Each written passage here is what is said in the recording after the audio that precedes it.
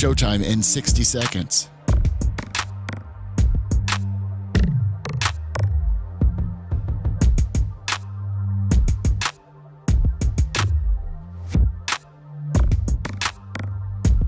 "45 seconds.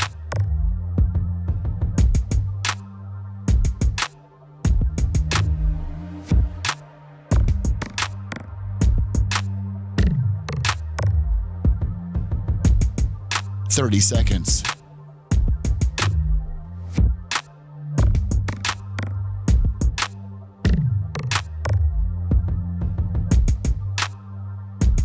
The show will start in 15 seconds, and this is your last audible warning.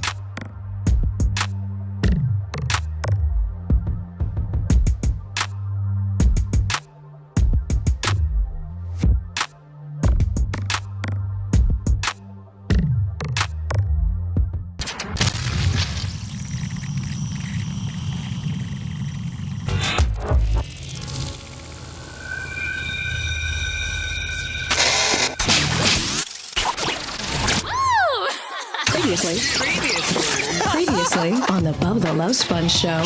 Arbitrarily, unless it's part of a punishment deal. That's my take on it. Dan, you can obviously give us yours. I don't think you're going to like my take, so I'll just keep it as your take. No, okay.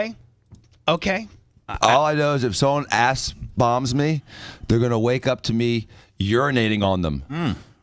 After I knocked them the F out. So anyone who wants to try that, please.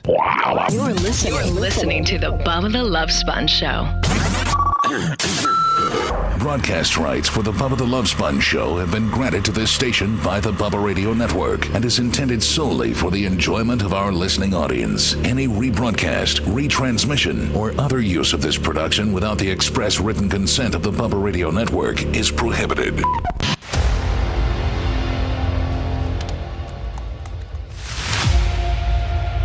I wanted to say welcome to the Bubba the Love Sponge show like Bubba said it, but I can't do a Bubba impression.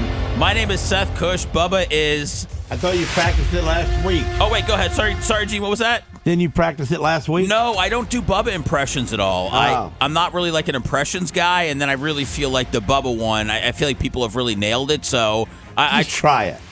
Try it? Okay, all right. I'll try it for Gene, all right. Bubba the Love Sponge show. Lummy, have you gotten that Skag clip over to Skag yet? I need to get my free Polaris. Thank you. Yes, sir. Gene, see, that was bad. You know, I bring other things to the table. It's okay. The free Polaris sounded cool. So Gene Lasker is here today. Thank you for Gene for coming in and mixing it up. I really wanted the Gene and Dr. Dan dynamic. Dr. Dan, welcome in today. Good morning. Dr. Dan's ready to have some fun. And then Lummy. Hello. Lummy, I had Lummy yesterday finding transgender songs, editing out the horrific parts of that. Why? Well, I'll tell you. Take a walk on the wild side? Maybe I don't want to walk nowhere close to there. The wild side? Ever. Do you think is the wild side a gay side, or is it just too wild for you, Gene? It's just too different. Okay. Against the Bible. Busting out the Bible reference? Come on, Gene. When's the last time you read the Bible? Yesterday. Really? Yeah. Good for you. Gene, did you really read it? I wasn't reading it. She was reading it. Oh, man. You didn't read the Bible. She read the Bible. I was reading the words while she was reading it to me. I was looking in the pages. So, yeah, I was in it. Well, hey, Lummy, I'm afraid to tell. Can you tell Gene to just get up on the mic a little bit? I'm on the mic. No, now you are. Okay, sorry. I don't want to. Why, is this mic junk? I'm in the jabroni seat. I know that. Yeah, I don't. Do you want to sit up here, Gene? No. Well, the mic, that's the mic there. that you use on Friday. This is your the mic. Yeah, it's your mic. But what? It don't sound like that in my ears. Maybe I got Is there headphones on that side that I used? Yeah, that might be it. We're doing a switcheroo right here. Yeah, Gene's got particular headphones, kind of like Bubba will. Gene's got a very sensitive ear too. Yes, he does. Yeah. What is that? It's a finely tuned ear. It's a honed ear. What does Bubba call it? The audio chamber or something like that when he talks about all the stuff that how well he can hear. Oh yeah, this is a lot better. Okay, you good, Gene? Yeah. So what kind of garbage is this? Just throw them away. Yeah, just throw them away. Just throw them against the wall, man. See if they smash. Can we smash them, Lummy, or we need those? No, they sound bad to me. They kind of sound bad to other people. Huh? I agree. I mean, like out with the old, in with the new. We can order something today. Right, Lum Lum? Oh yeah. Macho, we'll get on that. Unlimited budget. Bubba wouldn't care if we, we spent a little bit of money. Lummy, are we going to check in with Bubba today? I didn't ask him at all. I did not ask him. Okay. I was making sure he got through the airport and everything. I didn't want to bother him. What do you guys think about Gene? I'm not sure if you know the podcast that Bubba's going on to, but they have a very, very good audience. There should be, maybe 50 to 100,000 people watching it tonight from what Alex Stein's been telling us. Gene and Dan, what do you guys think about Bubba, hitting the media circuit over the next day and a half? He must have got some kind of an agenda. He's got an agenda? Evidently. Oh, I think he's ready. I think he's ready to promote himself. Oh, that's how he's going to do it? Through that guy? Yeah, well, I think it's anybody with a good sized audience. I think Bubba would go on. Anybody will work at this time, huh? Yeah. Anybody that will do it. What do you think, Dan? Are you excited for Bubba to hit a guy with a big audience tonight and turn some people onto the show? I am, and he's fun when he's getting interviewed. He interviews a lot of people, and he's so good at interviewing people. But he's also really entertaining when he becomes interviewed, and he kind of takes over like Howard Stern does. Do you think he's been working us as far as him being nervous, him talking about what to wear, if he should bring a mic, if he should bring a hat? Oh yeah. Neil Mount Plaisir, $50. Dr. Dan and Lasker Tuesday. Hell yeah. You think he's working us, Gene? You don't think he's nervous at all, do you? Of course he is. He's nervous when he's just out of his element, period. Yeah. As soon as he's out of his element, he thinks everything's going to shit. Oh, well. Oh, no. All right, hold on. Gene's running loose. I got it, baby. I know where Did you get it? Yeah, I See, I got was it. testing you, making sure you can work that board. Gene, you cuss any day you want, man. There's no rules with you, okay? It's no rules, just right. So I'm excited for it. What is it, 8 o'clock tonight, Lummy, Tim Pool? Yeah, I'm excited. Okay. Do you have to, now what? I heard this thing's going to be, like 2-3 hours? Yeah, I think they do the green room. I think that's on Rumble only, and then they do the interview. Bubba, I don't think knows yet what he's going to be doing there. You mean as far as what he's talking? If it's going to be a one-on-one, or if there's going to be multiple people in there with him. Well, he said that last week. Yeah, he wasn't sure. Yeah, but I mean, he can, whether it's what. I don't think Bubba could roll with it. I just told Bubba, I said, Bubba, if you're nervous, just imagine all the guests that you've had come in your studio throughout your career. Just imagine what they felt when they walked in here, from the things that they had heard on the show. Well, listen, Bubba was on Bob Costas. Yeah. With all those. They ambushed him, too. Exactly. And he handled it. So, I mean, as long as he has that swag, I don't see it being a problem. But I don't see Tim Pool ambushing him. No. It's not that type of show. He'll manage it, too. Yeah, I'm excited. All right, so I don't know, Dan, I don't know if you saw this when I sent you a show outline last night, but... Yes. I decided that, or Lummy and I decided that because there is some sort of discrepancy about maybe who the real champion of the show is. Whoa. How can there be a discrepancy when facts are facts and figures are figures? What? It has a lot. It's multifactorial. That's why. It's multifactorial. How is that? How's that? Yeah. Well, you count when the banner's up, what they're talking about. There's a couple things here. We could talk about dirt for an hour. Dan got a little one in on Bubba yesterday where he's like, when they were talking about Dan's lack of thumbs, he's like, well, the other day we did talk about baseball for a half an hour, so which is something that I would be scared to throw out there, man. But Dan had a lot of fire behind that line. I think he does believe that the baseball talk hindered his thumbs. Lummy, what is the? Well, I'm sorry. I know more race car people than he knows boob jobs. Sorry. I'm just saying. I'm saying. Haven't you done like 5,000 boob jobs or something, Dan? Like 8,000. 8,000. Do you know 8,000 race car people, Gene? We get 35,000 in the stands. So you know all the fans. So they're all your Those buddies. Two, yeah, all my people. They're all your. Well, they're there for you, Gene. They're paying $12 to watch you. No, they're paying $12 to watch the guy that comes from the back. They're paying $12,000 for me to touch them. Well, it's like this. We had 35. When I got suspended from the racing there for 3 weeks, there was 3,500 emails, which was more emails to the racetrack than it has been a whole year for all aspects of life. Over when's Gene Lasker coming back? Really? That's impressive. There was 3,500 emails about when's Gene Lasker coming back. Yep. So they, he didn't make that number up. I didn't make the 3 weeks time because in the second week, Bonadors were knocking on my door. Hey man, we need you to come back to racing. Come on. When was this? Was this a long time ago? Or was this Yeah, recently? a while back. Oh, okay. I mean, you're still in demand though, aren't you? Well, yes and no. I mean, I'm pretty much retired out of it. I'm playing around with a pavement car right now, but I'm not really racing for for the money anymore. So if they suspended you now, you'd get like 3.5 emails. I'm not out there for the emails now. You know what I'm saying? I'm not out there for the emails. Did you, Gene? Was this your quote, by the way? Because I was talking to my wife, and I don't know what we were talking about you. I think on Friday, and I think I told her that you were doing Ozempic because she's on it. It don't work. Well, it's just a baloney thing, man. I'm paying $300 a month and I ain't losing no weight. Well, how many months? Yeah, it's because you don't try anything besides the Ozempic. If you walked a block or lifted a pound or cut out something, it would help. It doesn't make you full easier. You telling me that Ozempic doesn't make you fill up a little easier and a little less hungry? Seriously, not at all. It might do that. Okay, there we go. But what is that doing for me? Well, it's supposed to help you lose weight. Well, it's not. You can't sub the chicken sandwich with a donut. What are you doing, Speaking of donuts. What are you doing? People want to see Gene. Oh, he's getting blocked? He moved the mic arm. I wonder. We're all so afraid to ask Gene stuff that we're just going to go ahead and shift things around for him.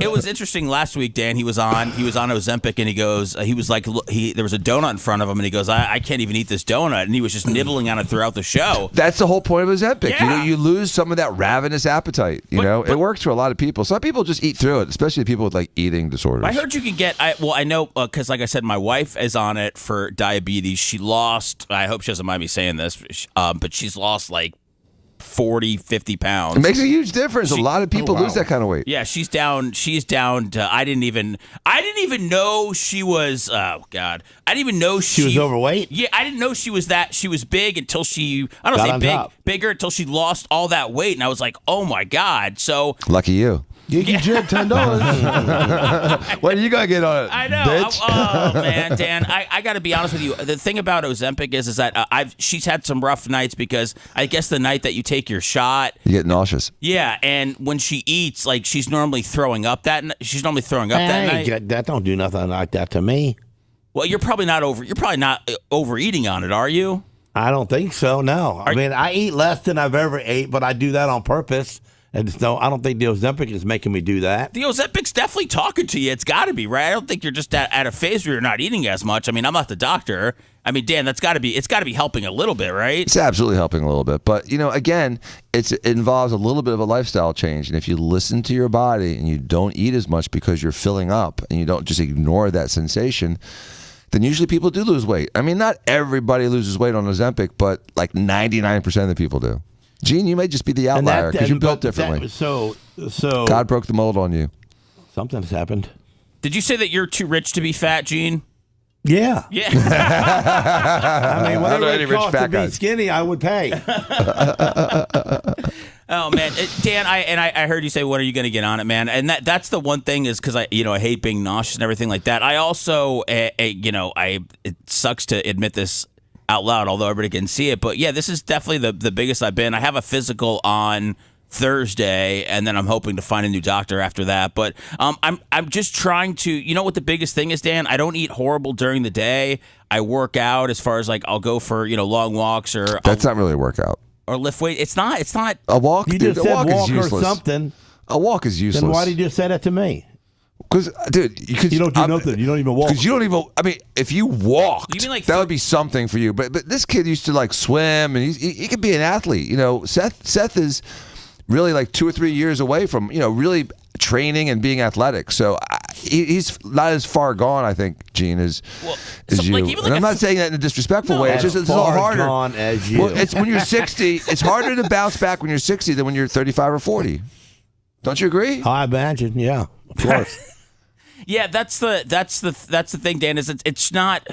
I'm trying to get back into it. It's like even if it's a 3-mile walk, it's still nothing. I felt like it's good to just get out there, get outside, move your body a little bit. It's good for the mentals. But you're saying I need to do like hardcore. Harder core. Well, Dr. Dan, you got to give Seth credit with this. With sitting in here, it kills you. But that's why, and then it's good for Seth to get out and do 30, 40 minutes after. Yeah, I mean, Gene's got a more active job. He's running around, screaming at people and moving things, and he's an active guy. But when you have a job where you literally are stuck behind a microphone for 5-6 hours a day, it's hard to exercise. Well, when I went to go see this new doctor, I guess she sells weight loss stuff too, which is, I guess, who doesn't these days? and she told me that I might have a condition because I eat at night, and I know we've talked about this before. Must have the same condition. What's it called? Well, I don't know. She said it's like a thing. She looked at me when I told her that I eat the majority of my food in the middle of the night. Yeah. Last night I went to the kitchen this morning. There were chips all over. I was like a murder scene. Dude, I was doing chips and hummus at 2 a.m. I mean, I'm bringing out the hummus too. It just, I don't know what I'm doing, but I can't stop it. Is that a condition, or is it just called you're hungry and you're eating? It's probably munchies. But, the problem I have is the same kind of thing, Seth. I ate dinner around 7 o'clock last night, and then around 10 o'clock, the floodgates opened. And I had, there's like little things of strawberries, just it's about like 4 inches by 4 inches. Yeah. With a little basket. Yeah. I had 2 full of those. Okay. And then I had 2 protein bars. And then I had an apple with peanut butter. And then I had, I bought some candy. So I had a Milky Way and one of those Cadbury eggs. 3 teaspoons of honey.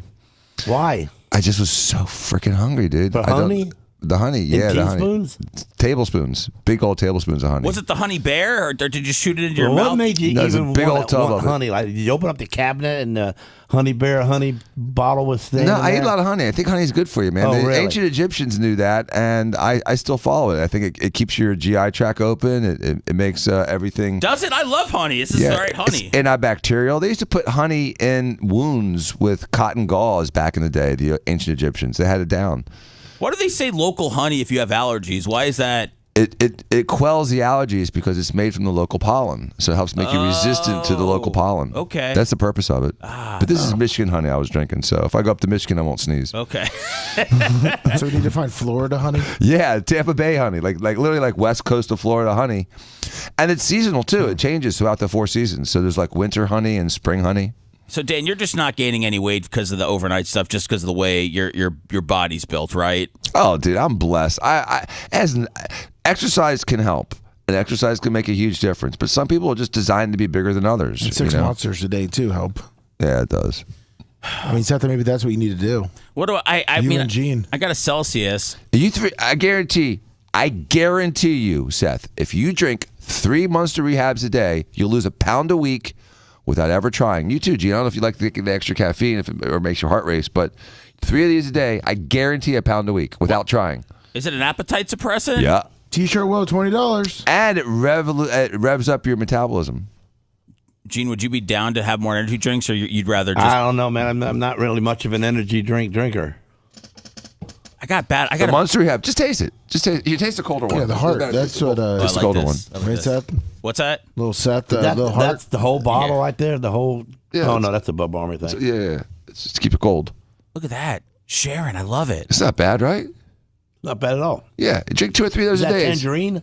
It's peach. All right. I know peach sounds silly, but Do we need to it's get good. 7-Eleven to bring 5 of them here? Does peach Not sound bad. like a girl flavor? Is that what it is? Who eats peach? I want the eat peach ice peaches. cream. Well, I like eat peach I ice like cream, peaches, too. but when's the last time you had a peach drink? Never. Never. Exactly. Do you want one? I got cold ones. You want one out of the fridge on the break? I'll get you one. Look at that, Absolutely. man. You're taking them up the $300 a month Ozempic for a couple of monsters. Yeah. 3 Do you want to monsters a week. Are you officially quitting Ozempic, Gene? No, I'm gonna try. I'm on a 3rd week, So They give it a few weeks, and Right. and you do something else like this to add to it, you will absolutely lose 1 pound or 2 a week without trying. okay, well, I'm gonna do that too. All right, you can hold me to it. But I know it does slow you down on eating. I used to eat, when we eat spaghetti. Me and Coben, we eat a lot of spaghetti. Like a big old, like a half a pound each. Right, a big old pile like that. I'm down to at least half of that and not asking for those more. are good and habits. leaving some on the plate. Right, that's exactly And what I Ozempic does. and I don't eat a lot of food, all of my food ever again since I have my dogs, because my dogs are right on me. They put their head up here and I got to feed them too. Oh, so they're taking So food they're out of your taking mouth. food out of my mouth. Gene, just to get back to something, and then I'm going to go. Well, let me just ask Dan. So, Dan, what do I and we haven't talked about this off air at all, but this is, I'm 100% genuine when I mean this. I'm hoping that everything checks out for the physical that I have on Thursday. Do you worry about your heart? Don't you have like a heart problems in your family? Yeah. Well, yeah. My brother had a heart attack at 26, and You're a goner. Oh, let me take over. Oh man, I'm sorry. I'm stressing. Gene, Well, hold on. let's not give him. Let's give him a raise today because he ain't gonna get another one. Okay, all right. Well, what, Gene? Why am I a goner? Because you're 26-year-old dude has had a bad heart. So do you. We both came out of the same hole. Oh God! Actually, hit that thumbs up for Seth, please. Let's not blame my mom's hole right now for this. Well, you know what I meant. Yeah, no, I know. 100% your mom's whole fault. Yeah, so tell him, Dan. That's true. He's Science. in trouble. Yeah. Well, I went to a cardiologist after my brother had the heart attack, and he was overweight and everything like that. My dad. How overweight? Oh God, I mean, Like, what do you weigh? What do I weigh? Yeah. It was 230. So what do you think he weighed? He weighed at the time probably, I don't know, maybe 250. Okay, so heavier. Yeah, he was 26 at the time. So he had that heart attack. Throughout my life, my dad's had stents put in, but never has had a heart attack. But Same thing, just except the bent damage bumper. part. yeah, and so at the end of this month, my dad's having. I'm afraid of what Gene's going to say. My dad's having triple bypass at the end of this month.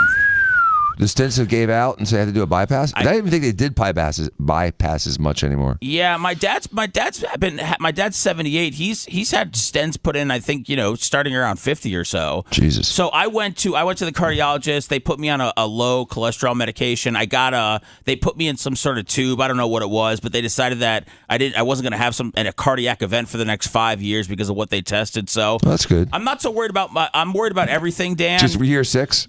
Yeah, You got you one of them lists going on? Like a bucket list? Yeah. Yeah, you probably should make one. Richard Longwood, See, that's two of us telling you. $25 for the same hole. Oh, Thank jeez. you. Wait, why do I need to make a bucket list? You ain't going to be here much longer. All right, my mom just said my brother was not overweight when he had a heart attack. Okay, Oh, God. I don't know. Mom Just add listens to your the stress. show. I'm not. Yeah. You. But you should be sub 200. I know. You know that, right? I know, Dan. I know, man. I have no excuse. I just need to know what's the best way to get Is that big in Munster rehabs? For you, you'd be back in shape in 3 months. Is there another way? Like, What easier way than that? I'm not. There's a tasty drink and a shot once a week, dude. Right. All you got to do That's is all like you- and just it's a tiny little breathe. shot. You don't even. Yeah, it's a tiny shot. nothing. You just got to breathe afterwards. You'll lose weight. All right. Well, we'll talk about this after. I need to come up with a plan at all, and I wasn't ready for any of this. So, what's the thumb situation right But he's now? got a bad heart. How's he going to do monster drinks? Okay. That's okay. You Thank can deal with caffeine. Thank You can't you. deal with caffeine. Well, you'll either lose weight or you'll go faster. yeah, you'll die or lose weight. Either Right. way, you'll be fit. Gee, nobody's dead. No one's dying here. No one's died so far in my family. I mean, everybody's living. My dad's the oldest person that's ever lived on his side of the family at 78 right now. Really? They all dying in their 50s and 60s back then because of the heart stuff. You know, Damn. technology's keeping him going. Hopefully, it works for you. Yeah, he got the pacemaker last time, Dan, and now they're Pacemaker and stents And a bypass. bypasses. Gene, Epitome of health. He's 78. What do you guys want me to do? I feel like I'm trying to defend my dad here. He's done nothing but just live his life, and he's trying to stay around a little bit Do you longer. smoke? No. My dad doesn't smoke. Do you guys have cholesterol stuff going on? Yes. Yeah. Is it high? Well, why are you going to lie to him and say you don't smoke? You smoke something. no. He asked if my dad smoked. Oh. No. My dad doesn't smoke at all. My dad doesn't drink or anything. I thought you like asked him if he smoked. No, his dad. Oh, yeah. Yeah, no, I know that Dan and Gene were freaking out before the show. They're like, "Oh, something's on fire up there. Something's smoking." And I was like, The light looked like it was on It fire. looked like something was going on. "No, it was like I kind of like to give it the concert feel. Like when you come out through the fog." I'm going, man, they done burned up his equipment up front. Oh, So man. I You're gonna bust out our lighters. was like, "No, that's a vape." I was like, "That's a vape. Everything's cool with that situation." So, can you tell me the thumb situation? 307. 307. And what is the official battle between? I can't lie. Sometimes I black out when Bubba's talking about thumbs because it's a lot of numbers. I find it confusing. I know Gene got a ton of them last week. Yes, he started off very quick. Dan was the champion. Then Bubba pulls the championship from Dan and gives it to Gene, which I didn't know that you could just take it off a guy when he wasn't here. Yeah. And now we are here today to where we're going to find out who the true champion is with the game that you put together called Who Knows Bubba Best. That's right. It looks like because Gene got 1,000 at 704, which is going to be a tough one to beat. Okay. And Dr. Dan, when he did do it, was 726.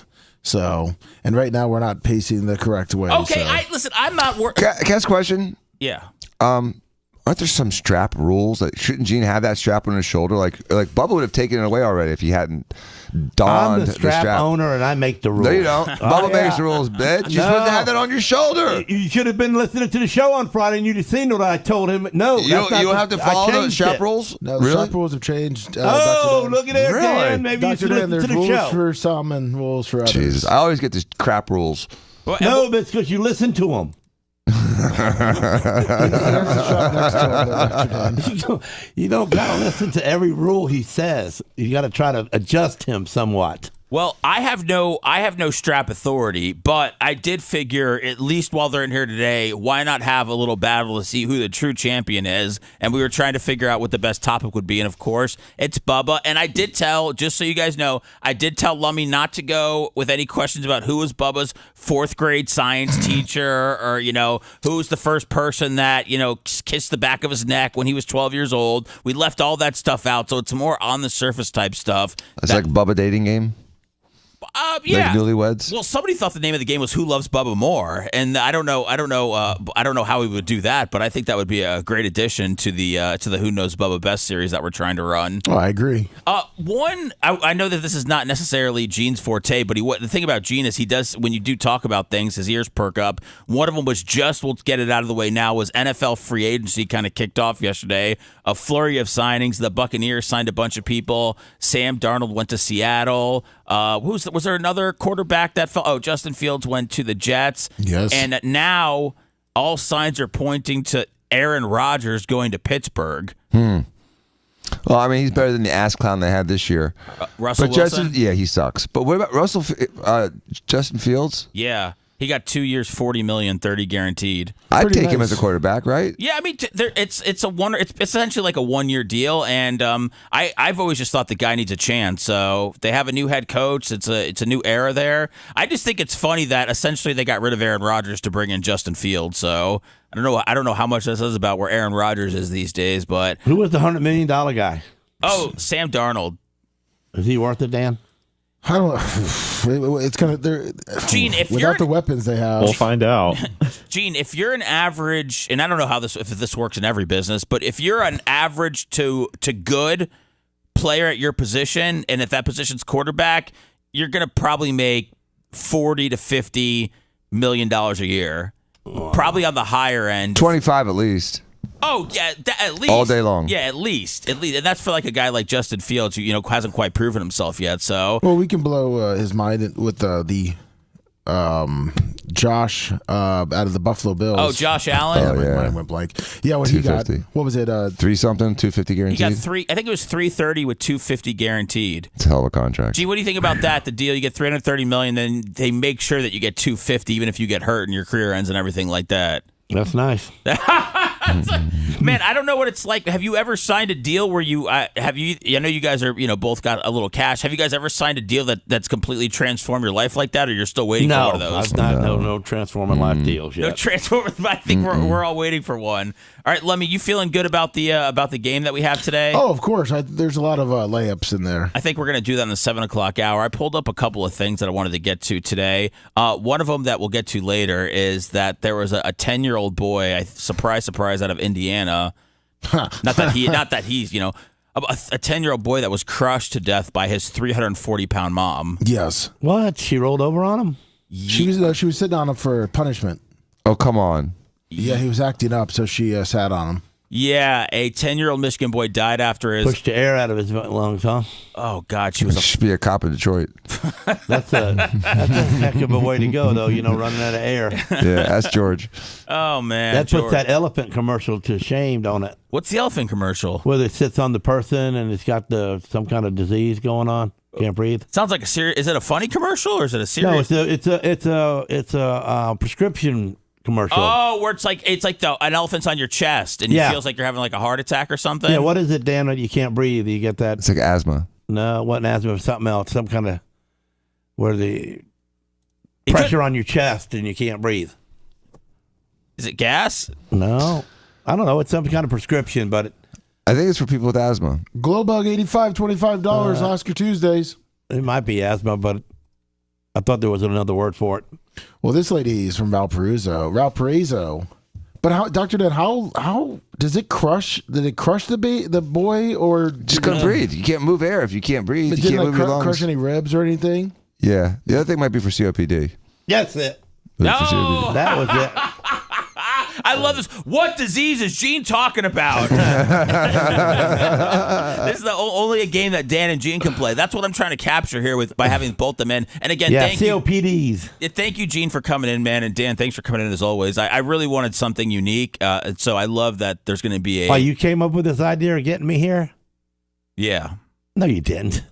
What do you mean? Did you really? Yeah. Yeah, I didn't. Bubba literally says no words to me about anything with the show. He's like, put the eagle and the rat in the same room and see what happens.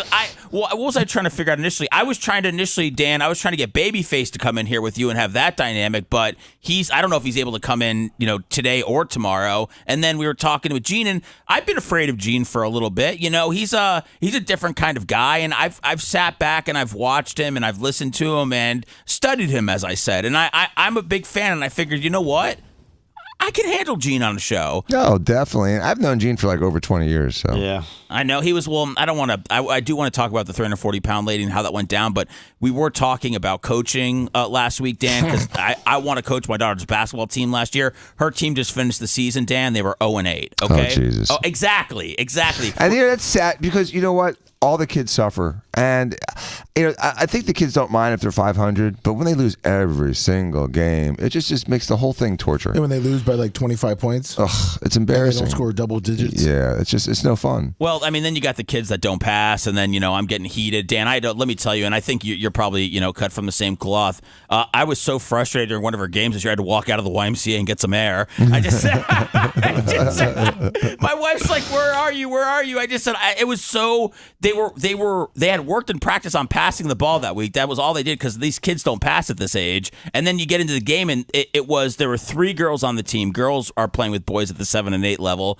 and just they were not passing to any of the girls at all. And the girls were actually some of the taller people on the team. I just didn't understand it. So I'm not trying to have my daughter be the next Caitlin Clark, but if we're going out to practice on a Wednesday night, and if we're going to games on Saturday, I just want her to learn something. Yeah, because they can only have fun for so long until they realize it sucks losing. Well, that's what you need is like throw the chair onto the court and do like a Bob Knight kind of deal. Just go crazy because my kids loved when I went crazy. Like if we were losing the game and I went nuts on the referee or the other team, they would love it. They also liked being yelled at. I don't know how little girls are, but these like 12 and 13-year-old boys, they loved getting yelled at. It was like sport for them because no one yells at kids anymore. Everyone's so afraid to discipline or right a child that they have no guidance, and so they're like cats, and they just run everywhere. They have no structure whatsoever. So I would hold them accountable.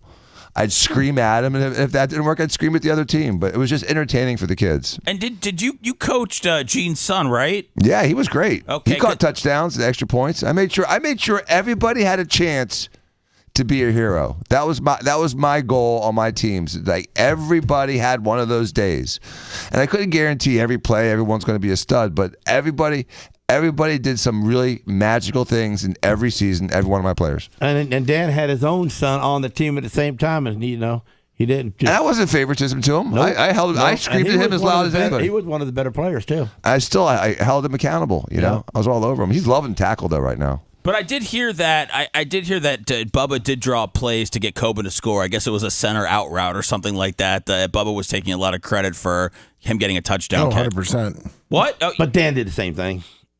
I tried to do the same thing. Okay. Yeah, but Bubba's a great coach. Kids love Bubba. They really respond to him. Bubba knows football. And he knows people. He's a really good communicator. Yeah. He's great at it. They loved him. Yeah, you gotta handle everybody differently. But Dan, so when you were the coach and Bubba was helping you, you didn't have any other dads that were helping you, did you? Yeah, I did. Oh, did you? Okay. Yeah, I don't think they did much. No, they were there. They were there in spirit. They helped. And they'd watch on the defense. But you they'd still made all the moves. Yeah, I made most of the decisions. Yeah. That's just so this year, like just when I saw, my daughter's, she had a coach, and then there was a guy that was there, but he wasn't there every week, and then they started canceling practice because it was baseball season. And so you're dead.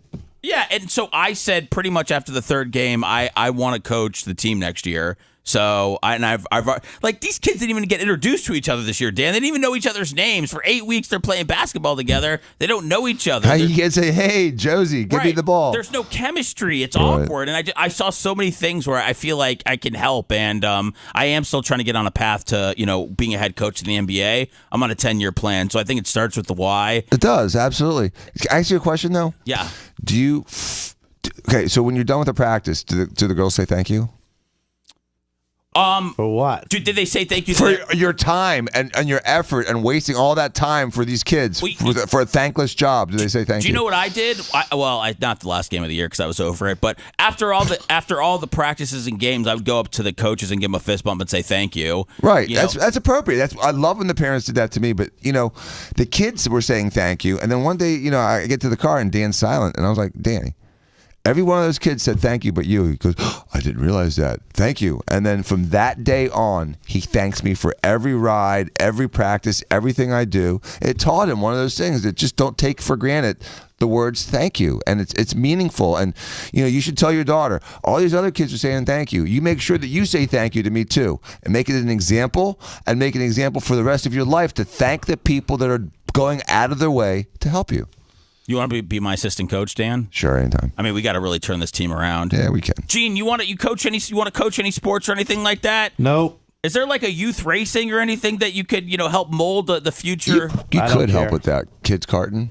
You don't care. Yeah, care, I could, right? but I don't want to do that. You don't care about the. Oh man, I was about to ask Gene if you wanted to sponsor Walker and the kid cart thing. If Danny starts driving Crown Vics, would you help him? Yes, I would. Okay, that's all I need. Go. Okay, good. That's everybody else. All right. So here, let me get to the obese story here, and This story's horrible. I started reading it while they were talking about it. If he gets into Crown Vic, you should at the same time. That'd be cool. Right. Yeah, that'd be awesome. Yeah. And I watch him as well, too. Monitor him and test him a little bit. race your son. Right, that's a great idea. How many idea. times do you get to do that in your life? No, it's like the catching footballs with your son. Right. Racing with him is even cooler. Racing with him is even cooler. Way cooler. in the Field of Dreams, right? That's where is. Let me tell you something. At St. Pete, if you run the Crowns at St. Pete, you can leave your cars there. Oh, really? Oh, that's awesome. I definitely want to do that with him. We talked about it. Bubba said we could ride him on the track before he's 16. These other places, you have to be 16. We can bring him to St. Pete at any time. Oh, really? You got that connection? Yeah. Oh, there you go. Let's see. Gene, what connection do you have? You have something where I could take my Ford Fusion out there for a spin and really see if we can get that thing past 80? Yeah, you hit the wall with it, and then you won't be able to come to work. I'll hit a wall in my Fusion? Yes, you will. Can I drive my Cybertruck over your Fusion? Yeah. Oh, yeah. Will it? What's the I insurance? parked next to some bitch F-250 today, so I think it'll take confusion. You should see. It was funny because I went out there and I was going to see where Dan was because it was getting like 5:55 or something. And I saw lights right next to Gene's truck, and I was like, "Nah, Dan never really parks there at all." Well, he kind of he forced me to park there because he kind of blocked where I would normally park. But it was Which is cool. Yeah, I did. It's all right. It's no big deal. Because I usually park in that first little spot where the trash cans are. But I didn't want to block you in or be too close to your car, so I just went side by side. I'm a driver, Dan. You're not blocking me in, bro. I know. I just No one's telling Gene. I want to park my car next to you and let you see how big my car can be. So when we walk outside, you can see how it's all jacked up. It does look it's big. as high as yours. It does look if big. not higher. With it's the The Cybertruck. Cybertruck. Yeah.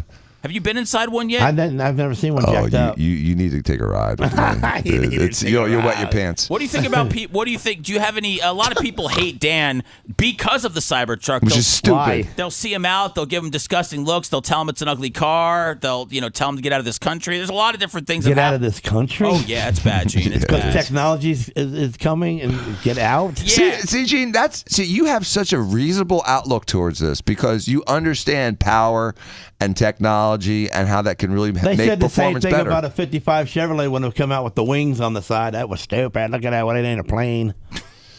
But is it also? I think they hate the fact that it's green, right? No, Is it they hate the fact that they can't afford it. Oh, Dan, is that might be what it is? I think that may be part of it Has- because everyone that owns one absolutely loves it.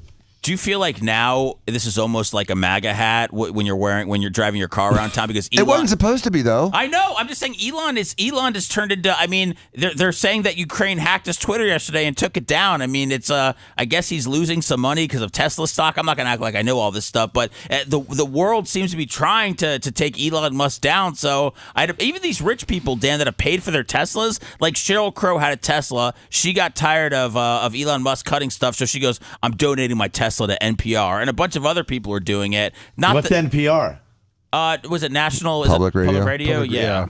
Just somebody that needed. I think they were cutting funding to NPR, Gene, and so Sheryl Crow wanted to donate her stupid Tesla to it. But I mean, Dan, it is like it's crazy and it's not right. But I feel like it's almost a political thing right now when people see it. It's so weird because he was such the champion of the green movement because his electric vehicles really became commonplace and made electric vehicles less scary to people because they were so much better than all the other versions of them. But now he's like, now you're vilified. And so I feel badly for the guy. People talk about people becoming rich in politics. And I'm not trying to be, Joe Republican, but a lot of politicians on both sides of the fence have become very wealthy throughout the political career. I mean, Biden had 4 houses. A lot of people get really rich in politics. Trump lost $1 billion the first time he was president. And he did it because he cared. And Elon Musk knows that he's going to lose some significant money because of his positions now. And he's doing it because he cares. He doesn't care he's going to lose money. He's not doing it to get rich like all these other douchebags in Washington. And so I respect that about him. Do you think he really believed that it was? Now, can somebody help me with the stock thing? Because I'm not going to shout out numbers and act like yeah, it's down. It's They said he's lost half his net worth. Is that a little crazy? I think that's a little crazy because that's not true. It's in the last month. It's down $145 a share. So but I mean, it's up for the year. Did you see what? And I don't know what this is going to do, but I don't know if you saw if it was late night or whatever. But I woke up this morning full of anxiety, ready to do the show. Trump said that he is buying a Tesla today. Yeah, I saw that. Did you see that? I don't know who else is going to. I mean, he's not allowed to drive though. It's silly. I mean, he had a Ferrari for a while that he never drove. We're not going to ever listen. This is because he's the president. He's not allowed to drive. Presidents don't drive. No, they don't drive. I mean, they may drive for like a Photoshop for like 50 yards, and that's it. They do not drive. They're not allowed. They're so. In fact, I remember John McCain said that one of the best things about not being a presidential candidate anymore was he could drive again. Wow. I just feel like Trump would want to, at least Mar-a-Lago or something like that. He'd want to take a spin. But even you see golf cart.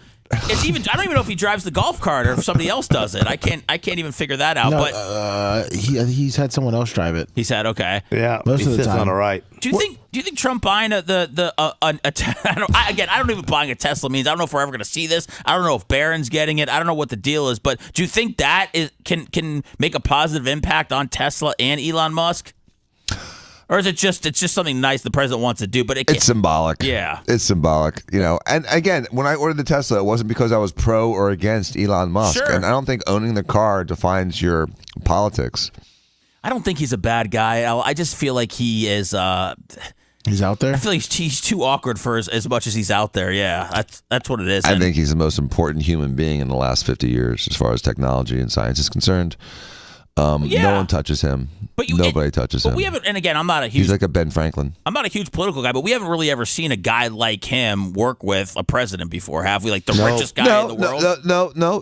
Back in the late 1800s and the early 20th century, guys like Bell and Westinghouse and Edison all worked with the government.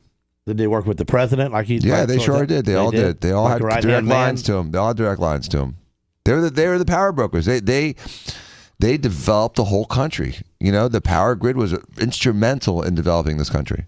And the telephone, that was huge. Come on. All right, so I'll segue back to this story real quick, and then we'll take a break with. Not that this is funny at all, but the mom the foster mom that sat on the kid. So the late Jennifer, foster mom. Yeah. Oh, so she was just in it for the money. Well, she's guilty. She only got 5 years though. She got 5 years for this? Yeah, 6 years with 1 year suspended. So it said Wilson said the 91-pound boy threw himself on the front lawn outside of her home, at which point she sat on him while in the yard. Yes. Like a duck? Yeah, it looks like she was birthing or protecting a duck. Sat on him while calling his caseworker as he screamed and eventually stopped moving, according to the court documents. She sat on him for 5 minutes. For 5 minutes, she shot. That's murder. Yeah. How big was she? 340 pounds. How much? 340. 340.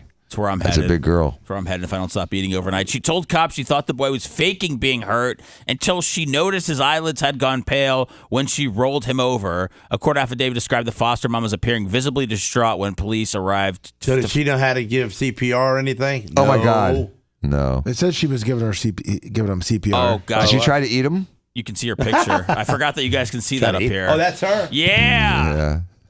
Yeah, she's a common foster mom looking girl. Yeah, she's a beast. How? Oh, there's a ring camera footage. It looks like a 20-second clip of her Of him sitting on choking? his head and neck. No, wait, nobody needs to see that, right? I do. Do you want to try to find it? Yeah, Yeah. Oh, you have to. we Now have we to. do. I see a kid that says the I life just want to see how much Yeah, I don't know, man. That is kind of I sad. don't know. You know what, that boat Lummy? was choking her out. We're getting crazy today. We're having fun. Gene's here. Dan's here. You're here. Rhett's here. Macho's here. So you know what? Let's find that video of that kid with this mom on him, and we'll talk about it coming up next. You're listening to the Bubba the Love Sponge Show. If you want 24/7 on-demand Bubba and the crew, Go to BubbaArmyHQ.com. the Bubba the Love Sponge Show will be back after this.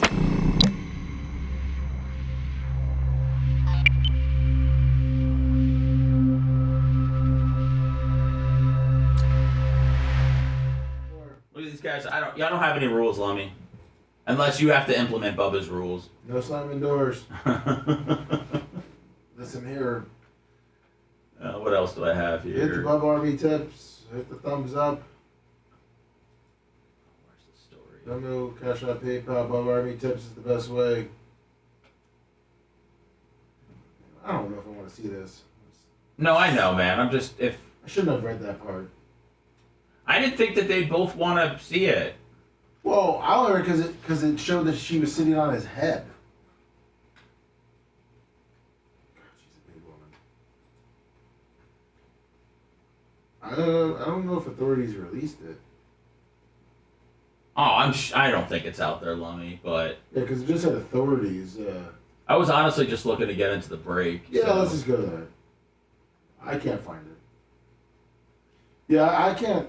I'm on Twitter, which shows everything, and I can't. You're good, man. Stop. You know, these guys could go find death, on whatever, face Why of they're the in the death. Tesla truck? Yeah. Plenty of other. Oh boy. My, Uh-oh.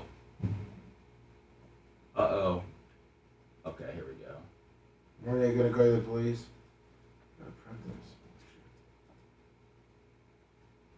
Good stuff, Lummy. Thanks for the help, man. Thank you.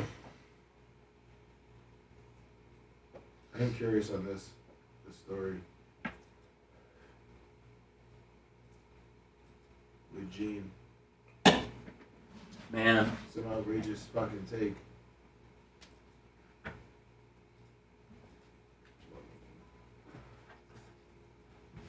Man, I feel good after I do those 2.5, 3 mile walks. Listen, man, what is... I mean, I'm not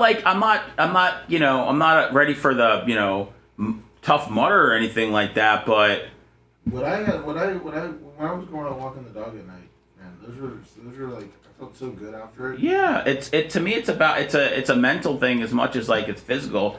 But I just gotta I'm telling you, man, the eating at night thing is just it's fucking brutal. I can't stop. So Even if there's you just wake up and just start eating? yeah, I wake up a lot because I can't even sleep through the night. Oh shit. I was up probably 3 or 4 times last night. Like you just mentally go out there in the kitchen? I didn't remember getting the chips until I saw him over the counter. Oh, I saw him this morning. So Again, you were sleep eating. Sleepwalking eating? I knew what I was doing, but it's hazy. I gotcha.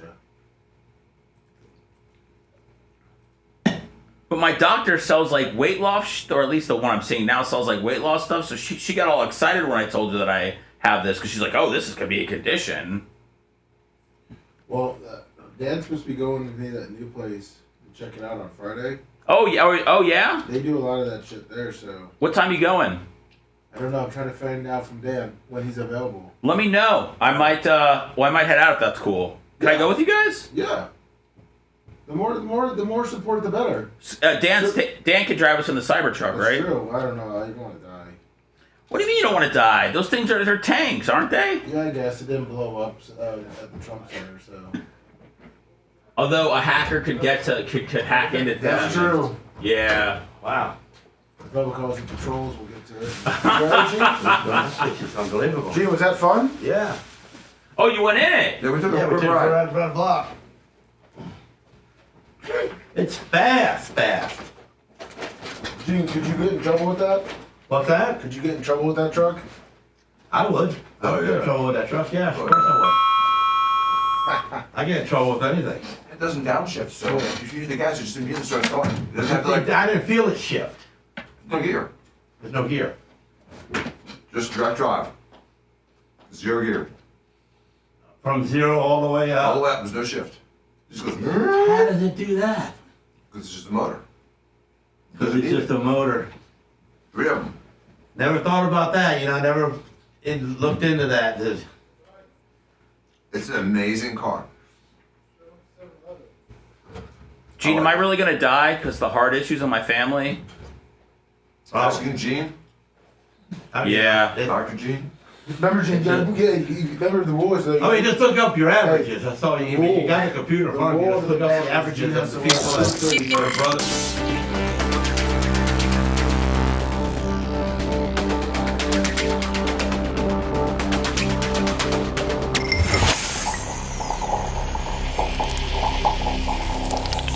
Broadcasting live from the Aquabito Studios. Aquabito.com/Bubba. It's the Bubba the Love Sponge Show.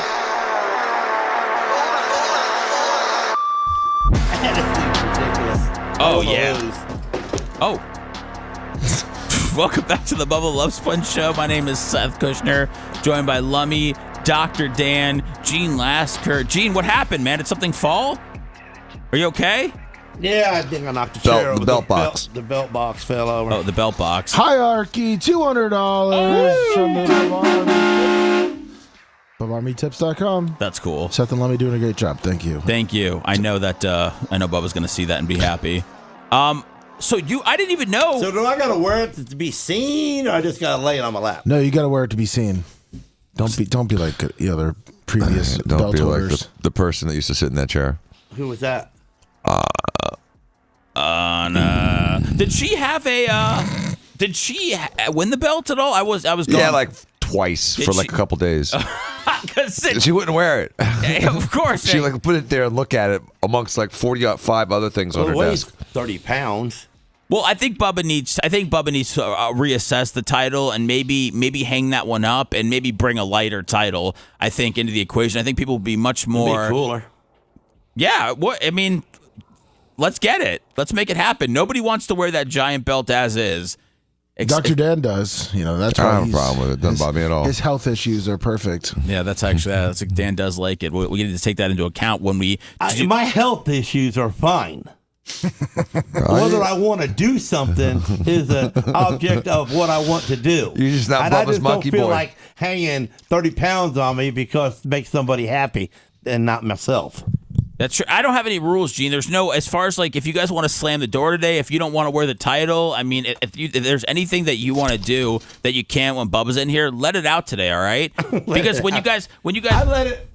oh yeah, oh there you go, there you go, slam that door. Hell yeah. Feels good, doesn't it? I was does. fired for slamming the door one time. Shut up. I was At the thrown old out. at the old studios. Yeah, Bubba fired you. fired. He said, "You don't need to be here today."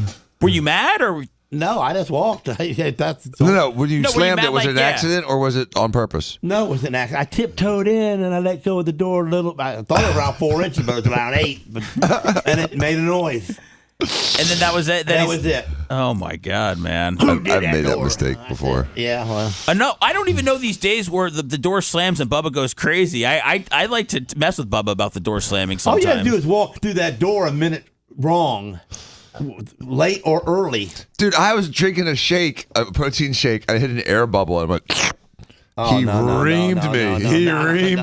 That was last week. Oh, yeah. And then that same shake he thought stunk up the whole studio. Yeah, So it was a bad week for me. You stuck up, you would want to smell up the studio? That wasn't me. It was the shower.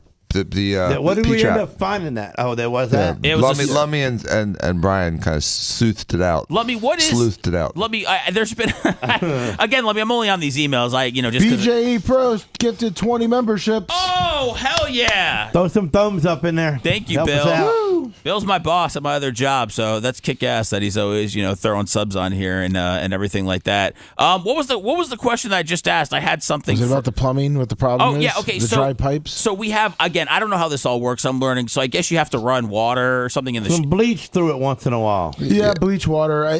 We were doing it when it was colder every 2 weeks. When it starts to warm up, you got to do it every week, obviously here. But I'm gonna pee. You're gonna pee. I'm gonna pee trap a cup. I'm getting like a little. I'm capping it. Let me. Would it be easier to take all of the junk out of there and just use it like a regular shower, like once a week, and just turn the water on for a little bit? Is that? No, Bubba doesn't want that.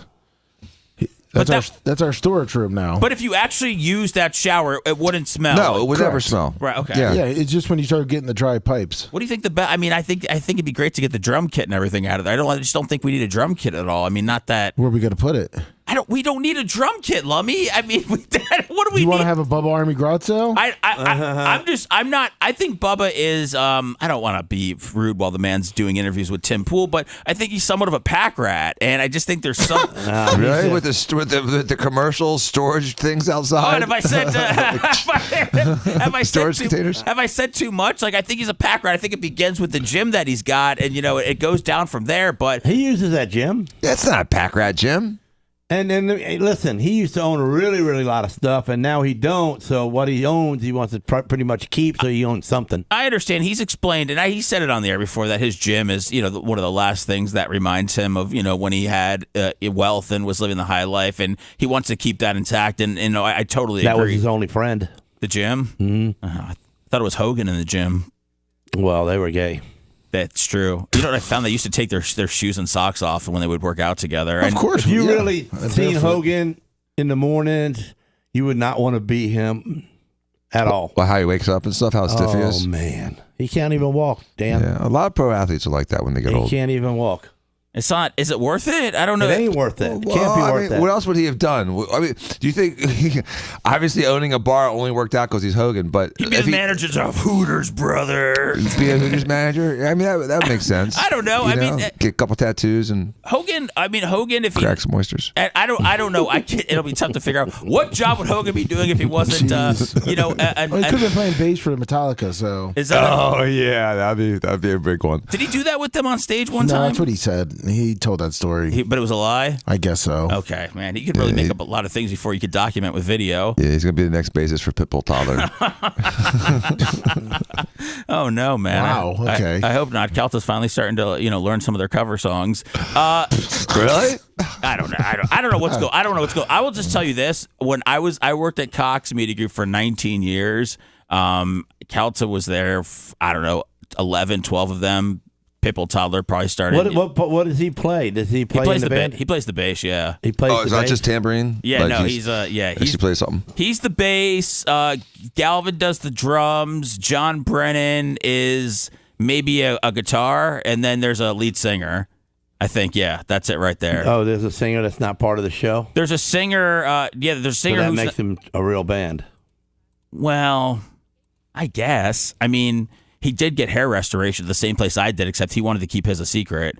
So I just called him out for that. Oh, you know how those lead singers are, man. They can't be going bald. I totally understand it. I got this story from Tuttle, and I appreciate Tuttle sending this. I think he sent it on Sunday, and he said this would be a great story to bring up with Gene. And I said, okay, great, man. I love it. He can give you some, behind-the-scenes explanations on how something like this could happen. This was at Bike Week in New Smyrna, which I guess was last weekend. So he wants me to figure out what the NASA means? Right?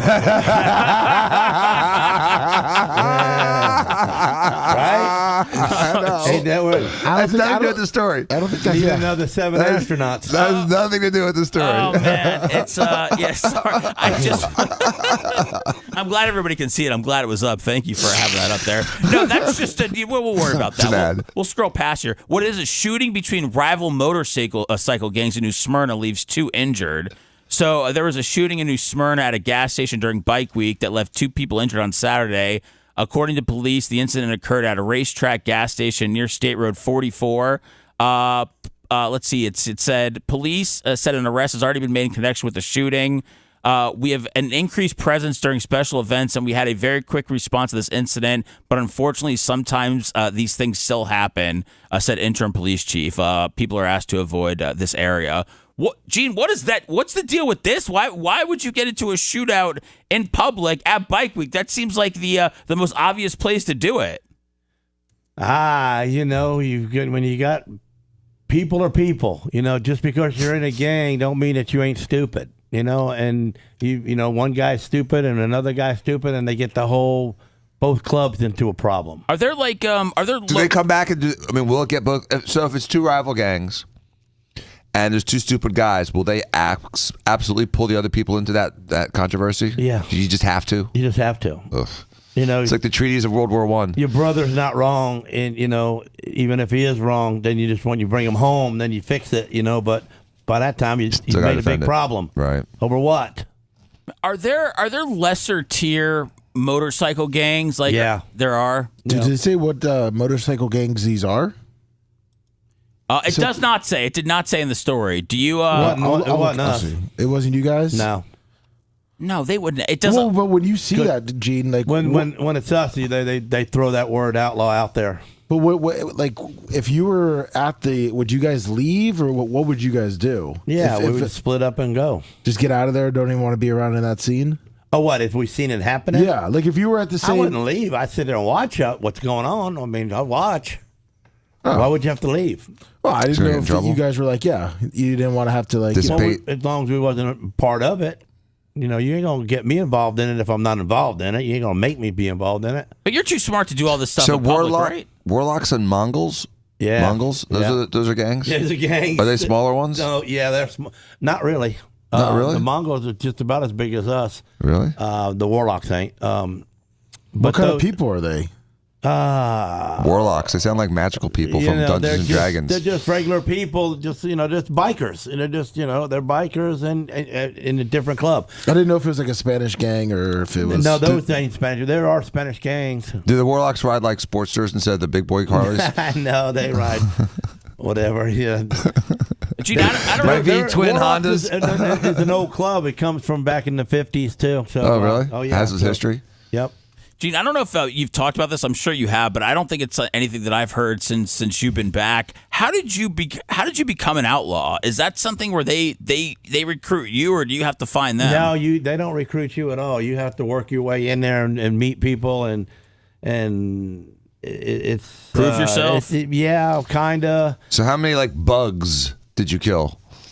Bugs did I kill? You don't have to kill nothing. Is bugs code for humans?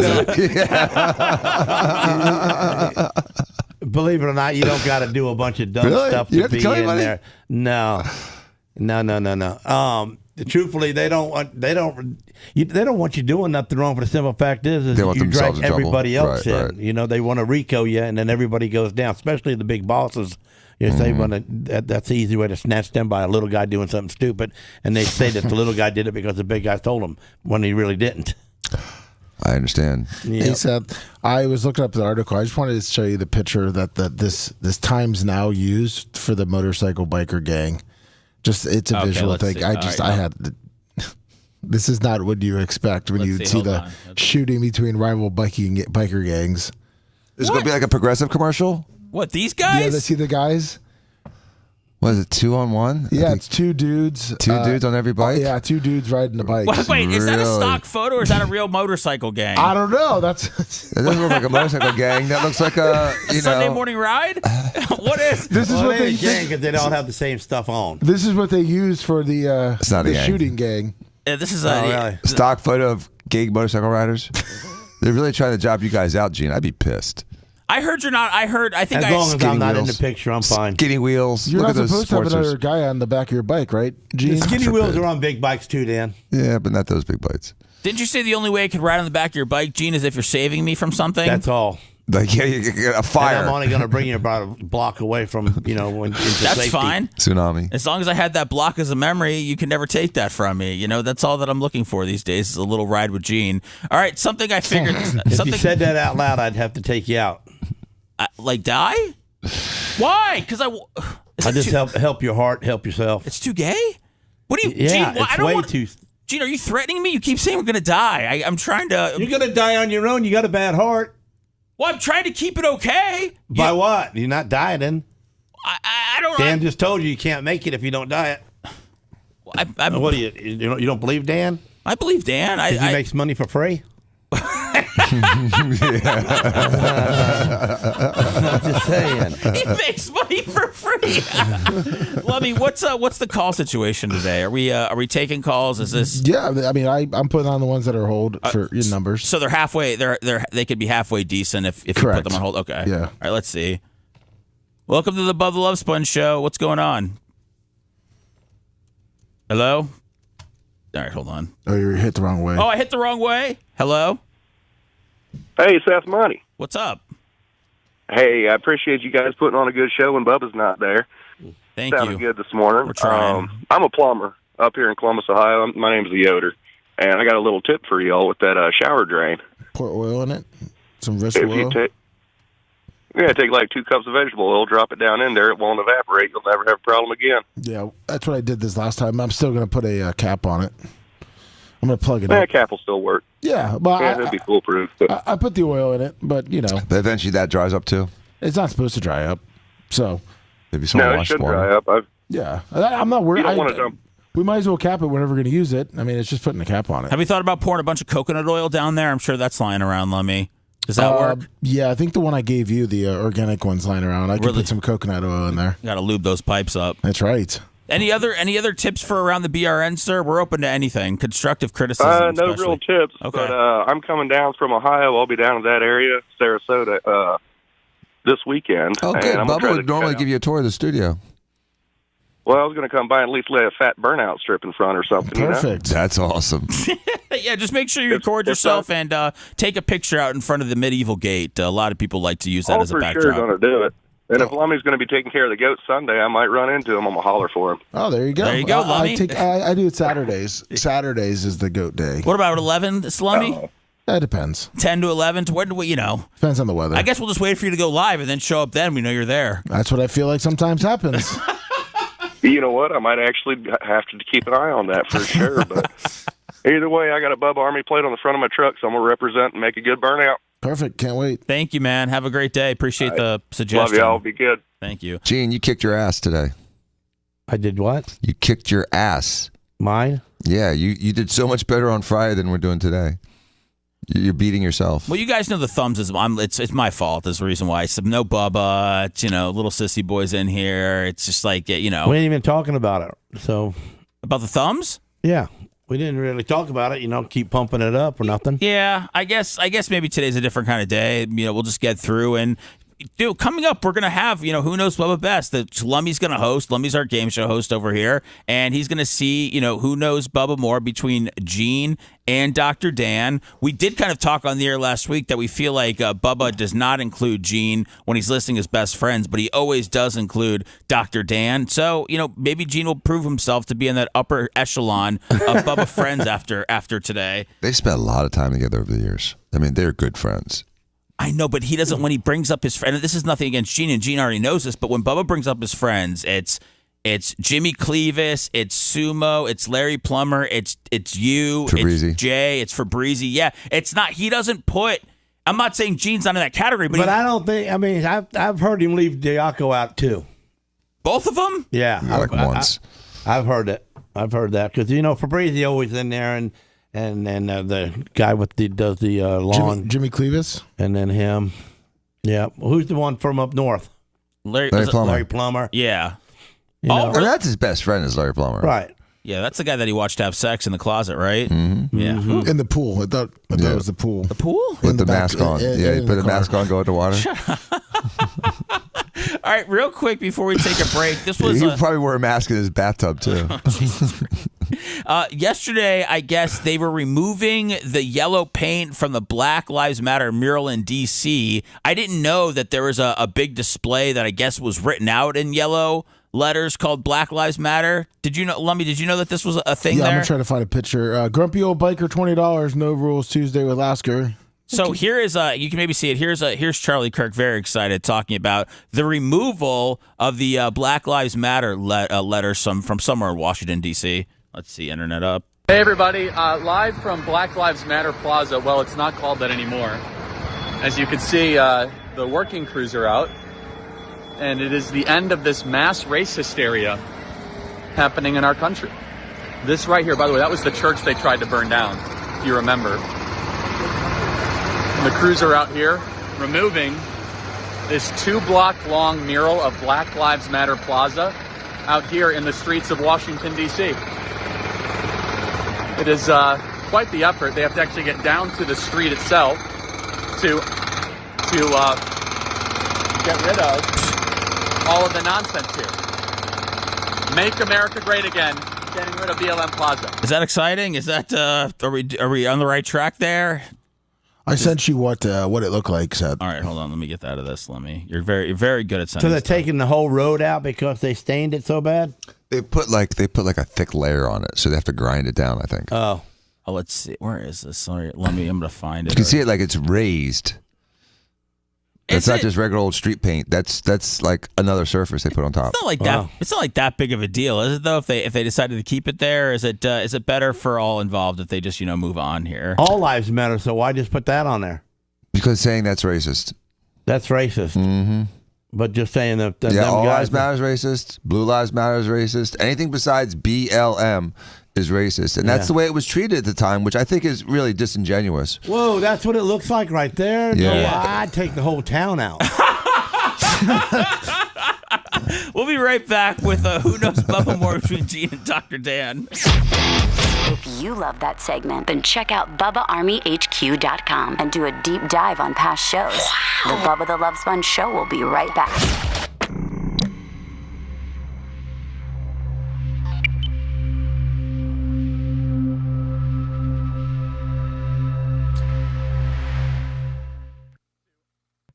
Look at how big. That's like what, 2-3 blocks?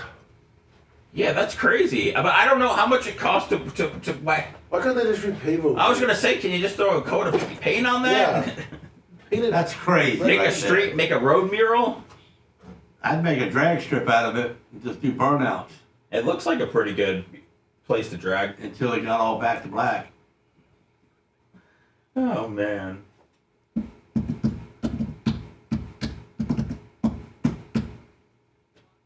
You guys good? Yeah.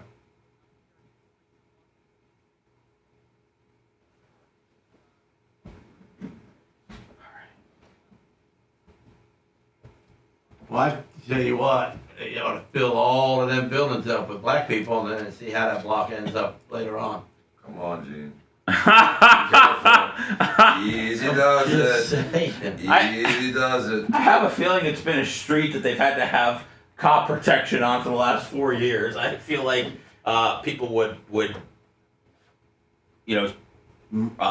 graffiti that thing daily. That is a bold write-up right there. I've never seen that before. Well, I mean, yellow. It's supposed to be at 9 o'clock, dude. Your schedule's all fucked up. Who? You. You said they were going to talk about that in the 9 o'clock hour. Messed up. I don't know. I thought, because I looked at this, I was like, I thought things move a little, I'm curious to spin on that. Oh yeah. Me too, man. Yeah.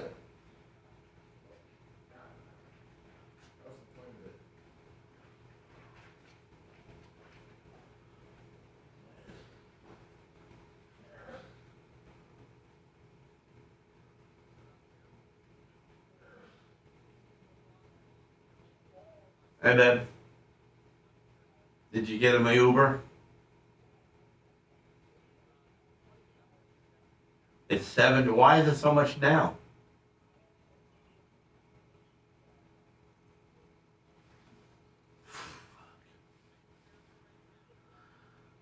Okay. Damn, that's a lot of money.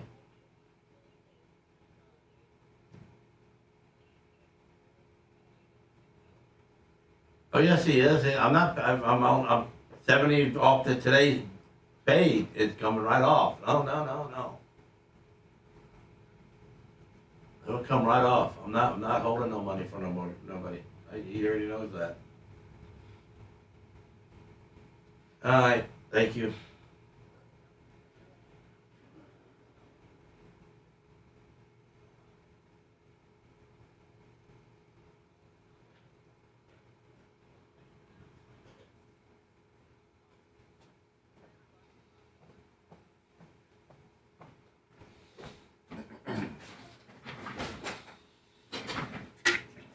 I get your monster.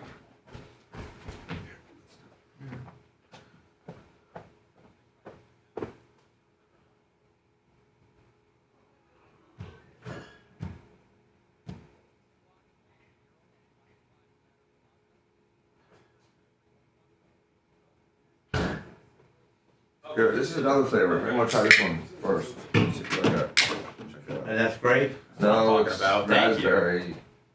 You're not gonna like it as much. Oh man, not quite as good, is it?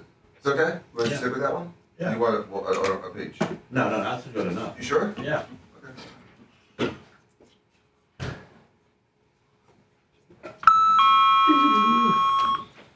Helps wake you up in the morning. It's fucking really should. Makes a big difference.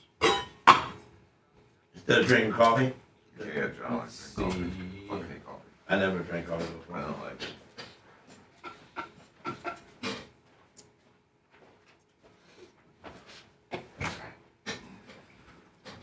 Thank you, Hierarchy. Apparently, coffee makes your jizz taste bad. Oh, great. Yeah, isn't it too acidic? I could see that.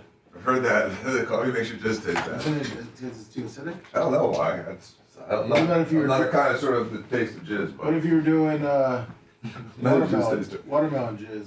Well, I think watermelon's probably good. I think pretty much anything sweet is good. Watermelon coffee. Can I just put this in here? Yeah. Oh yeah. Gina, are you I'm going gonna to stick it out. I don't know.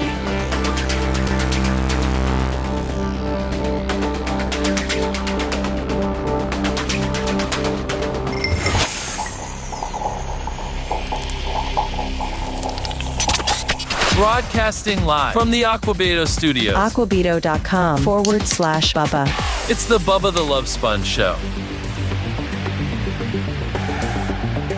Welcome back to the Bubba the Love Sponge Show. I'm Seth filling in along with Gene Lasker, making it in on a Tuesday, telling me I'm going to die soon. That's exciting. Dr. Dan is here.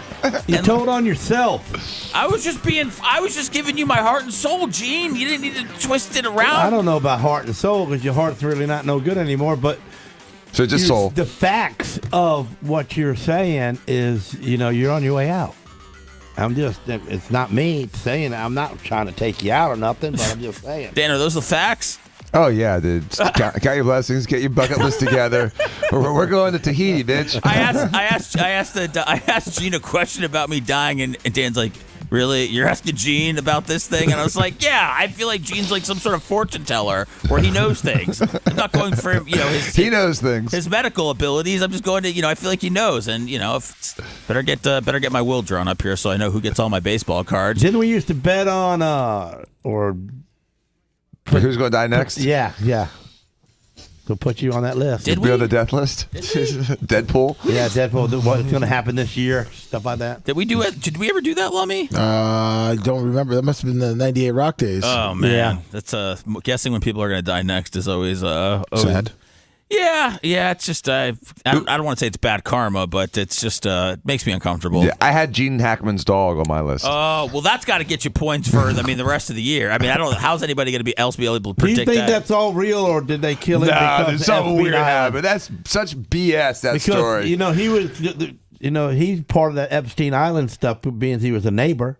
He was? Really? He's got He's got the next door island? Yeah. Really? He's got an island like that? 70 miles away. His island is 70 miles. Jack Hackman had an island? So they had to drive by him to get to that island. What, Hackman? Lummy. Hackman had an island? Lummy. I want to look into that. I'm telling you the truth. I mean, Gene was right on shrimp on a treadmill. So Right, I've seen shrimp on a treadmill. And Heckman has property on an island that's right down the block from that other island, so he knew who was going where. Wow. Okay, So Hackman was like co-conspirator, huh? Yeah, and maybe because he was dying Gene and we're Hackman's getting former weirded out. private island is for sale. How much? Let's buy it. Gene, let's buy it.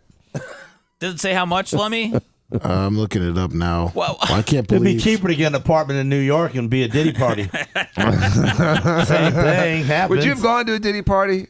Of course I would have. Yeah, Went of course. there, but I don't know that I would have. I'm not telling you would have like touched little kids, Bubs. No. It would have been a fun party. I thought back in the day I was envious of these white parties, right? They look like they were awesome. Yeah, well, I don't think not everybody got trafficked and raped. A lot of people had good times. You know, I think that only a select few that. As soon as I'd have found that out, I'd have took one of them guys out in the bathroom.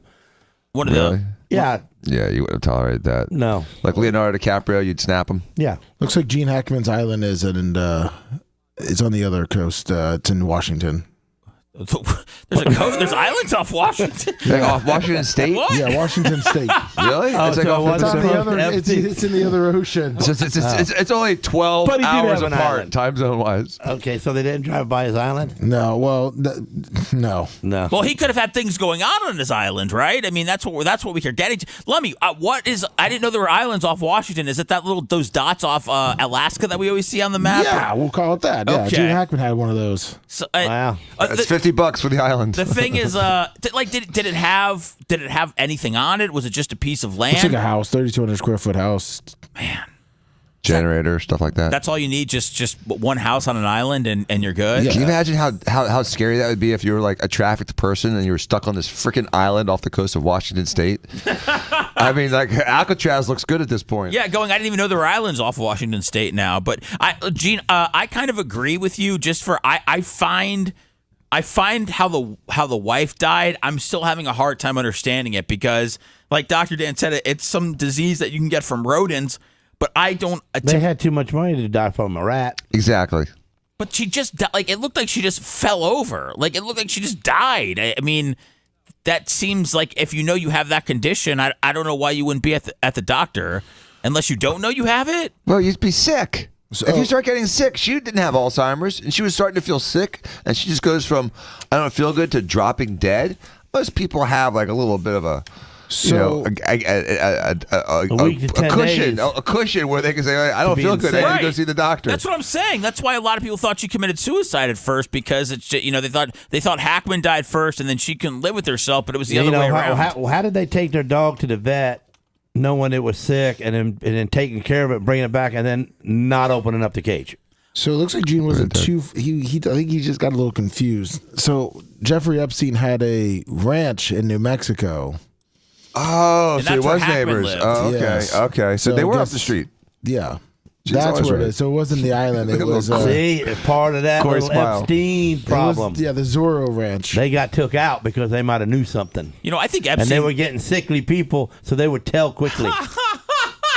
They were getting sickly people. No. Here's what he's saying. No. What Gene's saying is, like on the deathbed, someone will tell the truth. Right. Like that guy that said he faked the NASA moon landings. We did the take photographer the child. We did take the child blood. If they say something like that. Okay. right before they die. Right. They're truthful because they have nothing That's to what I said. I'm lose. sorry for breaking that little baby's head, drinking the blood.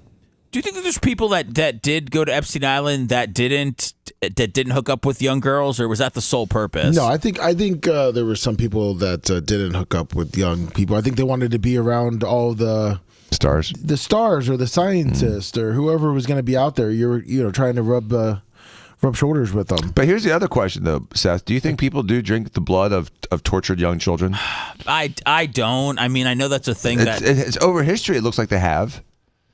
In the past, there's art that depicts it. What I mean, I know right now that Democrats get the rap of being pedophiles and drinking children's blood. But what is why did they do it back then? What was was it a perverse reason? Youth. It's to help your body stay youthful. Mm-hmm. Well, how you can do that, and I've talked about it on the show before. Ozempic. Yeah, Zempic and Monster and work out, not like Gene. No, you get a what's it called? You get a blood boy. You go ahead. What? Yeah, blood boy. What's a blood boy? You get a blood boy. You find like a very young virile and swap blood, and then you infuse his blood into yours. That's a thing. Yeah, but that only works for about a month. Well, that you have him. He comes over all the time. You pay him. I mean, he's your personal blood boy. You know? And I heard people do that. It's a big thing in I'm sure it's all over, but it's a big thing out in California, of course. But it is a thing. Jews do that? I don't think so. Do what? Jewish people do that? Well, some of the episodes, like in the Middle Ages and in the Renaissance ages, where some of the Jewish people were kicked out of certain communities, they were accused of doing that. Yes, but I'm not trying to be Semitic or anti-Semitic. I'm just talking about just art that depicts that act, and there have been people that have been kicked out of certain communities because of being accused of that act. No, So your religion's just as bad as Catholics. Dude, all religion has perversions. All of them do. It might have been a thing back then. I don't know how much we're drinking blood these days. It might be something that we've cut back on over the years. At least if people are drinking blood in the Jewish religion, no one has told me about it. Well, if you were told today that would help your heart, would you do it? Oh yeah, he's going to the playground tomorrow. Gene's got me, man. Gene's got me on life support today. Yeah. If someone said drink this blood and I could, I don't know, put in some Gatorade or something, so I could have less of an irony taste, so it doesn't taste like a penny. I would drink that blood if I knew that it was clean. I knew it was from a 7-year-old. Okay, look, adrenochrome. Did the 7-year-old willingly give it up so I could live? I mean, I'm not holding a 7-year-old down being a lobotomist or anything like that, but if they serve me up a nice cold cup of blood, that's going to help my heart. I'm not asking where it came from. I heard they found out that it works better when they drill a hole in their head while they're alive, and then blood spills out while they're living. The point is, the argument, Gene, is that when their adrenaline's going because they're scared or in pain, the blood is better. See, that's it right there. That's why they drill a hole in their head. And this while they're alive. And Dan, are these thoughts from a long, long time ago, or are these current? No, it's Epstein Island. No, this is the 3,500 what kids that are missing in South Africa did. This is what people really believe. Some people really believe this, that the blood of a harassed or scared or jacked up kid is more beneficial than the blood of a relaxed child. And so the what's the word I'm looking for? I don't know. The fantasy or the alleged history was that they would take these kids and not let them die, but torture them and just bleed them out slowly while they were screaming and hollering, and that was the good blood. That's And I don't know if it's ever real or if that's just pure urban or historical legend, but a lot of people have heard of it. Dude, I'd rather drink. Give me some hot girl blood. I want to drink Rihanna's blood or Kim Kardashian. Yeah, but ain't gonna do nothing for you. Yeah, it'll make you feel like I'm on the Barbados walking Make barefoot. you feel like you got a copper penny in your mouth. No. That's what it tastes like. I thought we were Gene, I thought we were trying to help me live longer by drinking blood. Now, right, but you got to have the 7-year-old with a drilled head. I can't drill a 7-year-old's head. I'd want to Well, then go ahead and die.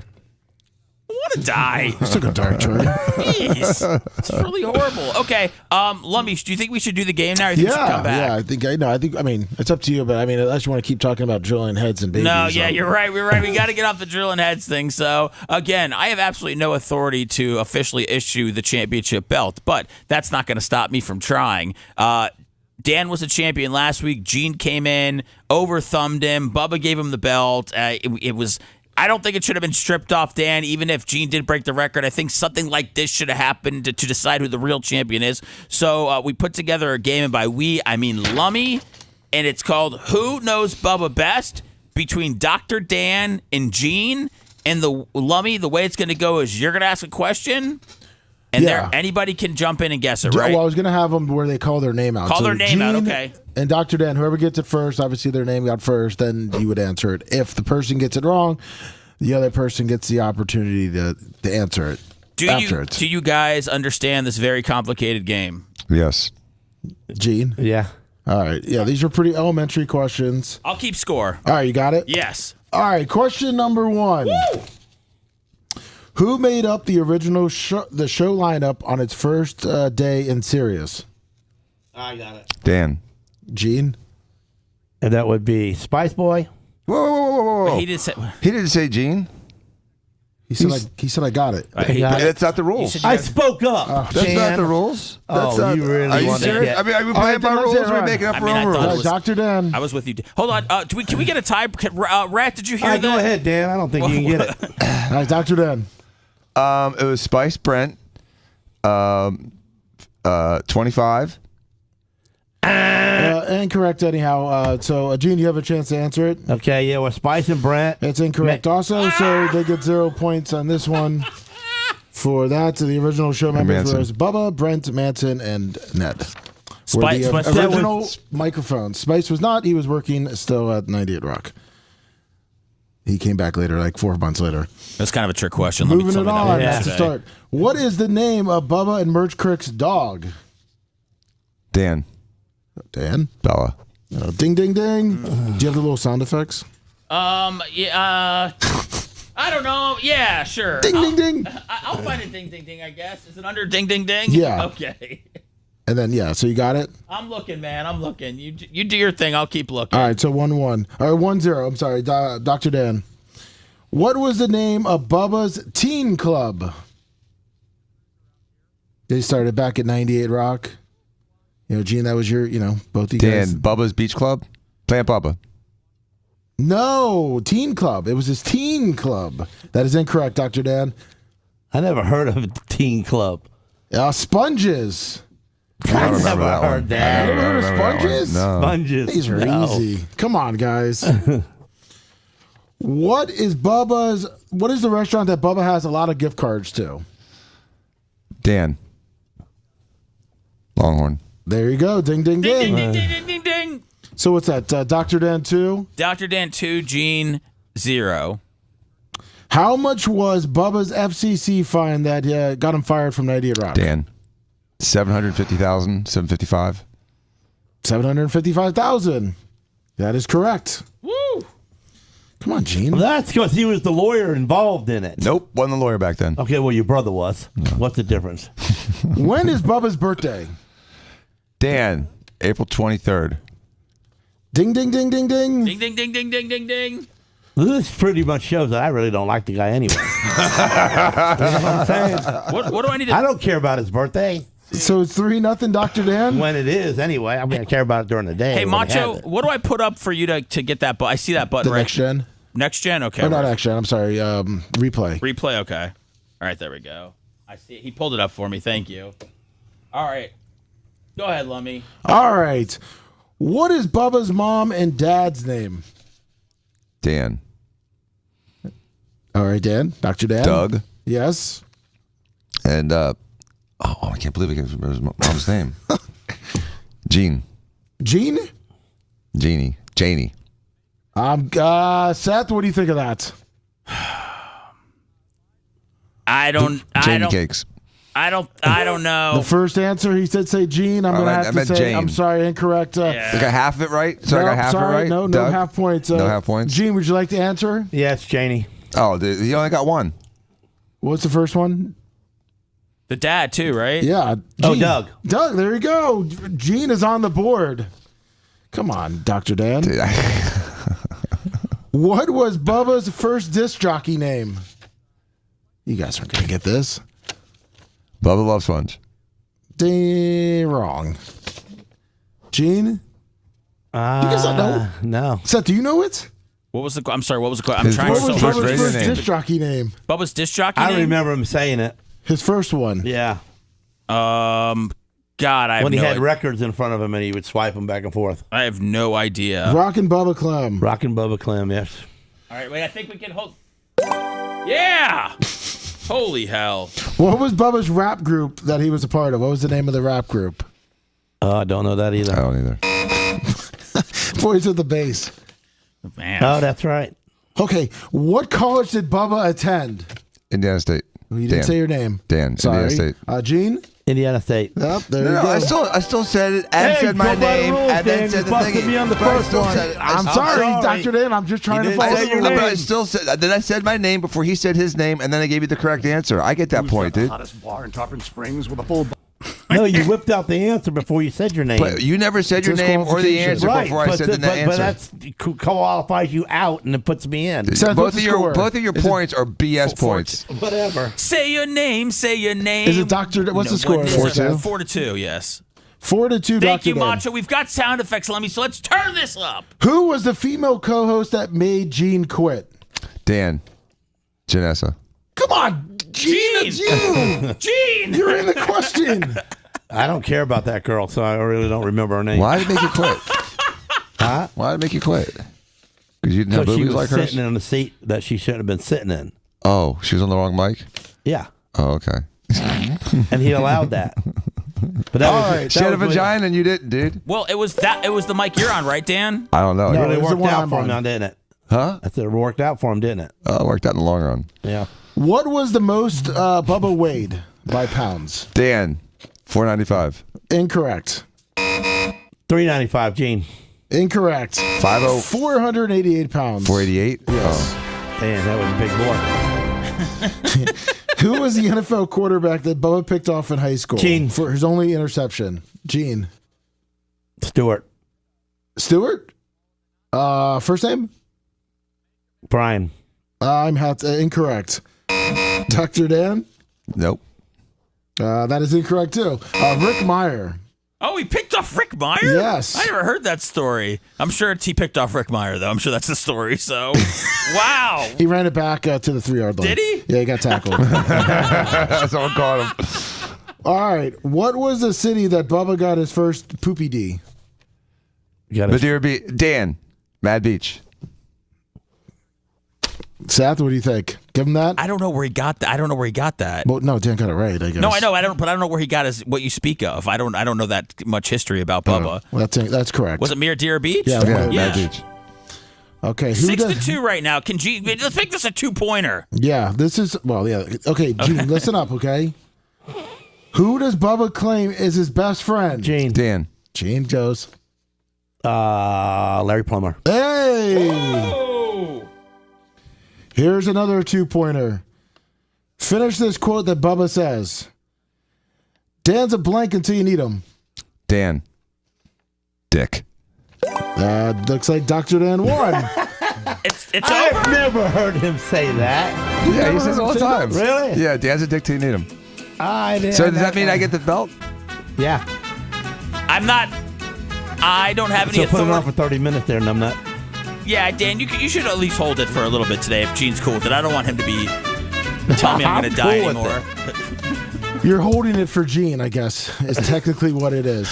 Man. Yeah, you're holding it for me right now till the big man gets here and takes it back from you. Gene, I thought you knew a little bit more about Bubba. I know the bad things. Well, I can't put those in I'm things. saying I'm the bad guy when we hang out. Little disappointed on you guys not knowing Bubba's mom's name, though. That was Janie Cakes. I mean, I don't know why. It's just because Gene's next to me. I kept thinking Gene. Oh, okay. That's the excuses. It's such a distraction. Seth, did you know a lot of those? Probably only half of them. I think I don't know a lot of Bubba history as far as like picking off Rick Meyer when he got the. And I'm not believing. What was the question about the Sirius when we went up there? The Sirius lineup when we was up there and we did a live show up there next to Howard. The first on air show, that was the original on air characters. Spice Boy was not he was not hired on the show. That was the trick question. And both of he was not hired on the show. He was not working for the show. He was still working for the Buckets and Fudge show or whatever it was on 98 Rock. Oh, what? Fatty and Puddin', yeah. Sorry, Gene.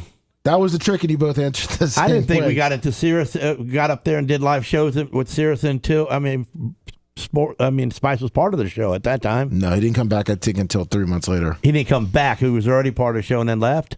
He left when he was off air for a while, and then when he came back, he stuck to his job that he got during the interim. Yes. Ding, ding, ding, ding, ding. Dr. Dan knows. Yeah. Dr. Dan, the ultimate man who knows Bubba. Congratulations, Dr. Dan. You are his better friend. You guys can now just rotate the belt. Whenever your shoulders get tired, you can just give it to one another because you're both champions in my eye. Thank you very much. Everybody gets a medal, just like my daughter did at the YMCA for her 0-8 season. It's a nice medal that says basketball on it. Did they ever score 10 points? Did they score 10? Yeah. I think they put up 12 in one game this year. Oh, okay. I thought the last game they might put up a little fight, but they didn't at all. So, they wanted their medals and their pictures. And now I have, my daughter and 8, other dudes as a picture on my desk, and I don't know them at all. And, I cross their faces out. So it's just my daughter. Coming up, Dan called me out on this. Dan's like, you weren't supposed to talk about this until later on in the show because I was moving some things around, and I sent Dan the script for yesterday for today's show. But a story that I saw, I've seen a couple lately about aliens. I'm fascinated by them. A lot of people from the government are now being honest, whether it's in front of Congress or wherever, about their experiences with it. And this is another story about how we're not ready to make contact with aliens. And they also believe that the world is hoarding all of these nuclear weapons in case we need to defend ourselves against aliens. And I did want to get Gene's thoughts because we've never talked about aliens before. So Gene Lasker on the potential of life on other planets. That is coming up next. If you want 24/7 on-demand Bubba and the crew, go to BubbaArmyHQ.com. Right now. The Bubba the Love Sponge show will be back after this.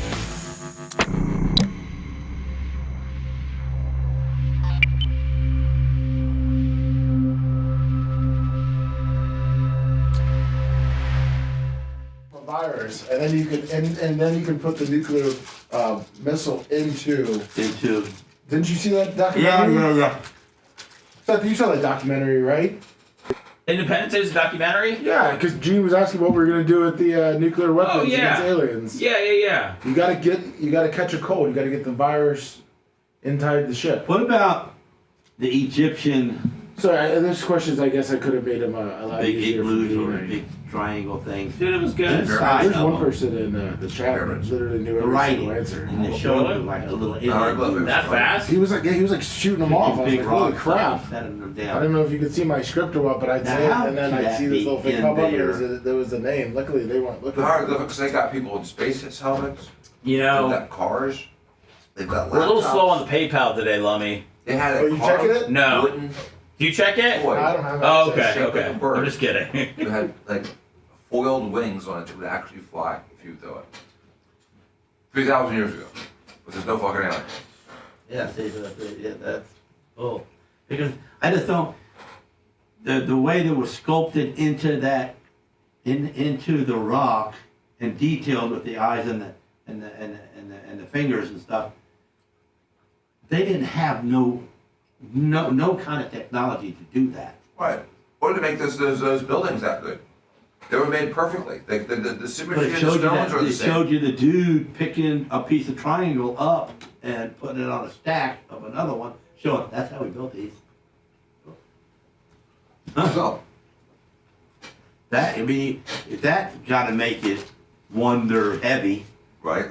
There's three things. We'll talk about it. I'm going to blow it not too early.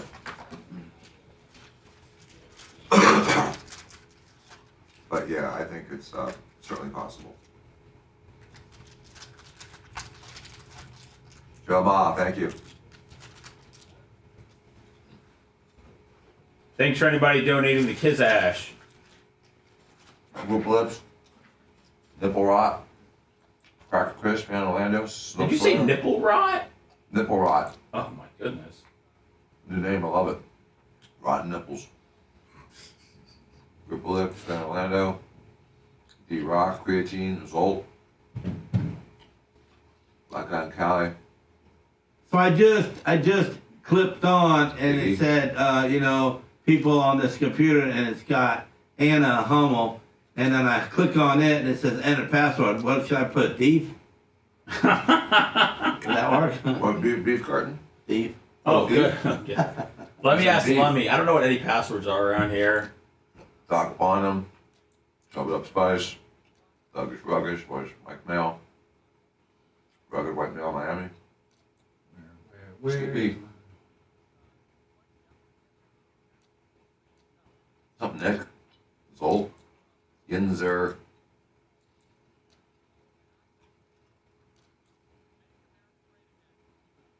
Edith McCall Man, Little Warber's Afterbirth, Low Bug,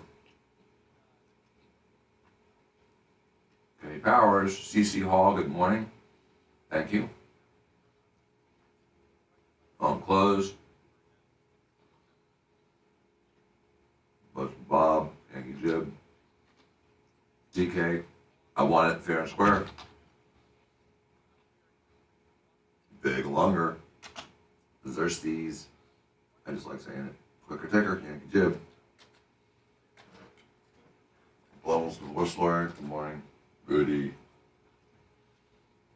Buzz Bob. There was that. Going backwards. Descending Redneck, good morning. Dog Man.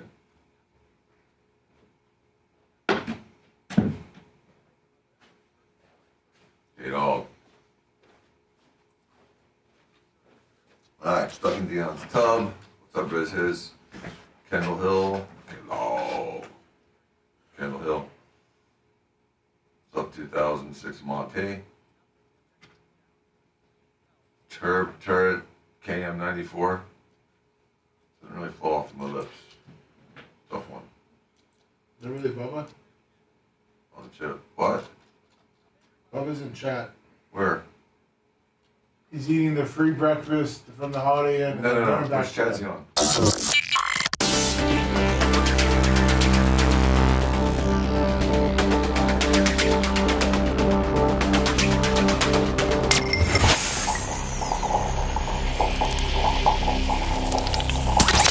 Broadcasting live from the Aquabito studios, aquabito.com/Bubba. It's the Bubba the Love Sponge Show.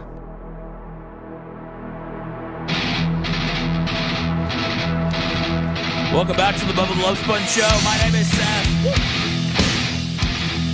Lummy's here. Gene Lasker here. Special edition Tuesday with Gene coming in to help out. Thank you very much, Gene. And Dr. Dan here, as always, to lend a helping hand. Dan parked his Cybertruck right next to Gene's. What do you got, a 350, Gene? Yeah, F-350 yeah. Dually. 4-wheel drive. It's looking like a car show out in the parking lot. Bubba is in, How much is that car of yours, that truck? Cybertruck. $125. Same price as my truck. Yeah, I mean, a nice high-end diesel. That's the fastest thing I've ever been in stock, off the showroom floor, car vehicle. Ridiculous, isn't it? Yeah. Yeah, we took a ride. Yeah, I just remembered we did not even get into that. No. What, Gene? So you guys, I think after the first segment today, you went out. Dan took me for a ride. He took me around the block. And did he quickly? Did he let you drive it? No. Okay. Do you want to drive it? We'd have time. But would you let him drive it? Oh, definitely, dude. I can see. First of all, like 10 years ago, when I was first starting to do racing, I needed to borrow a trailer. Gene not only let me borrow his trailer, he let me borrow at the time his F450 with a giant wing on top, and let me have it without any concern whatsoever. And I said, "What's the speed limit?" He goes, "There is no speed limit. You go as fast as you want. You ain't gonna break it." And I hauled ass with that thing. I was doing 95, 100 miles an hour with that trailer, and it was like I had nothing behind me. It was so, and he was so cool about it. So he could absolutely drive any one of my cars, Ferrari, Lamborghini, truck. I don't give a crap. He can drive anything. Plus, he's a freaking race car driver. The kid can drive. I'm going to tell you something. I have not been in anything stock in my whole life that's that fast in one block. It's nothing. Because most everything that's really, really fast spins the wheels. Mm-hmm. What about the whole computer screen that he's got, Gene? I know. No dashboard, bro. I mean, that's a space vehicle. Yeah, it kind of made me a little bit car sick, though. Did it? Yeah, because it's so windowish. So windowish? Too many windows? Well, they're all weird. The angles? Yeah, angles. It's like I can't go to the oceanography place where the aquarium. Yeah, I can't. Oh, really? You get motion sickness there? Sick. Really? I can't look through the glass. Oh, really? Yeah. So how about helicopters? You ever fly in a helicopter? Yeah, I didn't have a problem there. Most of the time I was hurt. Oh, you were like on a stretcher? Yeah. Do you think to be in the front seat and you see the glass underneath you and you see the land, which is only like 80 feet below you? It's sketchy. It's sketchy. Gene, do you think the Cybertruck is ugly? No. It's not ugly at all. Would you do something to it? Would you wrap it? Would you paint? Yeah, I would probably wrap it and make it look like the Starship Enterprise. You know what I'm saying? Wouldn't that be cool? The whole nose around it. Yeah, that would be cool. I'm surprised Dan hasn't. Is it expensive, Dan, to get that like wrapped or? There's a reason specifically I haven't wrapped it. Anonymity. Just a silver Cybertruck just flew by. Yeah. Well, it wasn't me. Okay. There's another asshole with a silver Cybertruck. I like that. You know what I'm saying? Because it's so unique, but there's a lot of them that look So just tell me like something. it. The jacking it up and letting it down, that's stock? Yeah, it's all stock. It's the beast, though. There's different engines. This is the strongest one. What amazes me and what I felt in there to ride out quickly is no shifting. Yeah, it's one gear. Direct drive. That's just a whole different aspect of life right there. Would you get one, Gene? Yeah, but I mean, I'd be wasting my money getting it because I don't drive enough, a vehicle that's nice like that my vehicle's got to make me a living. I understand. You don't have any, don't have any time for. So I have to have a dually, a tough truck to haul my big trailers and to tow stuff for my business. So it tows 11,000 pounds. Yeah. Dan's got major trunk space in there. I think. He's got tons. I think Dan could run both of his businesses right out of the back of that Tesla trunk right there. I think it's so big. Okay, Lovey, you said Bubba is in the chat. Yeah, he was. He said he was at the free Holiday Inn breakfast, and then he was going to be going right back to bed. Why is he trying to get out of calling the show? I mean, people at least want to hear how everything went yesterday. Yeah, I sent him a text message. Did he ignore you? I have not received a response yet, but he may not.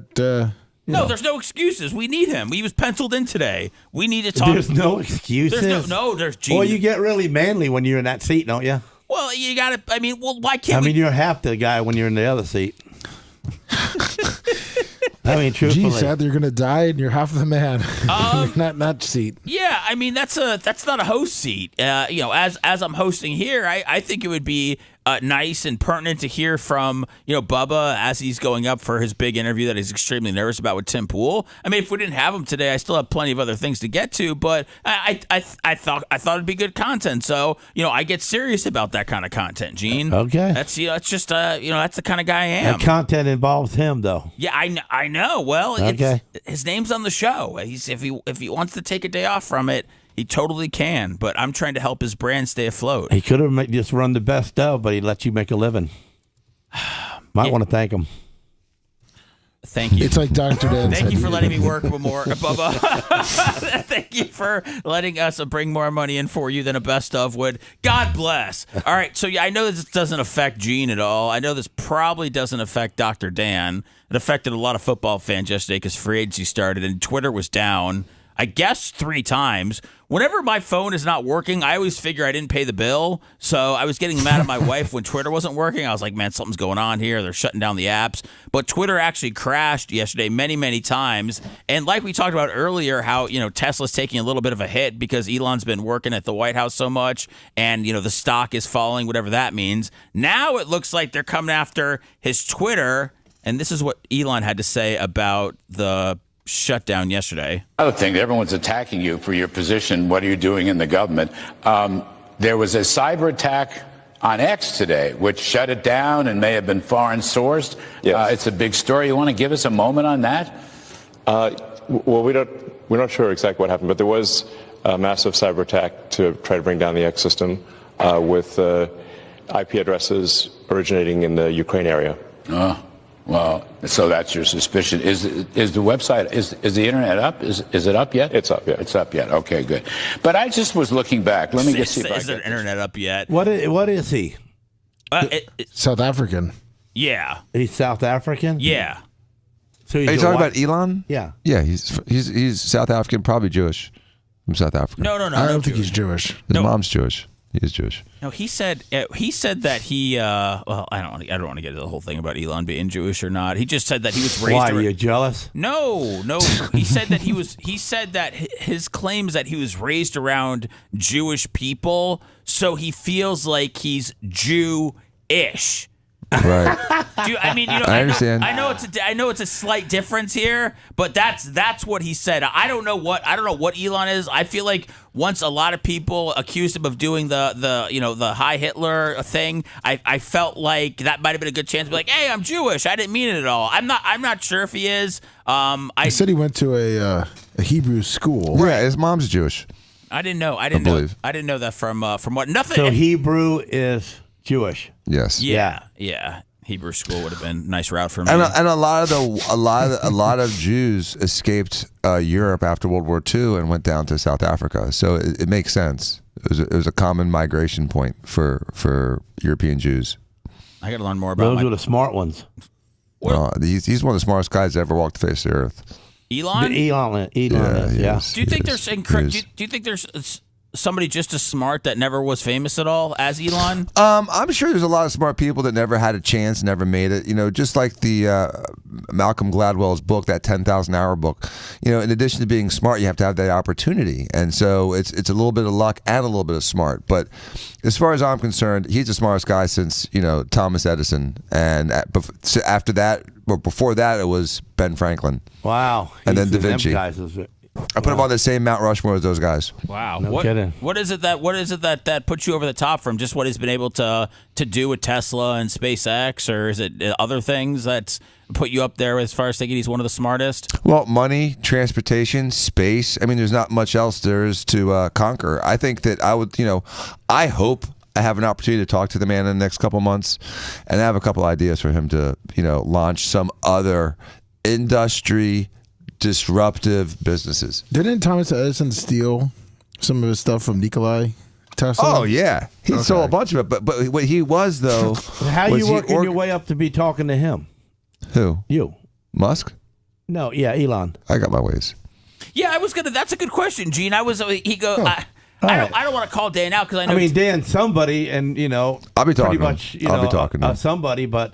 How much of I have somebody several are you connections. to get to him? I have 3 different connections, and I'm using all 3 to get to him and the big man. Trumpsky? Mm-hmm.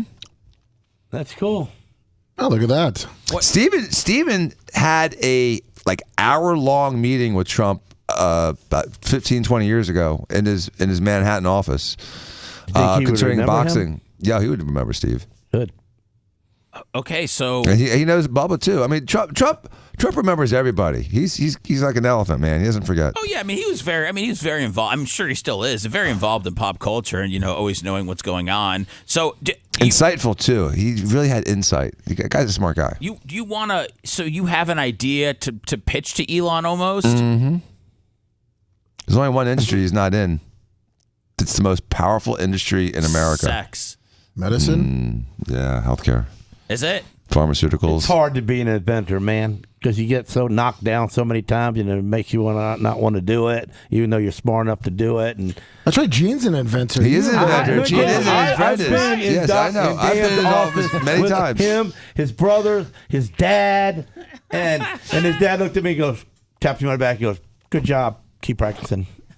And walked off, and that just took the air out of my sails, going man, I'm stupid. We're talking, but evidently not. I mean, I'm trying. For Gene's idea, we're talking about the ice lunchbox, right? That stayed cold. I've had some other ones too. What else did you have cooking? Oh, and by the way, Bubba, he said he talked to Trump for about 10 minutes. Yeah, Bubba knows him. Howard's wedding. Oh, Bubba's still talking? When is he going to call in? I'm sorry. Sorry for the outburst. Hierarchy said we should just call him. That's what Hierarchy with his $200 said. Thank you, Hierarchy. I mean, I think it would be a nice move. Gee, you're asking about his inventions? Yeah, Gene, what else? I tried to invent a fat burner made out of ray rays, red rays. Dan, and vibrations. Right. It was gonna be burned fat on your body. With the red light. Yep. Mm-hmm. And then the red light therapy, the red LEDs. Made a belt and an arm belt and a waist belt, and then Dan tried to help me try to make it over to help his boobs where that grows the fat around the outside edges, so we could just take it with a hand holder and they just sit there and rub it and it helps to get the fat off of there. Were you in on this, Dan? Or but yeah, I bring it to It's developmental, man. Yep. Insight. Dan, do you ever see any return on that at all? No. Okay. Did you believe? I didn't make any money on it. How is he going to get a return on something with nothing?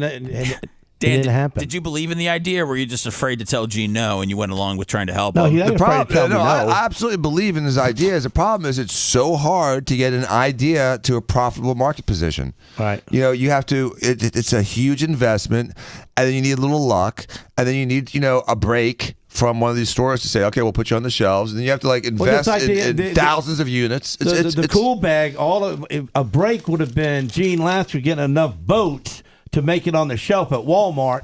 But the problem was, if I even did make it on the shelf at Walmart, now I got to spend a bunch of money to get the product there. And I didn't have the money to get the product there. But if I'd have found the money to get the product there, I wouldn't be here, I can tell you that. I'd have me an island.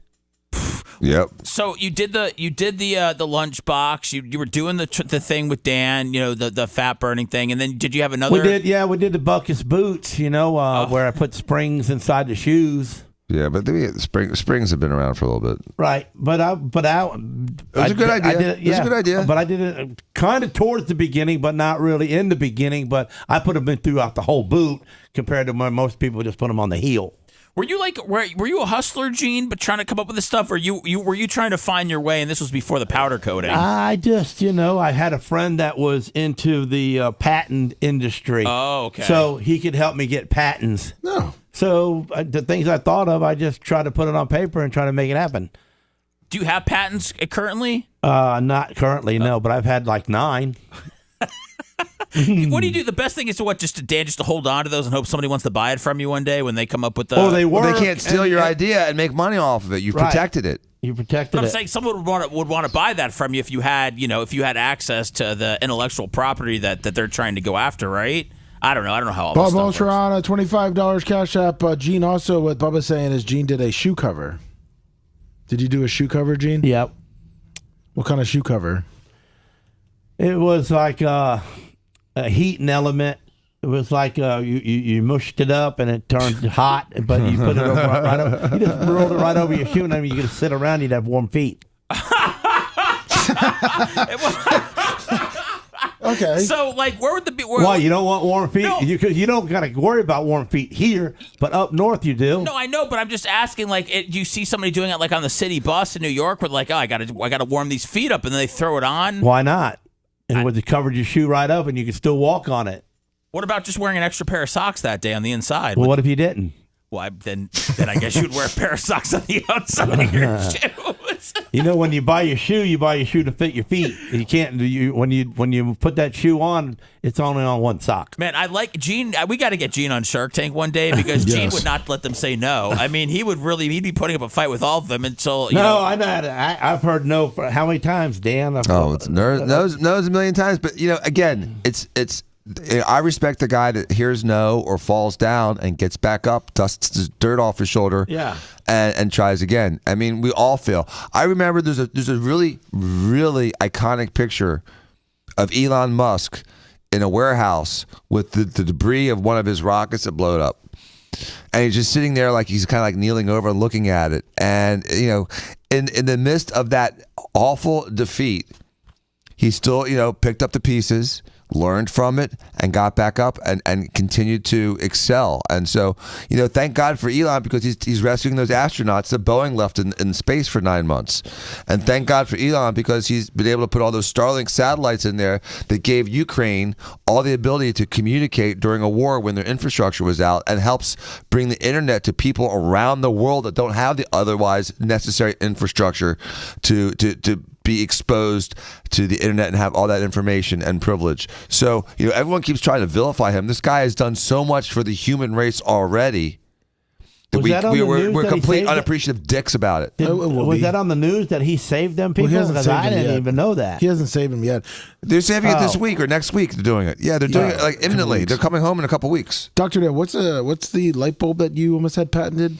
When they were really concerned about the gases coming out of fluorescent light bulbs if they were to break, when fluorescent was becoming the alternative to the incandescent light, and before LEDs were huge, I developed a silicone coating so that you could shatter the light bulb and there wouldn't be glass and the gas wouldn't escape. And I took it to the patent office, and the patent guy said, the patent lawyer is like, "Oh my God, my wife calls me the dream crusher, but this is great. Good job." And I'm driving back to my office, high as a kite, man. Yeah. Just so happy on life, just giddy and stuff like that. Be a billionaire. I made it. And he calls me up because someone filed for this patent 45 days ago. I'm like, you mofo. What? Yeah, 45 days. How does that happen? I don't freaking know, dude. It's Really, same exact man? thing I was describing. I don't know. The patent system isn't like crooked. There's no way you can just pay a guy to put your patent through and make it seem a little No. bit different. It's all timing, bro. Yeah, it's it's whoever's first in line wins. If Yeah. you're first, you win. Messed up in life. I never tried to invent anything. Only when I was in second grade, they had me do an invention for a science project, and I came up with a glow-in-the-dark light, a glow-in-the-dark doorknob, so at night that you could... Great idea. Great idea. Thank you. Great idea. Did you win your science fair? No. Did you go millionaire? No. Yeah, I was. Anything happen good? No, nothing. My life's been downhill since that. That was the high point in my life. Early peak? I felt Like Lummy? and then I did another thing where I had Yeah. I took a baseball glove and then I put like an elastic thing on elastic thing I attached to my glove, and then I attached the other piece to like a tennis ball so you could play catch with it yourself. I know they've had things, but that was back in the 80s. Did you have any friends? Well, no, I was just trying to win stuff. I don't know. I was trying to be. My dad. I feel you, Seth. Dan, my dad didn't want to play baseball with me every day. He'd come home from work. I'd be excited. I'd say, Dad, let's play go. My arm hurts. I'm tired. And I didn't understand it then. Now I understand it. So. Well, I figured that since you said that, that's why my mom told me I peaked at 10, because I came up with an invention in school too for science, the science fair, which I lost, and then she told me I peaked at it. I came up with a toothbrush. Toothbrush that the toothpaste came up through the bristles, and you controlled how much toothpaste went in your bristles. Just kind of wind it, like dial it You in, hit a button. squirts it through. You hit Yeah. a button, like a syringe on the backside, and then the toothpaste comes up. I thought I was going to win the science fair, and I thought I was. That's a great idea, too. The toothpaste comes up through the bristles. I like Because it. here's why: because people overuse their toothbrushes. So if your toothbrush came with like a month worth of toothpaste in it, Yeah. you dump the whole thing and get the new one. And because people always used a wore out toothbrush, I do it sometimes. I mean, everyone's guilty of it. I guarantee that 90% of the people, if they go home and look at their toothbrush, it's worn out. Yeah, well, mine was in Still pieces. works even though it's bent. Yeah, No, but it see, doesn't. No, it don't. Why? Those bristles, if they're not straight and firm, they don't work. It's like trying to good wash for your your car with a gums. bad brush. Mine, you could screw the head off and then replace your head, but you kept your paste.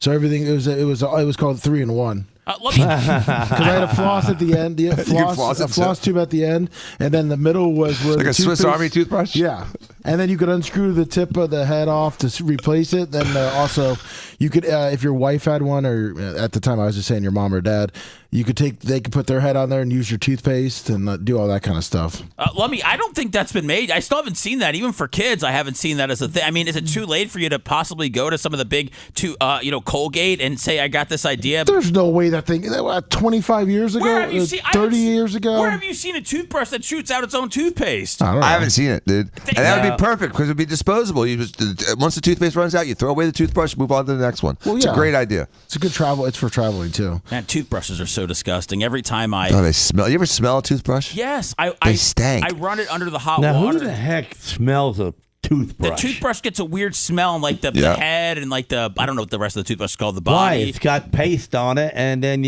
It's got your rinse it mouth off. funk. It's It's got like- your mouth because people don't rinse them off enough. It's They like just- yeah. It's like a weird sour, I don't know, kind of smell. But yeah, I always. It's equivalent of the dirty feet, but in your mouth. My family makes fun of me because I can't believe I can just read people hating on the show today. Oh, they talked about what water they use when they brush their teeth. I use scalding hot water because I try to clean my toothbrush. There you go. Is that the way to do it? Yeah. Yeah. Okay, my family thinks I'm insane that I use hot water when I brush my teeth. They're insane. Yeah, Dude, you're normal. Thank you. Dan, remember when your dad was alive, and I took the TENS unit from you, and I tried to invent that into the red light to make the muscles work. contract. Yeah, and they have that now. They have that now. They have that now. They have all that and stuff I was now. thinking that at the same time. Remember, I was trying to do that, and that's when your dad tapped me on the back and said, "Keep thinking, boy." Yeah, he liked your ideas. He Yes, just he did. just understood that because we've had other ideas too, like Fiend, that it's so expensive to get an idea from the chalkboard to the shelves. Dan, what's the? I know that you said that you've known Gene for 20 years, and I know that I haven't ever had you guys, in studio before, and I'm sure you've been on, but I feel like it's been at least a long time where you guys have done a show together. What's your? If you were All right, if you're speaking at Gene's funeral, since he has me dying so much today, what story? My heart's good. Yeah, well, I don't we'll need see. no stents. We'll see. Okay. Yeah, we'll see how the 7-Eleven donuts are piling up. I tell you what, I walk around heavy, looking better than you looking heavy. I'm not disputing that you're much more handsome than I am. There's no I carry my fat better. That's right. Oh man, Tan fat's better than light fat. I know, guys. Listen, You need tan I'm trying to maintain just a marginal amount of self-esteem to get. Dude, if you get tan, it's like you're 30 pounds lighter. Dan, I really. It's weight loss. It's free weight loss. Dan, I want to feel good and I want to look good. Like that's the path that you I'm need on. to sign up with Dan. I can get you. I'll laser you. We'll get you skinny. We'll get you strong. What are you gonna laser? All that hair, dude. You Sasquatch mother. Oh, okay. I thought you were gonna laser fat off me. I was like, okay. Yeah, I'm gonna laser some of the hair off. Okay, and that's. And then it stays off. Make it of more you? streamlined. Make more streamlined. Bubba's calling. Bubba's calling. All right, do I need to get it? I hope he choose you a new ass. Did you get who? Me? Yeah, you. It's Bubba. Yeah, tell him now, Bubba. Go ahead, tell him. Tell him. Tell me, Bubba. Tell him what? Well, I guess you ain't been listening to the show because Gene has predicted Seth is going to die in the next 5 years. Gene, I had to turn the show off to call the show. The last thing I heard is that you were arguing that you carried your fat around better than he did. Okay, well, you listening? Well, earlier he just was dogging on you. I'm sorry. I've listened to the last hour of the show as I was enjoying the continental breakfast and pooping. So you can quiz me on anything, including Dan not knowing my mom's first name, and including the fact that you'd love to have a cyber truck, but the trucks that you have to work. Right. And including the fact that you've been in a helicopter, but it's mostly under medical conditions. Thank you. We miss you, man. Miss you too. I went back to bed. I'm going to go back to bed and get a couple more hours of sleep. Hey, how was the? By the way, Gene, what did I say about Bubba?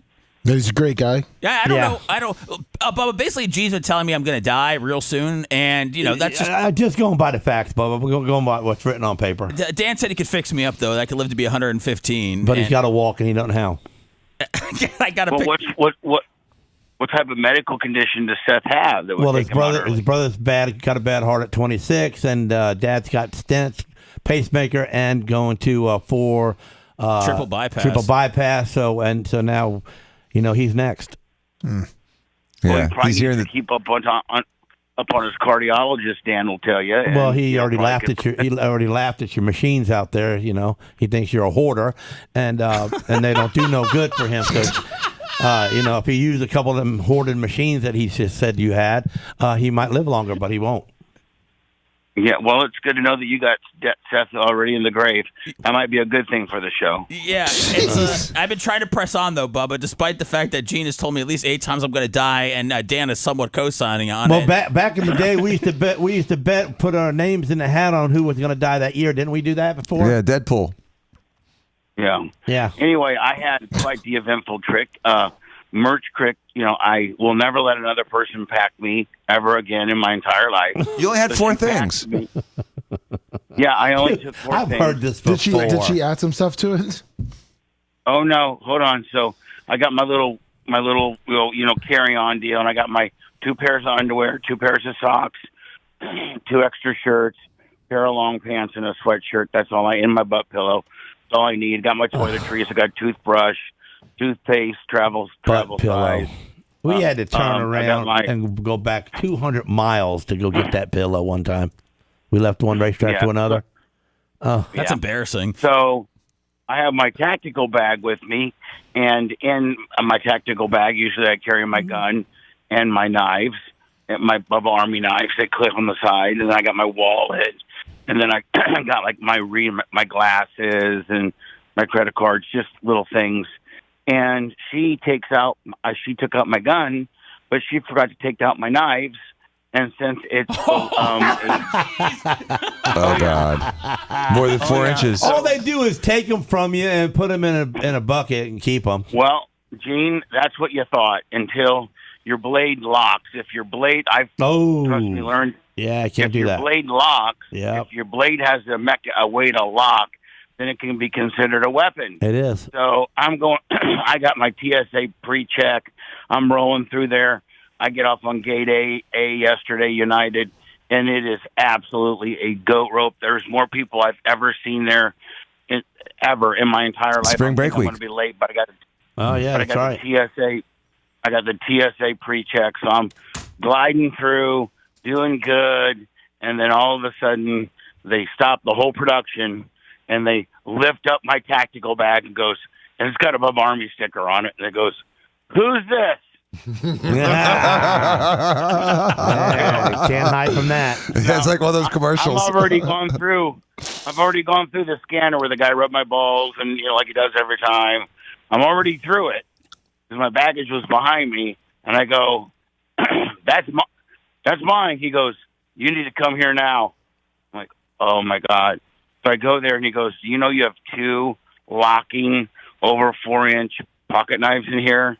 And I go, "No." March crack! Everybody says no. I said, "No, but I wouldn't be surprised that my girlfriend who packed me forgot to take them out. It's a tactical bag, as you can see." And the guy, thank God, he worked the ramp at the old FBO in Signature in Clearwater, where I used to fly our private plane out. And he's like, "So you're not flying private anymore now?" He's belittling me before. It's like, "Nah, there's no pulling up to the wing here and just getting out. You got to go through this whole goat rodeo." And I'm like, "Yeah." And he goes, "Listen, I need you to go to this room." So they take me to this room, and they empty all my contents out of both bags. Anything embarrassing, Bubba? No, I mean hair gel. Was your rattler in there? Medication. My rattler's in there, but they're not looking at that. Oh, there's I only got like 6 pills in there.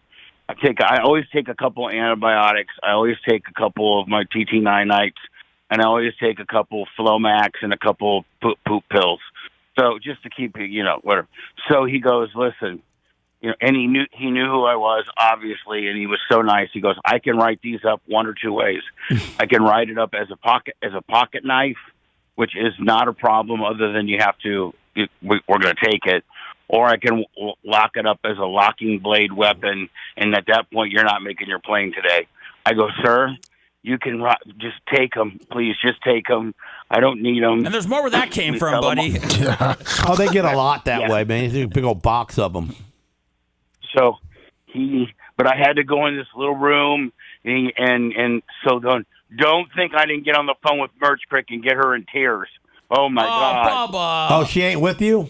No. No, she's not with me. Oh, so you had to do that by herself. So it would have been great if she was just sitting there waiting at the gate and crying and I was hysterical. wondering where she was at the moment. Bubba, what did you? Inside. Did you wait till you got to the gate and then you called her? Did you text her? What'd you do? No, I called her when I was in the little room. I'm like, because there was probably like maybe 3 or 4 minutes of when I was in there by myself before they brought all my stuff in there, and I go. She goes, "Hey, how you doing, honey?" I go, "Guess where I'm at right now? I'm in the detention room for bad guys who try to sneak on guns because you left 2 Bubba Army pocket knives in my." And she's like, "Oh my God, I didn't even check the back compartment." I'm like, "Yeah, well, trust me, I can tell you didn't check the back compartment because I'm in the back compartment room right now." That's kind of on you, ain't it? I mean, you knew they were in there, and you're the one taking the plane. Not really. No, what do you mean not really? Who put them in there? You knew where they were. You know what part of the bag they're in. You know to check that. She told me that she had already gone through all my baggage. Everything was what I needed. Everything was good. And Danny's had a scare like that before. Oh yeah, where he had a gun in the bag that I didn't realize. You guys are so dumb. 2000, both of you. So anyway, hold on. So you fly into Dulles, and then you get off your plane. You walk a little bit. Then you got to walk to this big ramp, and then they have to people shuttle you to the other. So you have to get on another bus, like these big amphibian buses, to get over to the ground transportation. Well, then first of all, my car driver said he needed 2 hours to pick me up. So I go to this hamburger joint inside the airport to waste some time. And I don't think that there's any white people that work in Washington, D.C. I don't think so. Okay, well, that's an interesting observation right off the bat. And not even an observation when it's just just so completely that way. Yeah, but not just black people, but like Trinidadian, like people that don't really understand the language. What the heck is a Trinidadian? They're from an island. They're from an island? Trinidad. Yeah, they're not even, like just. Are they the same color? Straight American. They're just not. They're not African Americans. They're not Americans. But they're their color. Well, yeah, they're of color, but they are not from here. How do you tell the difference? They're from the Caribbeans. The way they talk, yo, man. I'll tell you how I tell you the difference from their intellect. That's how you tell the difference. You're trying to say. So there's this cheeseburger. There's this cheeseburger that I'm going to get, and it's got crumbled blue cheese, bacon, and tomatoes on it. Oh, you really needed that, didn't you? No, man, he's not just a prick to me. So I tell, well, I'm famished. I haven't eaten since 4:30 in the morning, so it's like 2. Oh, look. So let me not forget. We get on the plane in Tampa, and the pilot comes on and says, due to the rain, and we can only take off one direction, we're going to have a 45-minute wait in line with planes. Oh, geez. We're currently number 21 to go. So that and when I usually fly with the Merch Crick, I got her beside me, so I can lift the middle seat up and take a little bit of her real estate. Well, I got this girl who, some skater goth bitch who doesn't want me to lift the middle seat up, so I'm just poured into my seat. A skater goth? Like, was she thin? No, she goth. Like, black lipstick, black eyeshadow, a black trench coat. You used to like that. Deal. I never used to like that, ever. Gene, you're so stupid. So we finally Why didn't you get Dan, your best friend in life, to hook your bag up and put you some protein bars and some teaspoons of honey so you can have some good snacks like he does? Why did you do that? Mister, he knows you so much better than me. No, because my bag. First thing I'd have said to you is, you got all your weapons out of your bags? I mean, that's the only question I'd have gave you. My seatbelt was screaming. I barely got it so I didn't want to be just going up and down. I was locked in for the rest of the flight. So we take off. We get here. I go to the restaurant. I tell the woman, I don't want the blue cheese or the tomato, but I'd like to have the bacon. And so I tell her. She's like, okay, no bacon, no bacon. So I go, no, I want bacon, no lettuce or blue cheese. Okay. So she comes back with a plain hamburger. Plain. Oh, nice. And I go, ma'am, I'd like bacon on there. Oh, bacon, yes, bacon. So she comes back and brings the manager. I'm just trying to eat my goddamn hamburger. That's it. By myself. Already been in the detention room. Already waited on the tarmac 45 minutes. Not trying to talk to any Cambodian people. Talking to Cambodian, Trinidadians that don't understand. Already have to wait 2 hours for the driver to pick me up. And so the manager comes back and tries to tell me that they can't give me bacon because the bacon is infused into the blue cheese. And I'm like, well, at that moment, God is telling you, listen, chub nut, no bacon. Okay, just leave the bacon out, bro. I mean, anytime you got something like that happens, you know better than that. You just change direction. I did. Nothing's good about no bacon. There you go. Just chub nut. Like Johnny Fitness over there calling me chub nut. I know, it's so funny. He carries his fat better than everybody else. It's really tan. I pretty much do. He does. Thanks, Johnny. Thanks, Johnny Fitness. Remember the last time we went hand to hand? I whipped your ass. Yes, so, you did. So I get there, and the car comes and picks me up, and the guest for last night is in there, and I'm the second dude he picks up because I'm tonight, and that guy was last night. Which this guy name was Ben Davidson, and listen to this. He just talks about how the sun and global changing is going to kill us by 2040. Oh, good. And he does, listen to this, Seth, he does 1 8-minute video a day, and he has 850,000 followers on YouTube. It just talks about how we're going to all die in 15 years. He just talks about global warming and how the sun changes, all kinds of different things. He's super smart. But according to his theory, though, I'm sorry. What? According to his theory, then there's nothing you can do about it. The sun's going to just burn us alive, right? His theory is baloney, man. In the last 100 years, the sun ain't got no closer to the earth than it's ever been. Hey, should have Gene argue with the guy. Ask your boy that named your truck. He's the one that shoots up there to the moon and shoots the rockets. He knows better. He already said it. The sun ain't got closer to the earth ever. It's been in the same spot. So what is that? Come on. How are we going to burn up? Science with Gene. I mean, all of a sudden the sun's going to run out of fuel, fall on us? Gene, I wasn't in any condition to argue anybody. And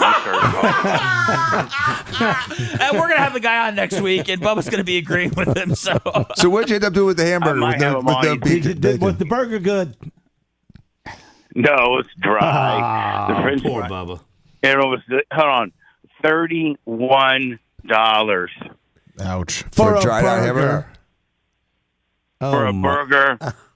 Fries were $14.99, and the burger was $14.99. I wish I lived there because I would definitely be skinny. Because I'm not paying that. I'm sorry. No $100 hamburgers for you? No, sir. You need to eat that gold hamburger, guys. Yeah, we gotta do that. So where are you? Are you in D.C.? Are you in West Virginia? No, I'm in West Virginia in Ranson, West Virginia. Are people doing crack in the area? What makes you think that? No, that? there's just highways all around me, and there's nothing. And I have all day today. All day. They're not picking me up till like 5:15. I have so I'm just going to sleep all day. All right, there you go. Day. You still nervous about tonight? So you're doing the show tonight? Yeah, show starts at 8 o'clock tonight. Oh, yeah, I do some sleep too because you sound like hell. Did you bring your microphone and your earphones? You bringing your own microphone to the dude's place? No. I brought my own. I brought my own headphones. Okay. That's it. Gene had a problem with our headphones this morning, so he can sympathize with you wanting your own headphones. I can believe all that. Yeah, I put them on and they were junk. He just didn't like the way he sounded in them. No, I couldn't hear good. I mean, it wasn't a level of sound, but it was a type of sound. It was just distorted. What are they? Read them out. They're all Sonys. Oh, they're the Sonys. They're bad. So whoever sits right here has got a bad. It's earmuffs. got a bad cord or something. Did you report it to? I don't know. I plugged the regular ones that I usually use over here in, and they're perfect. Yeah, there you go. I probably got to shorten the cord or something. Anyway, I will tell you this: from the little bit of the show that I'm watching, you guys are doing great. You guys it makes me want to take more time off because I think you guys might end up doing a better show than with me. No, I wouldn't say all that. PayPal's a little slow today, Bubba. Yeah, we haven't seen anything come in on PayPal yet. Sorry about that. Sep can throw some things out there, but he ain't no leader. He ain't leading us into anything. Okay, if we don't say something, it's going to go down real quick. Really good job. You got to understand, Seth has got a very hard job handling YouTube, but you and Dan. We're not saying it. He's got a real hard job. Your job. Yeah, I know that, but he's doing quite a pretty good job. It's like herding two wild feral cats. You two are just well, we're having to help them. Yeah, we're playing nicely. Well, yeah. Sorry, Bubba. All this stuff is very new to me. No Jew jokes so far. What's that? So no Jew jokes. I think you're doing a great job. Jesus. I think you guys are all doing a great job. And I'm going to take a couple more pills and go to. Hopefully, they don't find me Janis Joplin style here in the hotel about 4 o'clock. Oh, it'd be the worst. You die in West Virginia. I know. It'd be like Gene Hackman. Worse. I know. The dying in the motel room's worse. Bubba, how do people? I know. I'm going to be like, who is the guy on Bob Saget? I'm going to Bob Saget myself. Oh, man. Yeah, some crappy Orlando hotel or wherever it was. Yeah. Yeah. Some crappy rants in West Virginia. Fucking. Whoa. Loose. Second time today. Bubba, do you want, for the Bubba Army that's listening right now, do you want them to, make their presence known in Tim Pool's chat tonight, like Bubba Army, everything like that? Oh, yeah. Oh, please do. Yes, it's the Tim Pool IRL feed. It starts at 8 o'clock sharp. It'll probably be me and 3 other guests or 2 other guests. And, God, I've never heard a guy talk so fast in my entire life. Oh, that really? You never listened to yourself? Well, no. You talk pretty quick. I sound like I'm from West Virginia compared to this guy. Well, ring out the PayPal thing, the PayPal, Venmo. Do we do that? No, I'm not going to get into any of that. I'm just going to for us explain. Well, I'm just going to explain where my what he when he starts the show, you describe yourself and what you do. So no, I'm talking about right now for our show. We can help us out by throwing that line out. Don't forget about the Venmo, PayPal, blah blah blah blah blah blah. Well, you were seeing like you're doing a pretty good job. Go ahead. Oh, you do it. You do it. Oh, hold on. We just got $20 from Jason Thomas. All right. On PayPal. Thank you. That's our first pay. PayPal, Venmo, Cash App, all at the Bubba Army, or you can go to BubbaArmyTips.com. It's one-stop shopping. Help us out. Good luck with everything. Good luck with tonight with everything, Sponjo. And thank you so much, Seth, for doing such a great job, my friend. Yes, don't take any more time off, Bubba, but I'm glad this is going to be a big interview tonight. Don't mess it up, and don't bring your own headphones, okay? No hikes? No. So don't bring my own headphones. No, bring them. Bring them. Seth says no. I'm not going to. Who's he? Who am I? I'm nobody. I'm nobody. All I said was I wanted Gene to like me. That chair of his has been filled a few times. I'm just gonna say, listen, guys, I've been doing content creation, better known as radio broadcasting syndicated, for 40 plus years, and I kind of have a certain affection for one type of headphone. If that's offensive or not Gen Z enough, then maybe I'm the wrong hop show. up and walk off. Yeah. That's what Gene would do. Mm-hmm.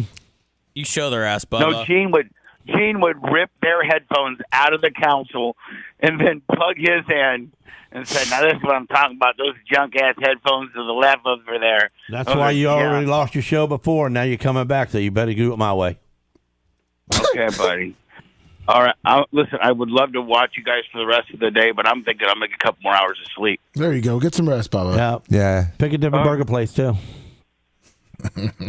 Bye, guys. Bye. Is it a parking place? I don't think he said burger place. Oh. I don't think they got $30 hamburgers in West Virginia.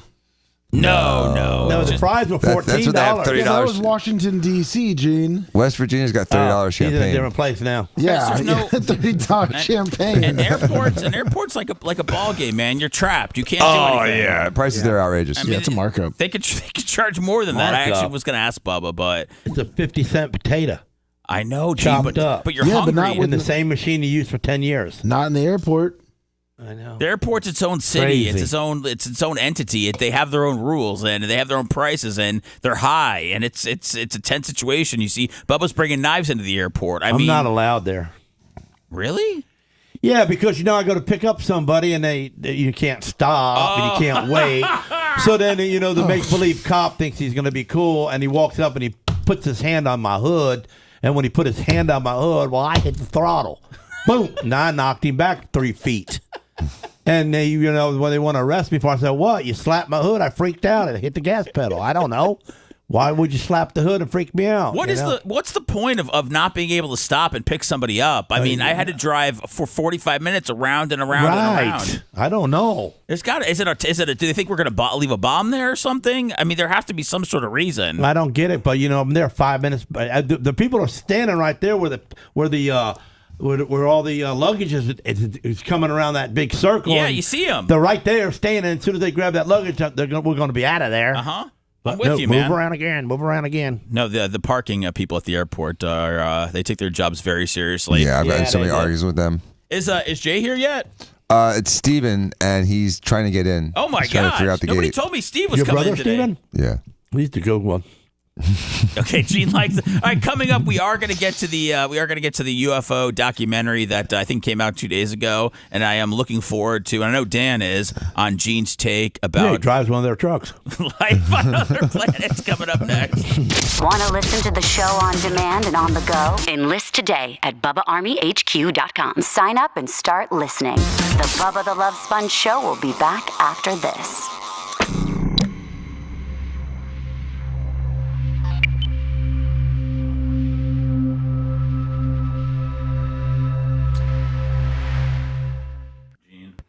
You ain't letting me. I'm sorry, man. Well, it's radio. I'm trying. I can't be nice to everybody. No, man, I'm trying though. I'm just a little hurt, but I'm gonna keep going. Come on. Bubba is unique. You know, he's Pied Piper. His tone in his voice makes you listen to the next word. Oh yeah, no, Even if you're not liking what he's saying, you still want to hear what the next word is. Good to see you. Huh? Good. Gene Lasker. Hey, great job. The best of them all right Good job with the there. documentary. Oh, thank you. I appreciate it. Bubba finally let me watch it. So it's pretty good, isn't it? Yeah. I think it's great. How's it going, man? Where do you want me? That's what I was saying. Right there in that seat. Do you want to come up? Oh, we don't have a mic up here. I can get a mic. Should you come up here? Yeah, I get a mic. You got one? Yeah. Is there one right down there? Yeah, I'm going to grab this green one. You don't need to sit there.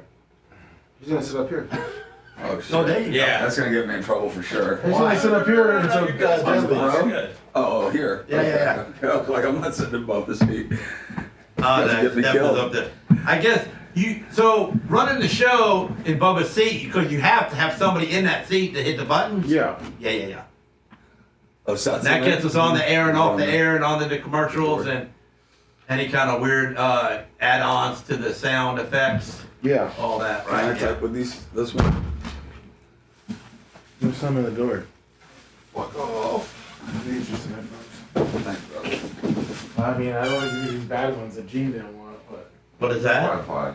Oh, here, I'll give you the other. No, it's got a bad sound to it, bro. I'm not kidding. Was it cracked wire? Yeah. Was it chewed off wire? Something's in there. I'm gonna give him the gold ones. The box needs to fix them. Oh, snap.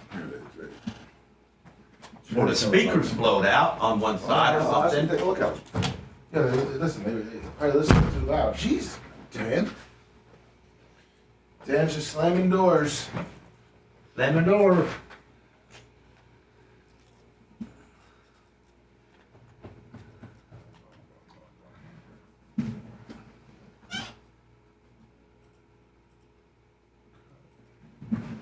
You think this thing's on? Huh? No, I don't think this is on. The mic or the computer? The headphones or the mic. Well, you won't be able to hear anything right now. Huh? You won't hear anything right now until we get back. Hey guys, no more door slamming. It's shaking the equipment, he said. Who, Bo? No, Mosh. Well, that's, Dr. Dan is, he's very rugged. I'm slamming too hard. Mike's too hard. So there's a reason behind it, not just annoying move shit. Yeah. Dan, I just realized you're the only Diaco not in the documentary. For me? Yeah. Yeah, well. That's weird. I agree. That's weird. Did you do any interviews for it, Dan? About a 3-second one. Okay. I don't think they used it. No, I did the editing for it. It's alright. How you been, sir? I'm good. I'm That's good. a lot of weight. You look good, bro. I've been calling me fat all day. So What? So I appreciate that. Yeah. I mean, that's a fact. You've lost weight. I appreciate it.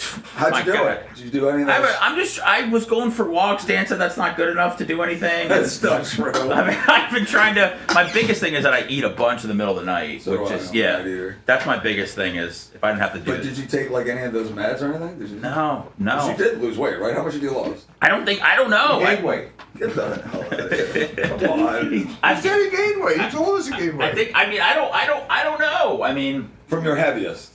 I don't know. My heaviest was definitely in the 240s. I went to the doctor a couple weeks ago and got weighed, and I think it was down. I think not down, but I think it was 235. So I'm hoping to be a little But less. Steven said Gene Hackman looked good, so.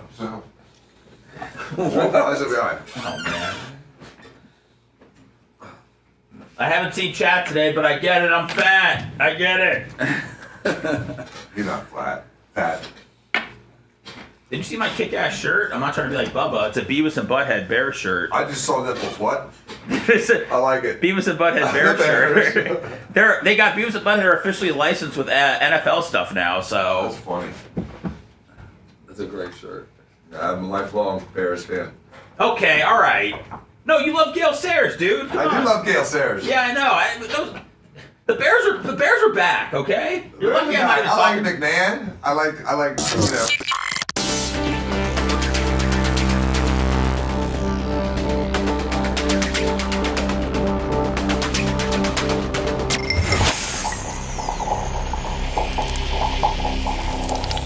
Broadcasting live from the Aquabito Studios. Aquabito.com/Bubba. It's the Bubba the Love Sponge Show.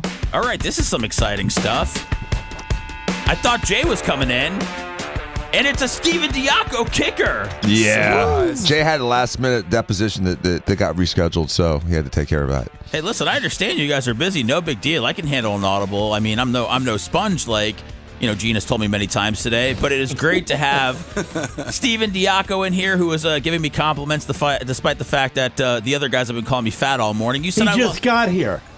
What's Give him a second. Everybody said hello to you walking in. Nobody said. We all started off nice. But he was going, you lost some weight. You lost weight. How'd you do it? Did you use this? And I was like, yeah, I don't know. These guys have been calling me fat all morning, so I can't get a feel. He's like, no. So, I mean, maybe he is just the diplomatic Diaco. He is. He's the most complimentary, diplomatic, gregarious Diaco ever to walk the face of the earth. You don't know that guy because he's the best one. Yeah, he's gonna butter your muffin no matter what. That's right. Well, there's not anything I can give to him He's at all. got his left hand in your right pocket right now. Exactly. He's stroking. Oh, my God. Well, the guys are, I don't know.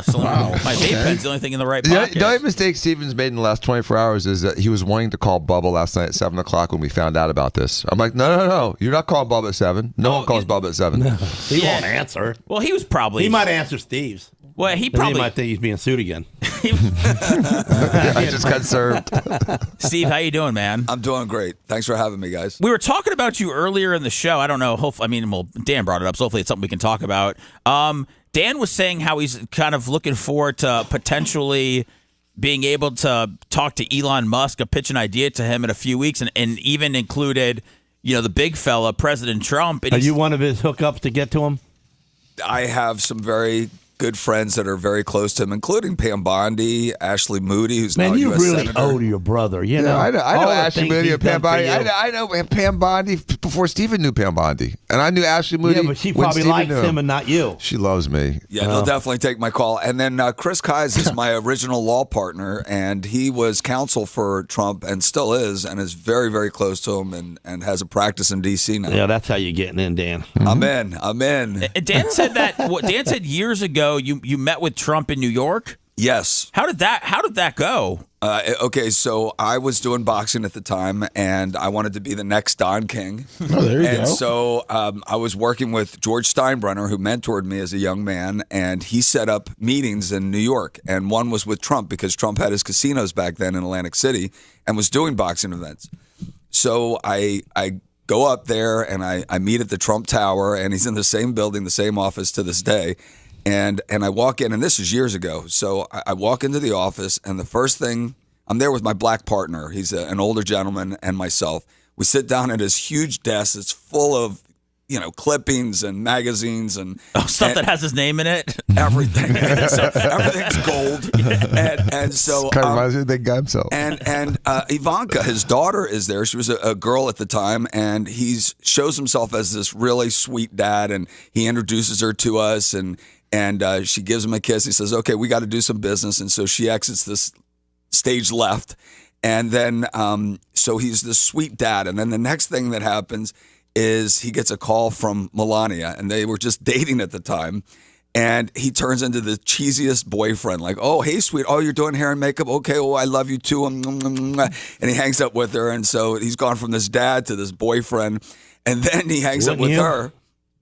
And he throws a magazine, like helicopters a magazine at my partner and me, and it lands right in front of us, and it's Melania on the cover. Oh, God. And he says, can you believe a guy like me is effing a girl like that? A guy from Queens is effing a girl like that. And he said the F word. And can we say that on this radio? No. Cheap Charlie 215 $20. Okay. Hey, Charlie. Yeah, you can say Thank F you, word. Charlie. Yeah. So he says, can you believe a guy like me from Queens is fucking a girl like this? No, Steven, you can't say that. Oh, you just said I could Dumbass. Don't say the F word. Did you get that out? He just asked and we said no. What's wrong with you, dude? Bubba said it And earlier you working today. for the state now? So then he's like this like braggadocious boyfriend, and so we're like, okay, that's awesome. You don't really know what to say. Oh, congrats, And so then he goes, you know why you're here? And I said, yeah, we're here to talk about boxing and check out some of your venues. And he goes, no, you know why you're here? And I said, to talk about and he's like, you're here because George Steinbrenner asked me to meet with you. That's why you're here.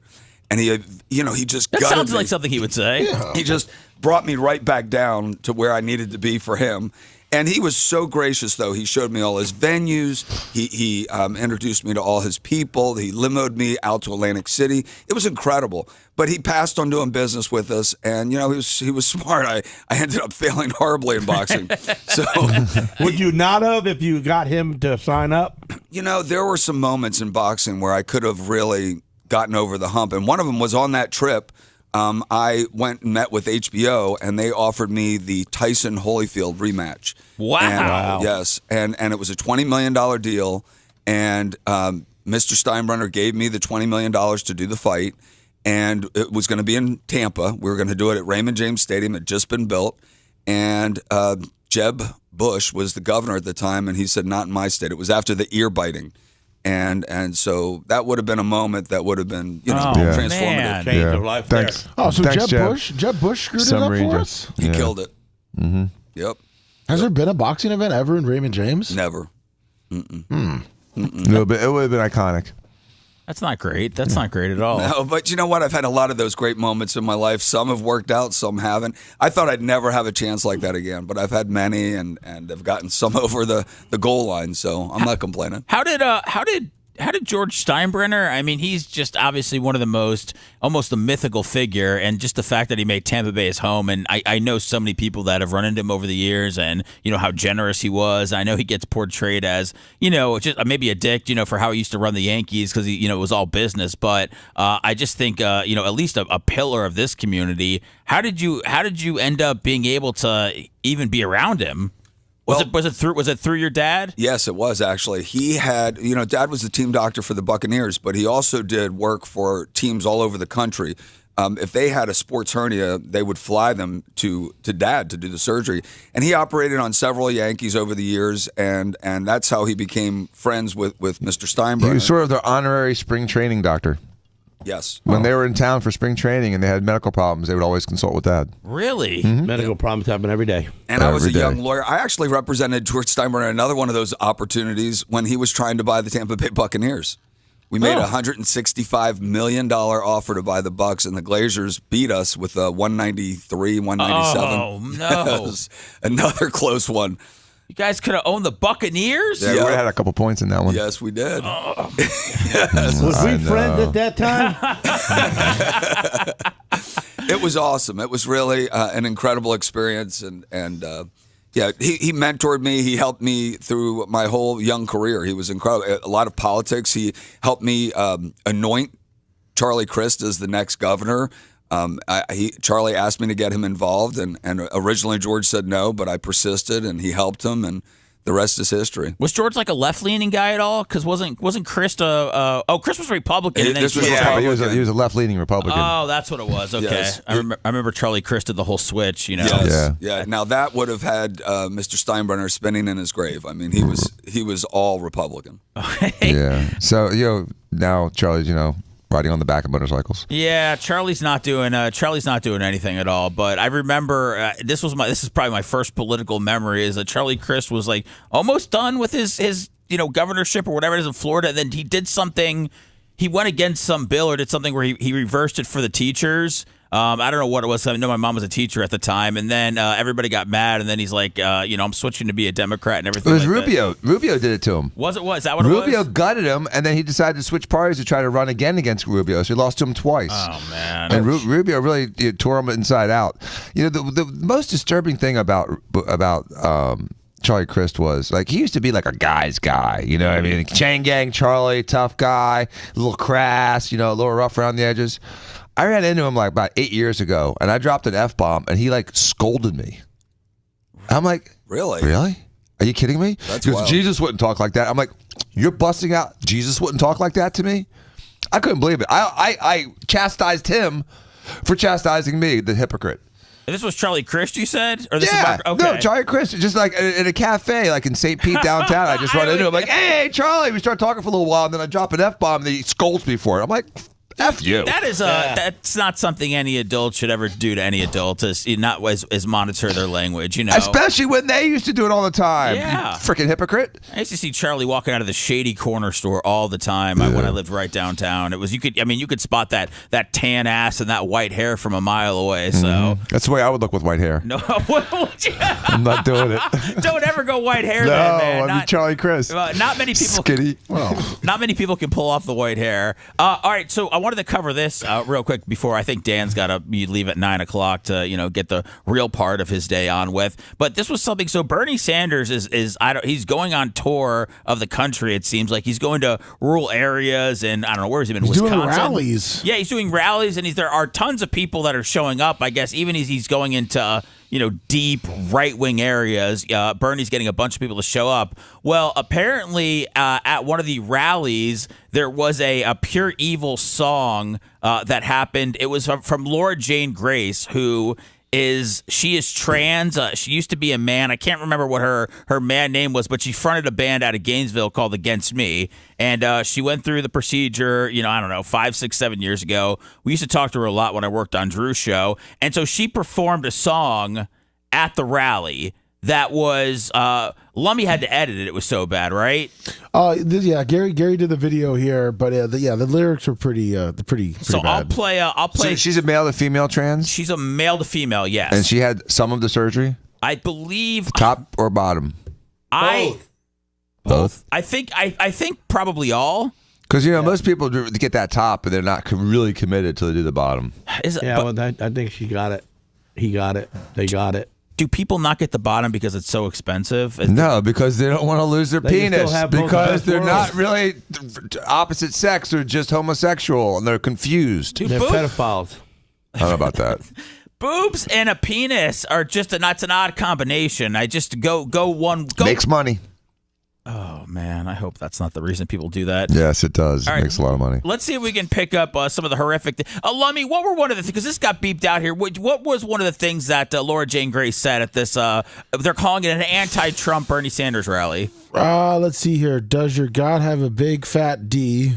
Because it feels like he's effing me. Oh, boy. Does he copy mop twice on Easter Sunday? Chew. All right, I'll play some of this. Like bubblegum, give BJ? Yeah, like a vacuum. BJ like a vacuum? Yeah. Oh, my goodness. Wow. Go out with Bubba. This is okay, here, Shot back. Let's hear some of this. Let's hear some of this from the Bernie Sanders anti-Trump rally. This is a side stage view of Laura Jane Grace. God have a big fat because it feels like he's f***ing me. Filled with lightning, too big, tingle like heaven's keys. Does your God have a big fat? Cause it feels like it's It wouldn't do me no good to get cancer. You know, I love when the sign people language. do this, The sign and- language is the best part. Quickly. It's so funny. She got no face, reason it's- to be alive. They're just Right. doing their job, the sign language lady. Yeah, she didn't sign up for this one. It's pathetic. I mean, it's not even good music, I mean, it's just like, it's literally like some kid off the street doing it. Do you It's want to know horrible. verse 1, Seth? Do I want to what? Do you want to know what verse 1 is? Yeah, did we play that or did you? No, it's got to come up here. Okay, here we go. Oh wait, there we go. big fat. Cause it feels like he's f***ing me. Is that the hook? Yes. Okay. Filled with lightning, too big, tingle like heaven's keys. I love the sign language. You're telling me that all them people that are around there. No signing for effing. What was that, Gene? You tell me all them people that are there because of her? No, for Bernie. She's a sign language person. You mean the artist? The people out there around her. No, they're for Bernie. They're for Bernie Sanders. She's on her first verse now. This is great. This is actually, I mean, I think the hook's a little long with how many times. You're telling me that there's nobody out there that's into God? No, I think that they're into God, Gene, but I don't think you're. It's offensive. Yeah, I don't think that there is. I don't think it's the crowd that would necessarily walk out. I would run up there and knock her right on her butt. I need to bring him to a Bernie Sanders rally. I would assault her right on TV. I'll take the 20 days in jail or the year and a half. But I'm going to tell you something. I would beat her teeth out singing that song to me. Yes, Gene. I'd run right up there cheering like I'm all into it till I got to her. Whack! She'd think I'm a hero jumping up there yelling, yeah, yeah, yeah, yeah, yeah, until I got to her. And I'd wring her neck. Oh, my goodness. Now, that would be interesting because I don't, it wouldn't, if she It's offensive. Well, if she still has her ween, then it's possible that it's not such a, I would find out because I'd kick her right there. Oh, man. Right. See if those ovaries hurt or if those balls hurt. You didn't want it, so I just took it from you, smash it. Helping you out. So, Gene, I believe in God and everything, obviously. But, what if these people want to do their thing and that's what they're into? Doesn't necessarily get me as fired up as you. What is it? Is it just that fact that they're being disrespectful? You telling me you would sit there and put up with that? I wouldn't it's disrespectful. I wouldn't even be there. I'm mad that the person next to me's got to hear this. Yeah. Okay. No, I know a lot of people feel that way. I just I'm glad that somebody's in the studio. Let's hear a little bit more. Let's hear the parts where Gene, verse 1. Here's verse 1. Here's verse 1. Oh my God! It's only a 2-minute song, and I feel like there's so many verses. It is good to watch the sign language lady, though. That's always fun. What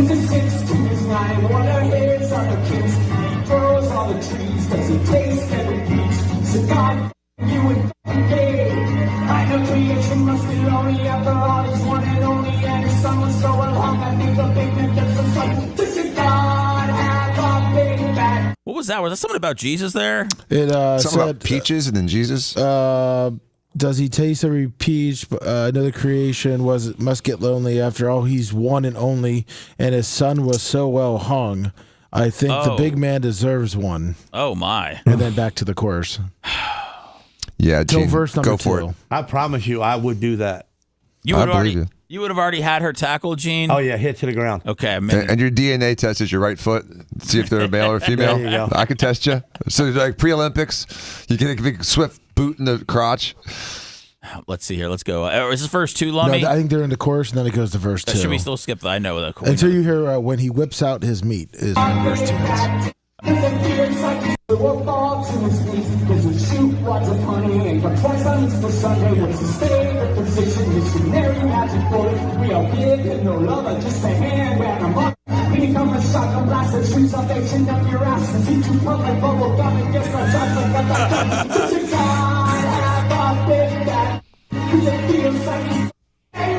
I'm trying to see what's the sign was that doing for Big Fat D? Is she skipping that? Or She's using like her thumb, I think. Is she? She's actually doing it. Doing something with her thumb, yeah.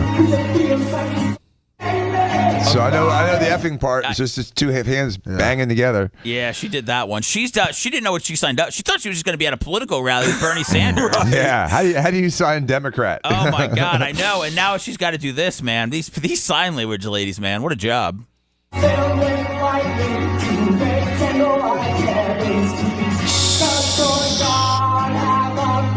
right, we got it. So, I mean, does this musician like have any kind of like good song whatsoever, or is it just literally like a mockery of music? Number one, and number two, what do you think this person did with their big fat D? Is it taped or is it taken off? Man, it's so. Is it turned inside out? It's so.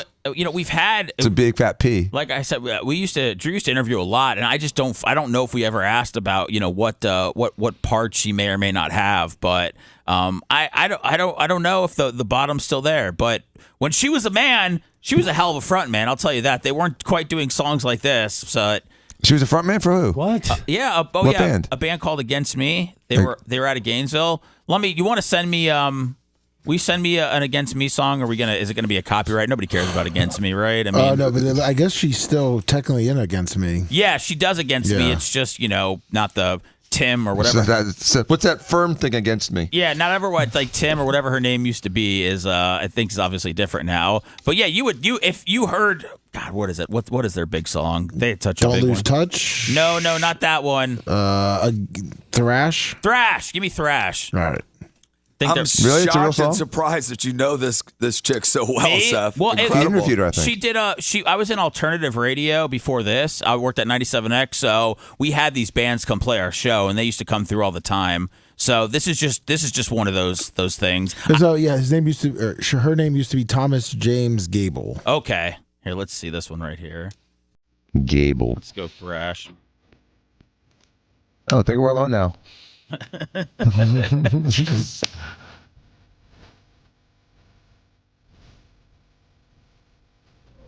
Same person? Yeah. That's her? Different voice. I've heard this song. This was a good song. Yeah. Back in the day, yeah. In other words. So that was, there was a punk band, but not quite that punk where they were. I think. How do you turn that stupid face into a girl face? Hormone surgery, lip augmentation, long hair removal. Do you right? do that to people? Don't say yes. Well, I don't do sex change operations, but I have done some surgery on people that are transgender, so I don't judge them. How many times have you done that, Dan? Just a few times? As far as more than a few, but not a million. More to them? Huh? You charge them more than regular people? No, regular price. No. I don't. Again, who am I to judge? I don't do the bottom surgery, but I've done breast augmentations on genetic males. Oh man. Oh, you're so gross. Seriously, man. I just fell off the Dan wagon. Really? Why would ethically, you're supposed to be able. We're supposed to. I mean, again, I'm not. Adults, not children, not kids. Like adults in their 30s and 40s. What do they have to sign to make sure that they're sure that you're about to give them boobs? I mean, is it a lot? Just a regular consent. No, Okay. Just their money. Their money pays. It works. The cash works. Gene, are you upset that Dan does this? Should he have a? I'm proud that he's got a blue tarp roof now. Seriously. I just want to get to the story real quick. Now I don't like the ride I went on either. Oh no! All those surgeries help pay for that. Steve, you put up with that? Well, honestly, I didn't even know. Dan's really private about his Wait work. a second. Hold on. You honestly didn't know that about your brother? No, I did not. So you didn't brag about it? No. So you know it's wrong, Dan. It's not about bragging about it. It's private. It's no I'm one's looking business. at your face it's from a right HIPAA here. thing. It's and a HIPAA thing. The years that I know, I can see you're embarrassed of it. I'm not embarrassed. Yeah. No, you shouldn't have did it. I shouldn't have did it. You know There's a that. lot of things I shouldn't have did. It's just the top part, though. Gene, Oh right? man, I don't feel good. I've lost about 4 pounds sitting here. Dan, you getting out of here? Yeah. All right, man. Sooner rather than later. All right, Dan, thank you. You're out. We'll be right back finally with the alien You're going to story. exit with this, Dan? Yeah, thank I'm you. going to end on this note. Dan will put boobs on you if you're a man, and he stands by that. Thank you, Dan. Great Thanks, job today, Dan. man. If you liked that segment, then you'll definitely like the new redesigned BubbaArmyHQ.com. We'll be back to the Bubba the Love Sponge show after this.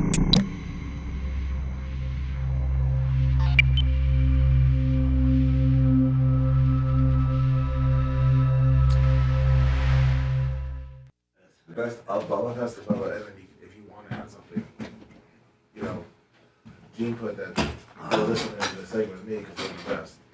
So if you want to, This is Dr. Andy Acker Esquire, and you listen to the best of Bubba. yeah. Enjoy If it. you want to, yeah, there you go. Sorry, when? Hold on. Seth, Yes. and turn,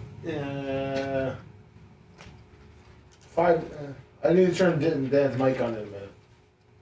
Just tell me when. All right. Just waiting for it to. All right. It's 20-second delay.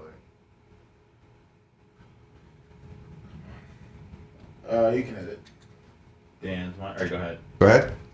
Yep. This is Dr. Dan Diaco Esquire, and you're listening to the Best of Bubba. So enjoy it.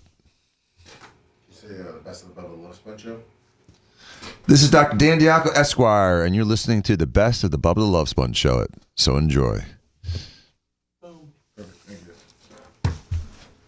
This is Dr. Dan Diaco Esquire, and you're listening to the Best of the Bubba the Love Sponge show. Enjoy. Thank you. All right, guys. All right, see you, man. See you guys. Have a great Thank day. Thank you, son. Thank you. Yeah. Good, Susie. Let me. I'll sit in Dan's seat now. Yes, sir. Yeah, you can. It's good to see you, my brother. You too, pal. How's your world? Our world is truthfully perfect. I love that. You know what I'm saying? I mean, I stood in my yard last night with my dog, looking around at what I own and what I have, and I'm in a good place. I love that. You know that? I mean, Me too. God gave me the right woman at the end. Yeah. All right. You know what I'm saying? She's cool. If you I want like to her. have the right one, you want it at the end, because Amen. at the end is hard. This is the hardest on me that I've been in my whole life. You know, because I'm old. Mm-hmm. We've been together 9 years. I've never had a fight with her. Really? Not even an argument. What? I've That's never incredible. put my own socks on since I met her. What? Ever. I Or taken love this chick. ever. She's awesome. That's amazing. I got a great one, but I'm She sure put my dresses socks on. me. She lays my clothes out in the morning. She puts my socks on before I get out of bed. That's amazing. Well, I like her. What's her name? Sarah. Sarah Jean. Sarah Jean. Where'd you meet her? Believe it or not, my girlfriend at the time was on heroin, and my good friend's girlfriend was on heroin, and they got hooked up together, and they got lost, and they were in error analysis, and we had to go try to find them. Meanwhile, we found out that the place they were buying it from was in this bar in Dunedin, so we went and fucked the bar. Okay. And we beat everybody up to let everybody know where this is stopping. Right. Okay? And as we were leaving, she was standing in the corner with her fucking nose in the corner. Her boyfriend made her stand there. What? That's how I said, well, what are you doing? That's, Ronnie made me stand here. I had to go take care of him. And I got her number to make sure she was safe with him. Uh-huh. And fell in love with her first time I seen her. Wow. I married her like 36 days after I got to her, after we met. How do I not know this? That's incredible. 36 days. Oh, I married my her. God. Oh my God. And she's clean. She don't do any of that nonsense. Nothing. I've never, like with the girlfriend that was doing heroin, like, was that just a trip? Have you ever been with people that? I met her. She was in the hospital. Huh? Rehabbing from ODing, and me not knowing that, me just know she's sick. But you know when you walk down, I visited a friend that's dying. And I'm leaving, so walking home. Of course, you're looking at her. Yeah, no problem. I do that. And as I look over in her room, she's walking around the bed with, you know, and when you see a girl, all black hair, you know, and you're going to stop to slow down for a second because she's got the thing on in the back open. And so I'm looking at her butt, and she looked at me and said, "You're looking at my ass." I'm going, walk right in. That's awesome. Of course I am. Of course I am. Matter of fact, can I see some more of it? Being as I'm here. And then that's how we got That's so together. funny. Which was, But what a tough sickness, man. but then then I tried to beat it. I tried to rehab her. I tried to do everything, and, It's so and it hard. just didn't do So, it. I mean, it happens sometimes, but rare. It It's another one. didn't happen. I almost did it, you know. No, it didn't. And luckily, you know, I got out of that. So you meet this girl at the bar. 36 days later, you're married. You were dating the other girl at the time that was partying. You just broke up with her and said that's enough. No.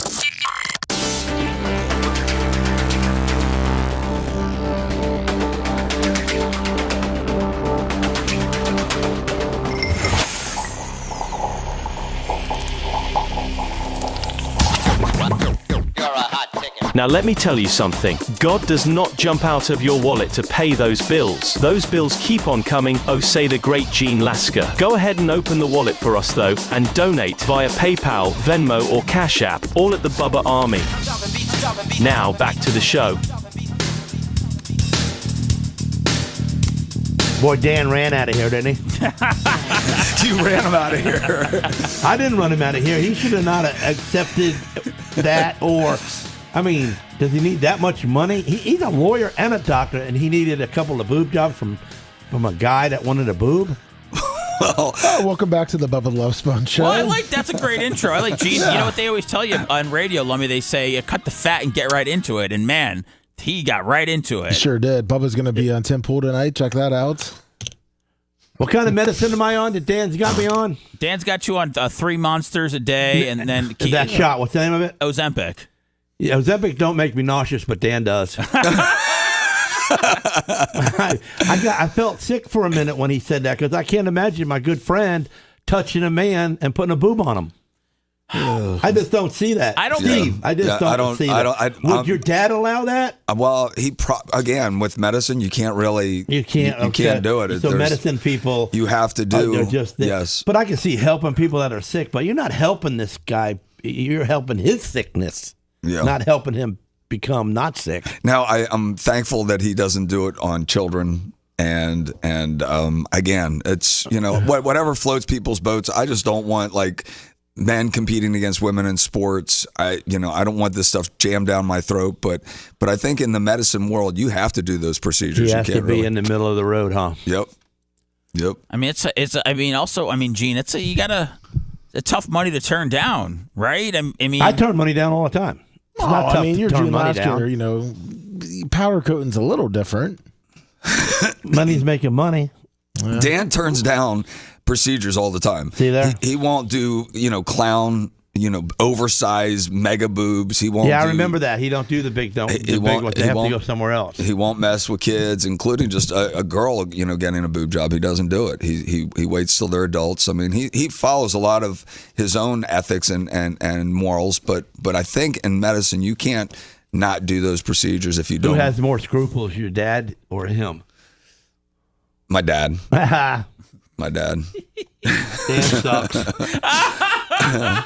Wow, Gene did a full 180 on Dan today, man. I know. He knows I still love the guy. He's a good friend, and we've been friends forever. But what a bomb to throw out on it, and then run out. Well, I mean, he's not doing the bottom part, Gene. That'll make a man uneasy to hear about. I don't know. Maybe the guy wants to pay double, and Dan needs the money because he got to have a roof. I don't think Dan. I don't think Dan can do the bottom. I think that's a whole. He's not qualified. I think you have to take that to some sort of other artist. Yeah. Is there? Lummy, is that a call? What do you mean another artist? I think you have to take it to another surgeon. He's just got to go to a conference and they teach him how to do it. Well, I mean, that's. He's a good learner. He became a lawyer in 1 year. He's a good learner. Is that a call to take? Yes, it is. Okay. Yeah, it's fine. Bubba Show, what's going on? Hey, hold on. That's really working out let me. for you. I turned it down. This can't be good. Are you sure it's okay? I mean, it has a legit number. Okay, all right. Hello, Captain Zabidob checking in today. Captain Zabidob. What's happening, y'all? Hey, I don't know if y'all realize this or not, but your guys' broadcast sound is awfully weird today. It sounds like you're broadcasting through a speakerphone and AM radio. Have you done a broadcast check? What's a broadcast check? I don't know, but it sounds funky on my end in the car this morning. It doesn't sound right. Did you brush your teeth? Yeah. What the hell? What's that? I don't even know what's that. What's? Is he a caller? Is he a thing? I have no idea. Is he? This is the first that we're it's hearing. It's a 727 number. I can tell you that. It's 909. This is the first I'm hearing about a tin can broadcast today. I don't think there's anything that's ever wrong with this broadcast that would make it seem like this outside of Bubba not being here, or maybe no one's told me on my phone, right? Or your AM radio screwing you up or anything like that. Yeah. So, well, I was coming in this morning and it was weird on FM. It was clear on AM. So, oh boy, yeah, Macho's not going to be happy about that. Macho, have you heard anything? It's called tropospheric ducting. It happens when the cold fronts come through. There's nothing we can do about it. Do we really sound like we're in a tin can? Is that exaggerating? That's probably exaggeration. Okay, just making sure. But or your equalizer on your car. Okay. Yeah, your equalizer fixed. All right, thank you, Macho. I know Macho doesn't want to be here. I don't care how we sound out there. I don't hear it. You just hear yourself, right? That's Gene? right, and it sounds good on my earphones. Gene, I've been trying to get to this story all morning. There's a new documentary that came out, I think, on the 9th, so a couple days ago, about aliens, about how the government's covering it up, and about how the government, has all of these, but we talked about nukes and all these different weapons that the government has that they think, might be for, extraterrestrial life one day. I know that you're a religious man at all. Do you feel like that there's other life out there? Well, why can't you believe that? I mean, for the simple fact is, how does the phone work? I mean, how do we use that and not think that there's other people in the world, in the universe? How do we use the phone? Yeah, how does it work? How does it just go through the air? It just smokes through the air without burning our brains off. Right. You're saying okay. So that kind of technology shows you that there could be other habitat. Do you think that the aliens are the ones that create? How about the pictures in the Egyptian towers that they built out there that shows the aliens picking up triangle pieces, which were really the blocks of 3-ton pieces, and stacking them? I'm with you, Gene. Okay. Hold on. And it's engraved. It's engraved in the walls so perfectly that there was no machines back in them days that could engrave. If you believe the biblical times, I mean, you're taking this away from the lineage of Seth's people that were enslaved to build the pyramids. I mean. Partial, but all of the slaves in the world can't pick up them so rocks and put them up the Jewish hill. people in the aliens? The Jewish aliens, yeah. Maybe the aliens are Jews, and they don't, Oh, jeez. Well, listen. Who knows? He's right. Who knows? But Gene's open to it. Steven, you're a very smart guy. Have you ever had a UFO encounter? Do you believe in them? Do they? Are you fascinated by what else is out there? Or are you very focused on your day-to-day life? My wife is obsessed with this stuff, and she's convinced me. And now, I mean, the federal government is put out a lot of information. So, are they aliens from another country? I haven't seen a body yet, but there's so much evidence out there that there's these, UFOs. I mean, unidentified flying objects. So I think it's indisputable at this point. Is it weird? I know this kind of gets conspiracy theories, but do you feel like that at some point world leaders, this is just a United States thing, but the world has had some sort of contact or understanding with life from other planets, or we haven't gotten quite that far yet? I say there is. I mean, there's so much evidence that they found pieces and parts and even maybe potentially bodies. They just haven't disclosed it. I think there was a real concerted effort around the world to avoid this subject matter because it kind of kills the whole idea that we're the only living creatures on the planet and that, it has an impact on religion. So I think there's a fear component. So there's a lot of reasons why I think the government has held this information back, but there's so much now mounting evidence and proof and video and testimonials that it's hard to say it's not real. When I see any president just walking around and going, man, do they know what's happening? Because they don't seem very phased. They seem like everything's cool. So I absolutely love it too. And I'm religious, but I feel like it's just. So ET wasn't real? Oh, ET is as real as it gets, man. Of course. I wish the aliens looked like ET, except they're not. They have those big, long green heads and those black eyes, which are very, very scary. Hello, Bubba the Love Sponge show. Do we sound like we're in a tin can? No, you guys sound great. I really heard it. Dan was doing those liners. He sounded like he was a tin can for 1 second. That's about it. Okay, all right. Well, what's going? Thank you for that. What's going on today? Like you guys said, Gene and Dan, salt and pepper, it goes together great. But I just wanted, a few weeks ago, I was trying to figure something out. Lummy said something about Gene and the Hells Angels, and I wasn't sure if they were in the same group or what that was about. So have we said too much, by the way, or can he keep talking? Keep talking. Okay. It's Mike. Okay. No, I just want to know. I don't want to. Yeah, no, it's fun. I don't want to get Gene. So, did you have a question for Gene? Yeah, no, I wasn't sure if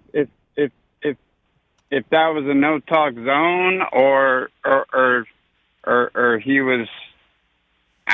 What are you saying, though? What are you saying? What did you want to know about? He's trying to say. All right, Lemmy's got it.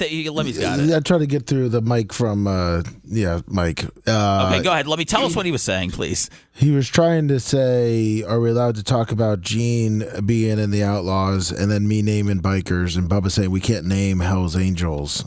And Mike's just trying to start crap. It's okay. Well, he's got it. I mean, you can start crap, but you got to do a little bit of a better job than that. Pretty much. So, okay, Lummy, how do you feel about aliens, man? I don't know. The more I listen to different podcasts, I'm starting to believe that there might be something else out there, and you just can't look at the universe and go, "This thing never ends." There's got to be something. Got to be something there. Yeah, I mean there has to be, unless we're still an experiment on Earth, and maybe when Earth blows up, maybe then they're going to open up a few more Earths around the galaxy. I'm not sure, if this is going to be something that they supposedly that's what we are. We're one of the ones that after they experimented on other planets, then they. Oh, we're the final. We're not the final one. Oh, we're man. just another one. I don't believe that. Oh, you think we're the final?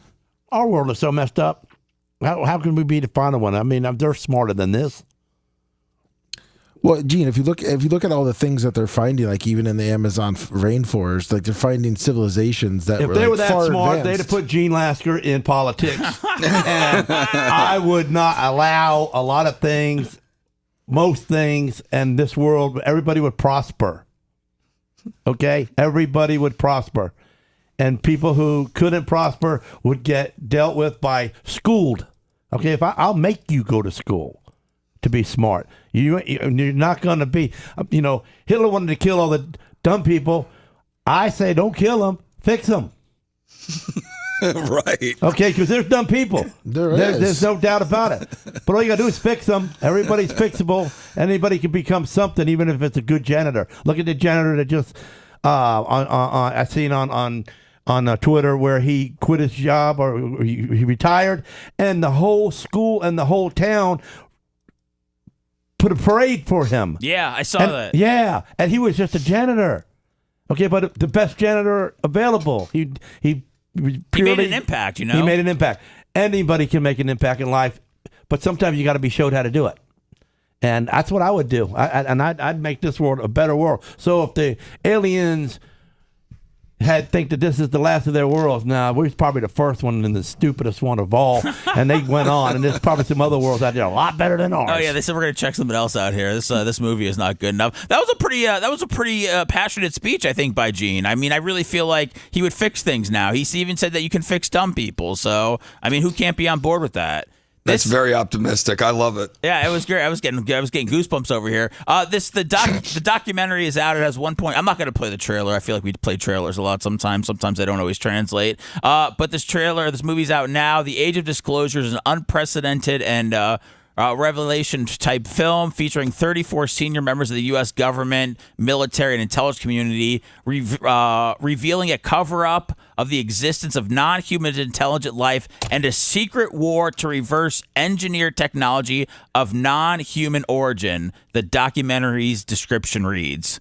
That's pretty deep right there. I didn't know there was any money involved per se.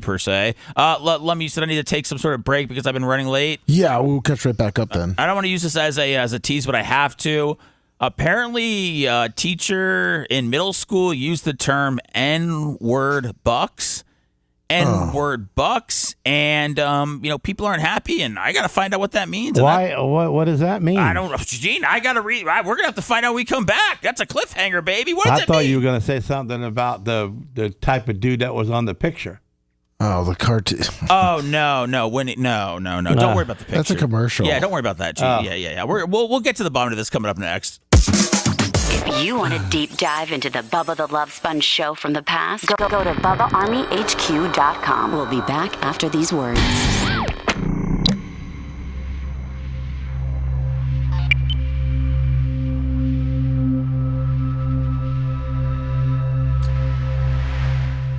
I don't know what I saw. You still got the powder coating business, and how's that going? Perfect. Yeah?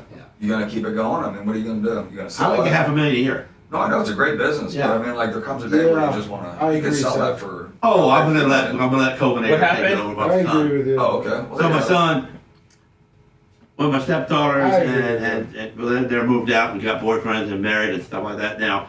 But from If the anybody beginning, wants to call, we'll take some more calls and then get out dinner of here. table was we didn't play no games there. That was everybody ate dinner. Right. First one that jumped up out of the seat, thought they could escape, did the dishes. Okay? If I had something to do and I jumped up, I did the dishes. And most of the time I did dishes anyway, because nobody got up, and then I got up. You were cutting to make everybody be able I had everybody at my table too. Dinner table is amnesty. That'll bother you now. Yeah, You can say anything you want. Just let me know. You got Just, coffee, you know, just like anything I like do. You can say whatever you want without Yeah. me getting any kind of heat. Just listen. Everybody listens, and you got the whole family that can chime in to help fix that problem that you have with whatever's in your life or in this family or whatever. Amnesty. Anything you want to do in life, you want to bring up, that's the day. You're never going to get popped upside the head from me because you're stupid. Okay? At the dinner table. At the dinner table. Right. That's the only time. Right. You talk to me during the living room, because I'm on my back here. Okay, so get it. So Coben says, ding ding, he goes, on the glass, ding ding ding ding. I look over at my wife, goes, you started this. And she goes, I got something to say. And I said, what did he do? I know what I want to do with my life now. Oh, okay, what? Well, I'm going to quit school 10th grade. You're not going to 10th grade, no, sir. And Mom says, no, I can't, there's no, you can't say that until you hear the whole thing. It's amnesty. This is it, you know. So, why? Well, you know, Dad, 9th grade's the last grade I'm going to have fun at. 10th grade, they're going to pump air up my ass, and I'm not going to learn nothing. I'm not going to learn nothing about the Alamo. I'm not going to learn nothing about 911, nor am I going to know anything about Vietnam. So they're not going to tell me any good history or where we really came from or what's happened. They're going to give me bullshit. So why don't I just stay home, half a day with Mom, learning what I need to learn, and then the other half a day I come to work. And then by the time I get into 11th grade, I'll be already graduated. And so I put a full day in. So 11th and 12th grade era, I work. And by the time 12th grade comes, I know everything there is to know about the business.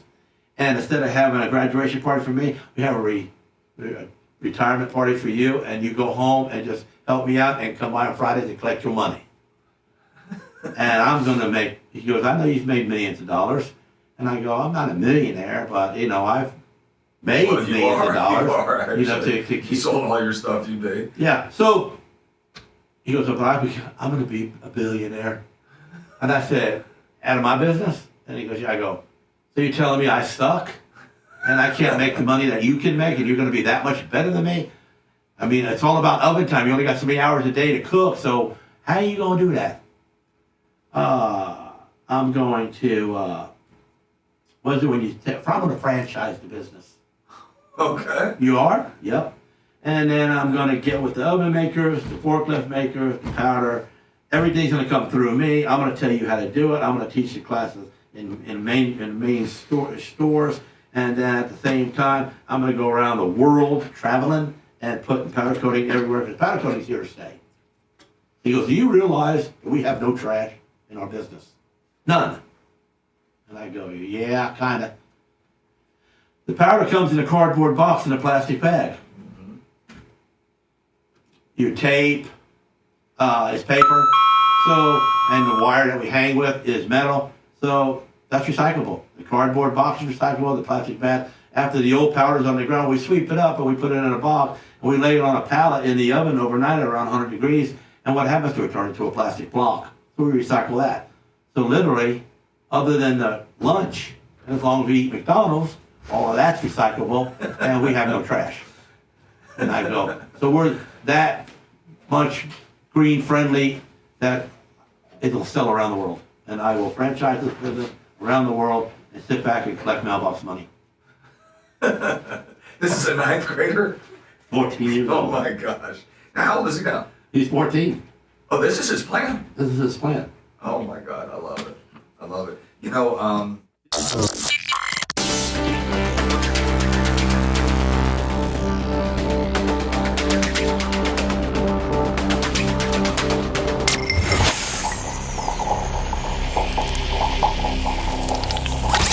Broadcasting live from the Aquabito studios, aquabito.com/Bubba.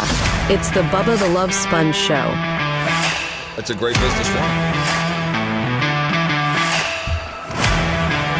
We are back. Welcome to the Bubba the Love Sponge Show, minus Bubba. He is in a motel in West Virginia, being held hostage until he is on Tim Pool's show tonight at 8 o'clock.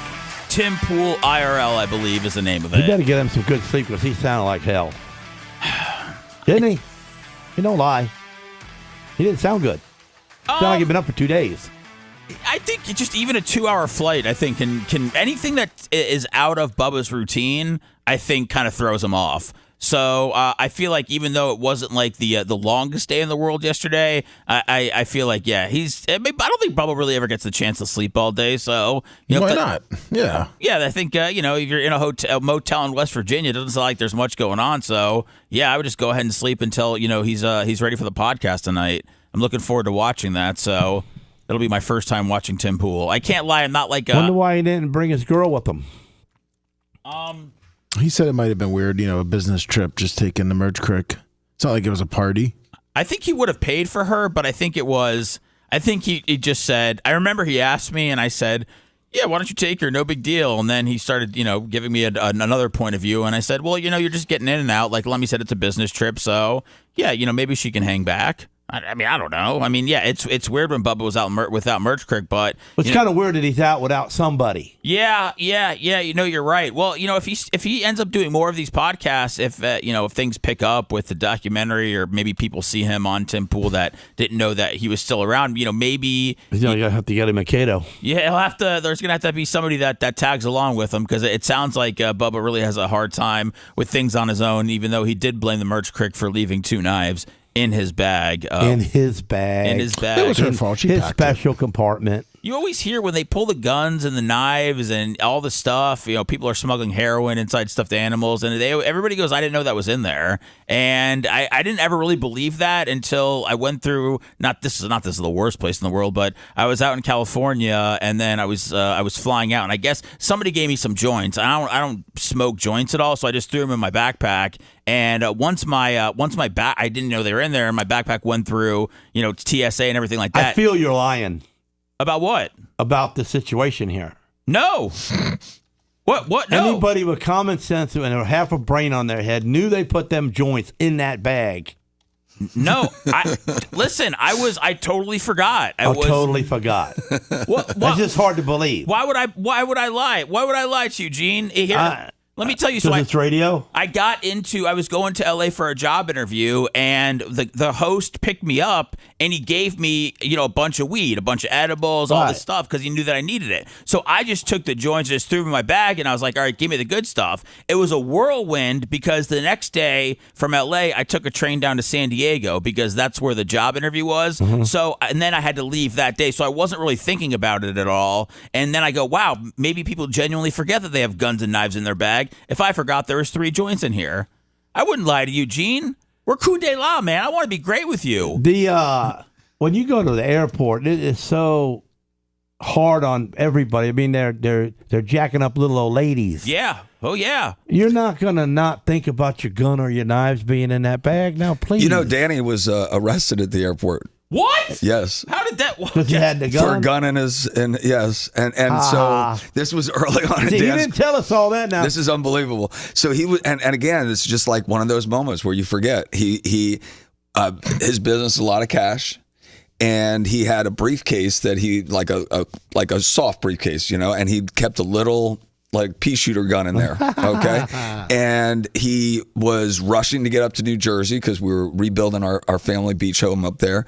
And he got on the plane and forgot it was in there, and they stopped him. And I'll never forget it. We were at a Bucks game, and we're getting texts that Dan's been arrested. And Dad's on the sideline. And, this was pre 9/11, so they didn't, kill him with it. They just, So why didn't we get his mugshot? Because he got a lot of money. He bought that mugshot off the internet. Everything dismissed and dropped, but it was crazy. That was a crazy one. But that don't stop your mugshot. No, there's got to be a mugshot out there of him. Gene, so you're just saying there's no way you can forget. Now you're giving me a free pass on the joints, but you're saying there's no way you can forget that you have guns or knives in a bag? It's different, Seth. That was Dr. Dan. Right. And, they have people that just had a shell casing in Turks and Caicos, and they've been put in jail. I mean, you got to really go through your stuff and be careful. And all that's happening in the world right now, so why would you not pay attention to your own life? Now, what did they do with the joints? With mine? Yes. They didn't see them. They didn't. It wasn't. It's because it doesn't come up on. It doesn't come up when it's going through the metal detector. You got to have whatever. a dog around. It's my understanding they have like they'll just throw it out and they don't even give you trouble anymore. I think in California, just because it's legal, I think that they give you kind of a pass. They do. I hear it's medical. Wherever I do fly, I take my own stuff, and I take it right through TSA, put it right in my bag, and I've never been checked or anything like that before. So I'm prepared at some point for them to go through my bag and go, what's this? And then I'm just going to start to run. But that's what I always do. It doesn't really seem to be a big deal. And they always told me the dogs weren't drug sniffing. What did you just say? I'm going to run? Yeah, he's going to run. He's going to outrun the TSA I'm going to people. run. I'm going to run from TSA. You've seen some of those guys. They're not in the best shape. I'm going to run to my gate 34F, and I'm going to blend in with the rest of the schmucks that are there. Why? You're going to get caught quick. I'm not going down, but not some TSA cops. So tell me something. You think that the dogs they got on the TSAs now are just they're pot smoking smellers? No, they're for bums. No, they're for cocaine, heroin. They're for them for there now. What's that? The thing that's killing it? Fentanyl. Yeah. But they don't waste their time with weed no more. They don't waste their time with the weed no more. They don't even bother training the dogs to smell weed, Gene. Not really. It's a medicine. So let's let the guys in jail out for weed. Well, 100%. That's something. I think they're working on that, right? That needs to happen. I think I believe it's a thing. I can't say that I'm totally up on it, but yeah, I think even Bubba talked about the other day about letting a lot of those people out that had to go to jail for 40 years because they were, had an ounce on them or something along those lines. This was the story that I wanted to get to. Again, I don't know what an N-word buck is. I don't know. I don't know if I want to know. So what is that cartoon about? Is that part of what you're talking about? No, I don't think so. No. It's a plumbing. Then why would you show the picture and then talk about the situation? It's a plumbing commercial. It's a plumbing commercial. I don't. It's. Step the range, fella. Dr. Surge. And his mischievous gremlins. Pesky tyrants are wrecking the Smith's home. He's a regular dude. Yeah, it's not. I thought he was a monkey. No, it's a dude with a dog. Oh, okay. You're fascinated by that commercial. Okay, Yeah. if you like the commercial, you're really gonna love the story. You got me just way off in left field. I'm here. sorry, man. I wasn't You're trying. talking about the N-word with a dude that looks like that, I and know. I'm going like, where are we going with this? I'm an amateur, man. I'm an amateur. I can see that. Yeah, I've let you down and therefore let myself You're down. messing the show up. Yeah, probably not even going to show up tomorrow. I mean, what's the point at this point? Give the next gen up. Yeah. The best of Bubba with me on it always works good. Next gen. Remember that. Go ahead. The views and opinions made by Gene Lasker are not necessarily those of our advertisers or this radio station. Now, let me tell you something. If you do not like Gene's opinions, you're probably just stupid. Thank you. I'm sorry for letting you down, Gene. All right, I'm trying to look at what the N-word buck means. Yeah, so an investigation is underway in Elk Grove after a middle school teacher shared materials that included, quote, N-word bucks on a sheet titled History of the N-word. The materials were handed out to students at Kathleen Middle School as part of a history lesson. The page included a note that said some of the content in this writing may be offensive to children. On the page was a so-called dollar bill that included racist imagery, words, and phrases. And a statement provided to CBS 13 Elk Grove said they do not condone the use of materials and they do not represent or reflect the district's core values. On Tuesday night board meeting, district leaders heard from more than a dozen parents who expressed concern, outrage, and all that stuff. So there's no possible way this could be framed as an educational endeavor. The N-word, the images, the stereotypes covering the bill were just crazy. Has anybody heard of this? So black people had their own dollar bills back in the day? I don't know. I mean, is that true? Do they cash the same way? I don't know where. Or is it only for like milk and cheese? Milk and cheese. I am unsure. I don't think I ever learned the history of the N-word, so I never got to the possible N-word buck. But I guess it looks like he was they were teaching the history of the N-word. Like it said, there were N-word dollar bills, and it was called N-word bucks back in the day.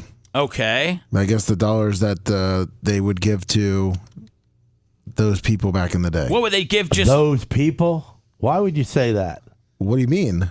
Them. To whoever them, they're not those. Those makes it racist. Them. Them. I'm reading the news article from Independent. We're trying to get out of this AM. I'm reading You're what just the keeping us Independent down. You're Post keeping says. the white man down. Jesus. Those. You can't say those. That is the N word. You're right, Lummy. You okay? Yeah, right, Lummy. Yeah, listen, it was a history lesson from a teacher that probably shouldn't have been teaching it the way it did. It doesn't sound like a middle school thing. I don't really know if anybody needs to be. Nah, I don't need nobody talking to my son like that. Yeah, not in middle school. I don't think. Maybe 11th grade. I was called the N word over the weekend. Whoa! I'm called it every day by a black guy. Yeah, me too. Yeah. What? Okay, guys, let's let Steven, you first, then we'll hear from Gene. It's my old car wash guy, and we had words before, and I brought him back into the fold. He shows up at my house, and he's like, 11:30, I'm going to do 2 cars. And I'm like, okay, no problem. And so he shows up at 11. My wife was biking. I wasn't at the house. I was grabbing another one of the cars. And he comes in, and my wife says, well, clean my car. And he's like, well, I'm going to do this one first. And she's like, that car's clean already. And I mean, it was spotless. It had just been cleaned the night before and hadn't even left the garage. So I come pulling up in the other car at 11:30, and I'm like, dude, what are you doing? He's like, I'm cleaning. I said, that car was perfectly clean. What are you doing? And I said, here's 2 cars, 11:30. He's like, oh, I was trying to impress you being early. And I'm like, impress me cleaning a brand new clean car? I'm like, I got to pay for that too? And so he's like, oh, you know what? I'm just going to finish this car and I'll be out of here. And I'm like, you know what? That's great. Go on. Get out of here. We're done. And he's like, you know what? I'm not even going to finish it, because I go inside and I give him $20 to dry off a clean car. And because I'm not going to take advantage of that, but I'm like, I'm done. I'm done with this. This is ridiculous. So he just leaves the car full of water spots and completely filthy. He's like, I'm not even going to finish this. I'm like, oh, that's great, man. Now I have 3 dirty cars. I had one that was clean. Now I got 3 dirty cars. He's like, listen, and he's like, listen, you don't talk to me like I'm some monkey. And I'm like, this is when I blanked out, because I have a temper. I don't, and I'm like, and he starts like, oh, you don't call me mine. I'm like, blah, blah, blah, blah, blah. That's what I said, blah, blah, blah, blah. So he starts coming over to me. And he's like, listen, you, and he's like, I'll get, he's like, you know, and I'm like, are you, dude, I got cameras everywhere. You just threatened me. You're going to threaten me on my house on camera. Now the cops are coming. Get the F off my property. And so, yeah, that was my... Was he new to you? No, I've known him for 25 years. I've paid him thousands and thousands of dollars. Bad in 1 minute. And I gave him another chance to come back into the fold, but he's just an ignorant, Is he a black man? Yes. It's funny, I guess, but maybe not funny that... See, my black guy, he throws the N-word on me when I'm showing off, like my truck's clean, or he came in there the other day and I got a new desk and I got a new chair, and he goes, oh, it can be a compliment. Yeah, and it was to me. Right. But no, he said Look at you looking like an N-word. And I said, what, am I dirty? I'm wiping my face off, and he goes, your desk, man, you got a new desk, and look at that chair, and I said, okay. I was crazy, and there's nobody less racist than me, and I was just like, it hurt to be called as a white guy. I was like, man, you can't call me the N-word, but I guess you could. I did get I don't think there's anything we've talked about, but there was a short-lived podcast on the station, and we were talking about the podcast one day on the air and everything, and I got a text message from one of the podcast hosts who said that we're treating him like a monkey, and that they're not here to just dance for us and everything like that. I go, man, I was like, that's a hard thing to have put on you, because it's really, when somebody calls you racist or something like that, it's hard to defend yourself, because then you sound like you're even more racist. But it's when you're trying to help people out and give them an opportunity, and then they take it that way, and then it goes right to you're treating somebody like a monkey, man. That sucks. But I guess if it's happening to you and it's happening to me, either we just don't know that we're racist, or people being accused of that is just very prevalent right now. Anybody ever said you stop treating me like a monkey to you? Yeah, but I mean, it was when I was playing football. It was just locker room talk. Locker room talk. Okay, the boys. This is a little clip I found of Seth Rogen, and it's him talking about Superbad and about a a note that the studio sent that Jonah Hill's character was so raunchy and super bad that they didn't even want him on a PlayStation. But that it's not. And Superbad's my favorite comedy of all time. But it's Seth Rogen's laugh. Wait a second. That dude's name is what? Seth Rogen. Is that who your mom copied him for your name? My mom actually copied the Bible. There's no Seths in the Bible. Yeah, there is. Cain and Abel. Cain killed Abel, and then there was Seth. Seth was a son of Adam and Eve. Yeah. Oh, yeah, that's right. Yeah. That's And why'd you turn out bad? I ate the apple that I wasn't supposed to. The snake gave it to me. So you guaranteed. I'm a bad boy, Gene. I see that now. Now listen to this laugh, man. It's so annoying. It's getting. It used to be slightly endearing, but now I'm like His actually. glasses are annoying. Listen to this. This is really rough. On Superbad, we were told when Sony made the movie, and Jonah Hill's character Seth was so like reprehensible to the studio that they were like. There's a scene where they're playing video games and they're like, Jonah can't touch a PlayStation. They were like, ew. Who is that guy? He's a comedian and actor. He's been in a bunch of movies. You ever see Pineapple Express? So he looked a lot different, evidently. Well, he used to be a lot. He was younger in a lot of movies, but yes. Show me a picture of him. I'm not a big fan of his because of the way he's turned his back on some of his best friends. The one guy that James got Me Franco? Too'd. Yeah. And I just that's just so scummy. But he laughs backwards. I mean, that's why. That's what Let's see this real quick. Let's see here again. they were like, we can't have him interact. They were like, we can't have him interact with our products as a character because it's too violent. That's Jonah Hill. He was in the movie that they're talking about from back in the day. Oh, okay. I like Jonah Hill. Mm-hmm. Oh, so you love Superbad. It's based on me. That's very insulting. But we accommodated him them being ultimately. somewhere.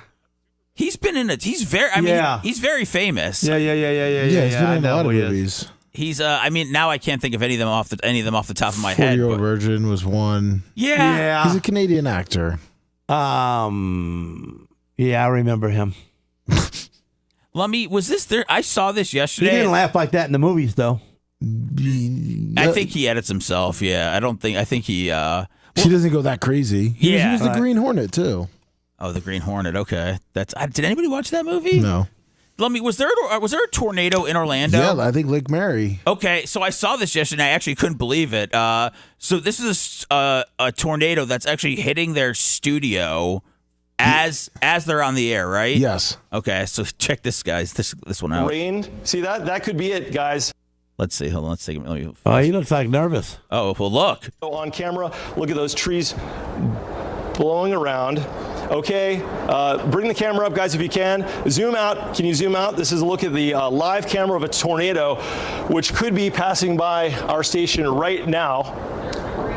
Okay, there's debris. We've got debris on. Okay, take shelter. Everybody in the Fox 35 building, get to your safe space. Safe space. Wow. They practiced that before? Yeah, because you're safe space. Oh man, the weatherman's in charge of everything. All of a sudden, when there's a storm around, the weatherman trumps any sort of program director, news director that's in the building. Designated area. We're catching debris right now on the roof. Debris is on the roof right now. We're hearing, you can see the debris flying there on the camera. This is a tornado. Seek shelter immediately. Get under your desks, guys. Anchors under the desks. Everybody get on the desks. Okay, that was it. So he became the leader. Yeah. Everybody get in. Everybody get in the studio. Come on in, guys. Okay, we got power That is flickering pretty out. awesome. Seeing the tornado? That's incredible, really. Yeah, it is. He didn't seek shelter though. He was boss hogging it. Yeah. I don't know where we don't know where he is, Steven, though. He 'cause could have been on the day. They got the camera out there, but we don't know where this guy is. I thought they were showing him still. He might still be under the desk with some of the the hot 5 o'clock anchors. That's a tornado. Wow. This is a confirmed tornado. National Weather Service, if you're listening, this is a confirmed tornado. Right over the Lake Mary studios. This is heading into Lake Mary. Yeah, he's breathing Sanford hard, right so he's now. bending over somewhere. Get below the ground level. Sorry, get to the ground level in interior no, he's room, standing. away from. He is scared. Away from. Where'd he run to, man? He is Maybe it's just he was saying so much stuff. He was holding his breath. Yeah. The windows. This is a very serious situation. This is a real live tornado. It just hit our station. We saw debris flying. It's heading into Lake Mary, going right down Lake Mary Boulevard into Sanford. If you're watching from Winter Springs, man, right down the. Oh, you know what? He knew the tornado passed, so he jumped back up to get into the camera. Oh yeah, that's ran it. over. Yeah, it was only a few seconds that I feel like he He was breathing hard. Yeah. Yeah, that the tornado happened. This is Canada. Canada and the USA are trading shots at each other every day. I think this guy took over for Trudeau. Is that? Have you guys? Yeah. I think Trudeau's done, right? Yeah, this guy took over for Trudeau. Okay, and so let's see. He's taking shots at the U.S. We love a good back and forth. Let's see here. All right, go ahead, sir. He's not a The US. Canadian government has rightly retaliated and is rightly retaliating with our own tariffs that will have maximum impact in the United States and minimum impact here in Canada. And my government will keep our tariffs on until the Americans show us respect.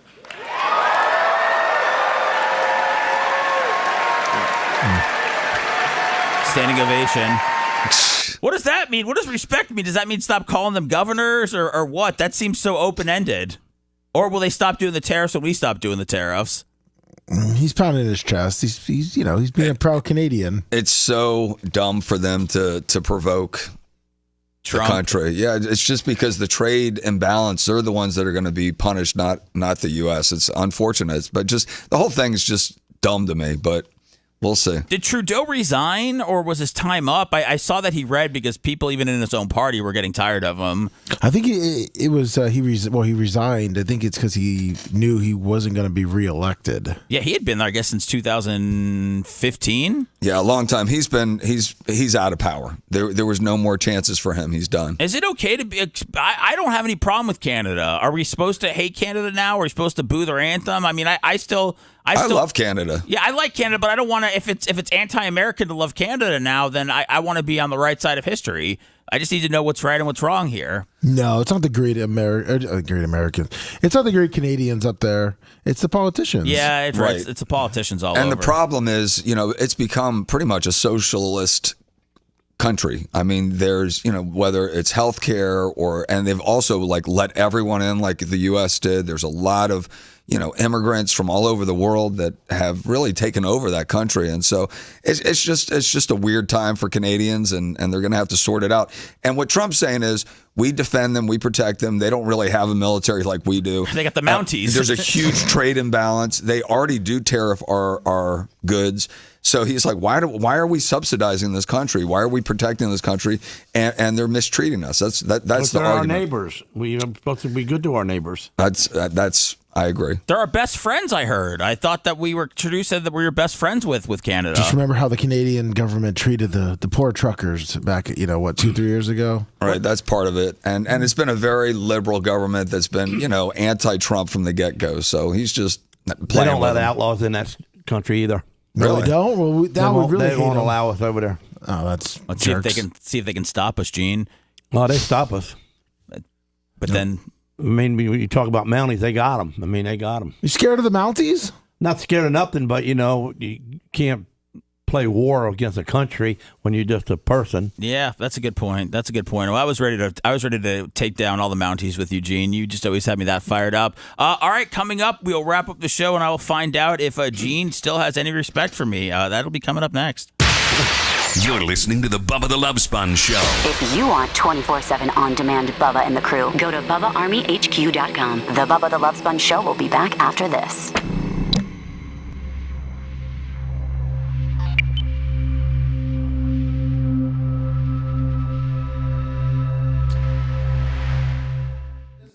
They picked the wrong leader to do it to because Trump's not going to cave. He doesn't give two shits at the They don't know what he's going to do. They hope, he changes or someone talks him into doing something. Yeah, but and he don't want to do He's it. not going to care about the public backlash. He's going to see the public backlash. He knows he can handle it. He's not going to cave and be like, the public No, hates he's me. not gonna. So Canada picked He's the got wrong person. an agenda to fix a little bit of this country as best he can before he gets out. And he started right out of the box. Yeah, he has. And I support the guy. I support the guy. I don't like fighting with our allies, but they've been mistreating us. They've been mistreating us, you know. And you don't even know half the stuff. So, like, I've learned so much from him being president the last time and this time. Like, I didn't know NATO wasn't paying their fair share. Did you know that? No. I didn't know that back then. I didn't know that, you know, we were paying huge tariffs to these countries. I didn't know. I didn't know. I forget, it was a political analyst that goes on Fox a lot, but he made the example. He's like, yeah, of course they're going to be angry. He's like, they're like your brother, that you've been letting them use your vacation house for free, you let them drive their car, but you protect them, you give them some money here and there. You gave them $100, he may give you $20 back, but, you know, and then all of a sudden when, you know, like you're looking at your wallet, your bank account, it's low, he's still feeling good, he's living it up, using all your stuff, and then when you say no, you're not allowed to use it anymore, and also I'm not going to give you the $100 anymore. Of course, your brother's going to get mad, and he's going to make a big thing and say how much of a dick you are. You know, I mean, if you think about it that way, it's like, yeah, I'd be pissed off. It's 2025, and you're still using the same cable network? Frontier Fiber is here. Get this amazing deal before it's gone. Switch now for just $29.99 per month. Get free premium Wi-Fi and free expert installation. Frontier Fiber, good to go. Use Kayak's Explore tool to see just how far your budget can take you. Reykjavik? Spectacular. Then, do what people do. Forget about Reykjavik for a while. 10 weirdest foods. Icelandic sheep's head jelly? Oh yeah, Reykjavik. Back to Kayak for a great deal. Sheep's head jelly? Oh yeah, Reykjavik. Back to Kayak for a great deal. Sheep's head jelly? Oh yeah, Reykjavik. Back to Kayak for a great deal. Sheep's head jelly? Oh yeah, Reykjavik. Back to Kayak. And it is a good business. It's a great business. I don't think I went to bed we're till looking at midnight, marine man. construction. There's also like, you know, the And then they're up those, yeah. But I'm good. I can deliver, or I can try. He makes things 3D printing and stuff. He's a wizard. They do a great job, everyone. And so you manufacture Thank you, I appreciate it. You're going to have to go to Chinese. Yeah.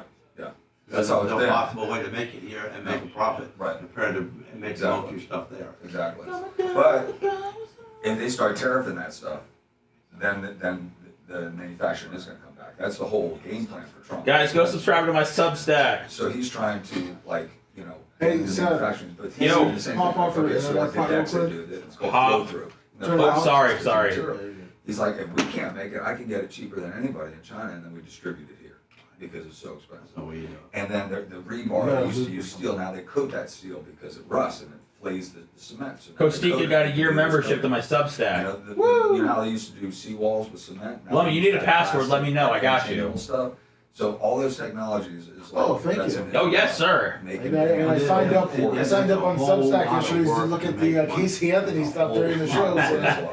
I don't know if she's making a lot of money, man. I don't. Yeah, but I can't imagine her making any money. A lot of her content's kind of free. So. It looks like it's just you know posts. this. Oh, the posts She's are. only doing one video. I'm 2 weeks The out posts a are year. painful. They're so Selling long. business, making business. Well, yeah, I then know I what just, I'm going to they're do. all just her You don't responding go about how day. she's going to sue people. You keep everything 2 weeks. You know, that's why your clients are a month ahead. You know, you're Operation Pigmentation's tomorrow. Craig's wife's having surgery. Look into it. And I am going to get my blood drawn for my physical on Thursday. So much thinking and so much keeping up with So making sure people ain't taking something from you. there won't be any after. I got 100,000 J. But I will have pigmentation tomorrow after the show. You know. And at that time, if I got to eat that, what am I going to do with that? Am I going to rethread it? Am I going to buy a new end? You know, do we relocate? Lummy, what time do I have to end this? 55?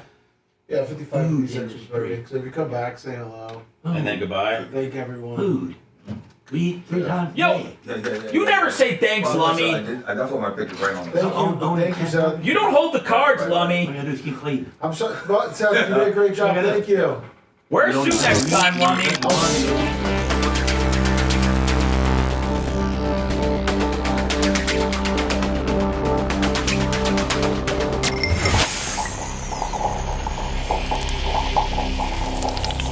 Broadcasting live from the Aquabito Studios. Aquabito.com/Bubba. It's the Bubba the Love Sponge Show.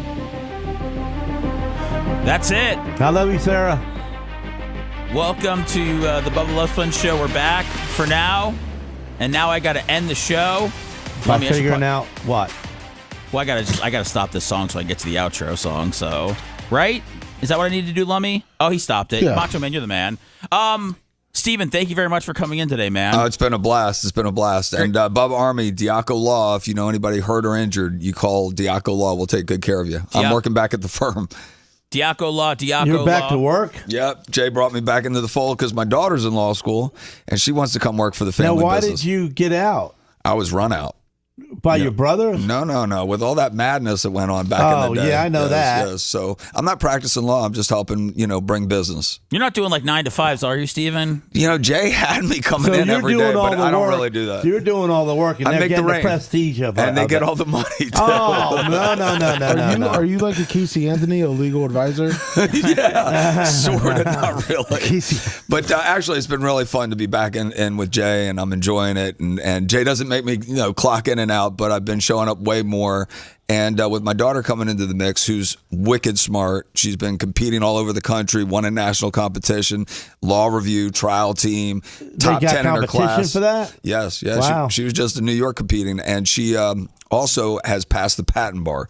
So she'll be able to write patents and litigate patents. There you go, There Gene. you go, Gene. Yeah. Gene, get your I got a stuff friend up. of mine that's into the patents. He wrote a book, and he's... Well, I need to connect with that guy. Yeah, you do. Yeah. I'll But hook you up with anyway, him. it's been a privilege, guys, to be out here. Thank you. And thank you, Bubba Army. Yeah, Dan wanted me to start sending him the prep for the show and everything, so I did a full layout for the show that I've never done before, and I even put on there, I was like... So he wanted to cheat? He wanted to know what was cooking, yeah. Oh, wow. Yeah, he wanted to be somebody today, but he didn't, because he boobs guys. And Gene's disgusted that Dan will put boobs on guys. I'm not eating lunch because of it. Listen, it's probably There's no food in the world that can tempt me to eat for lunch because of that. That might be the Ozempic talking, Gene. The Ozempic might No, be the Ozempic ain't talking about that. I mean, could you imagine if one of my friends said, "Hey, man, you want to go to Hooters?" I'm going to go like, nah. Gene, listen, man, you did a great job. I appreciate you working with me today. At first, I was very afraid of you. Not today, but just in general. But I really enjoyed doing this with you. I feel horrible about myself, but I'm at least happy that we got through. I think we ought to have a podcast black man contest. A podcast black man contest? Yeah, your black man's against, I'll bring my black man's. Okay, all right. And we'll podcast together and see who's got the best. Black man? Black man. Okay. God, that's, let me pause. I got some friends. Okay. Yeah, we'll do that, Gene. I'd like to do some more content with you, even if it's along those lines. It freaks me out a little bit, but no big deal. Lummy, thank you for setting me up and doing everything. Thank you, Seth. Thank you. And I know Macho Man, thank you. I know you're working on the back. Apparently, we do sound like a tin can. And Rhett, appreciate it as always. And thank you for coming on the air with me yesterday. We'll be back tomorrow with Tuttle will be in here with a potential babyface kicker. Everybody have a great day, and I'll see you guys tomorrow. Thanks for letting me finish. You've been listening to the Bubba the Love Sponge Show, starring me, Bubba the Love Sponge, co-host and show historian Lummit. It's Seth, co-host and president of podcasting. It's Brian Matroni, king of counter programming. Rhett, the filthy ginger video editor. Yeah, back here wiring up. It's Mini Macho. The BRN agent, Thomas Buttoned Up B. Co-host Dr. Dan Diaco Esquire of Council. Co-host J. Diaco Esquire, the Spitting Cobra of Council. Now, time for the legal disclaimer. Exactly. The Bubba the Love Sponge Show is intended solely for the enjoyment of our listening audience. Any rebroadcast, retransmission, or other use of this show without express written consent of the Bubba Radio Network is prohibited. We must dissuade him of this delusion. Until next time, always remember. I'll repeat hello. I'm back.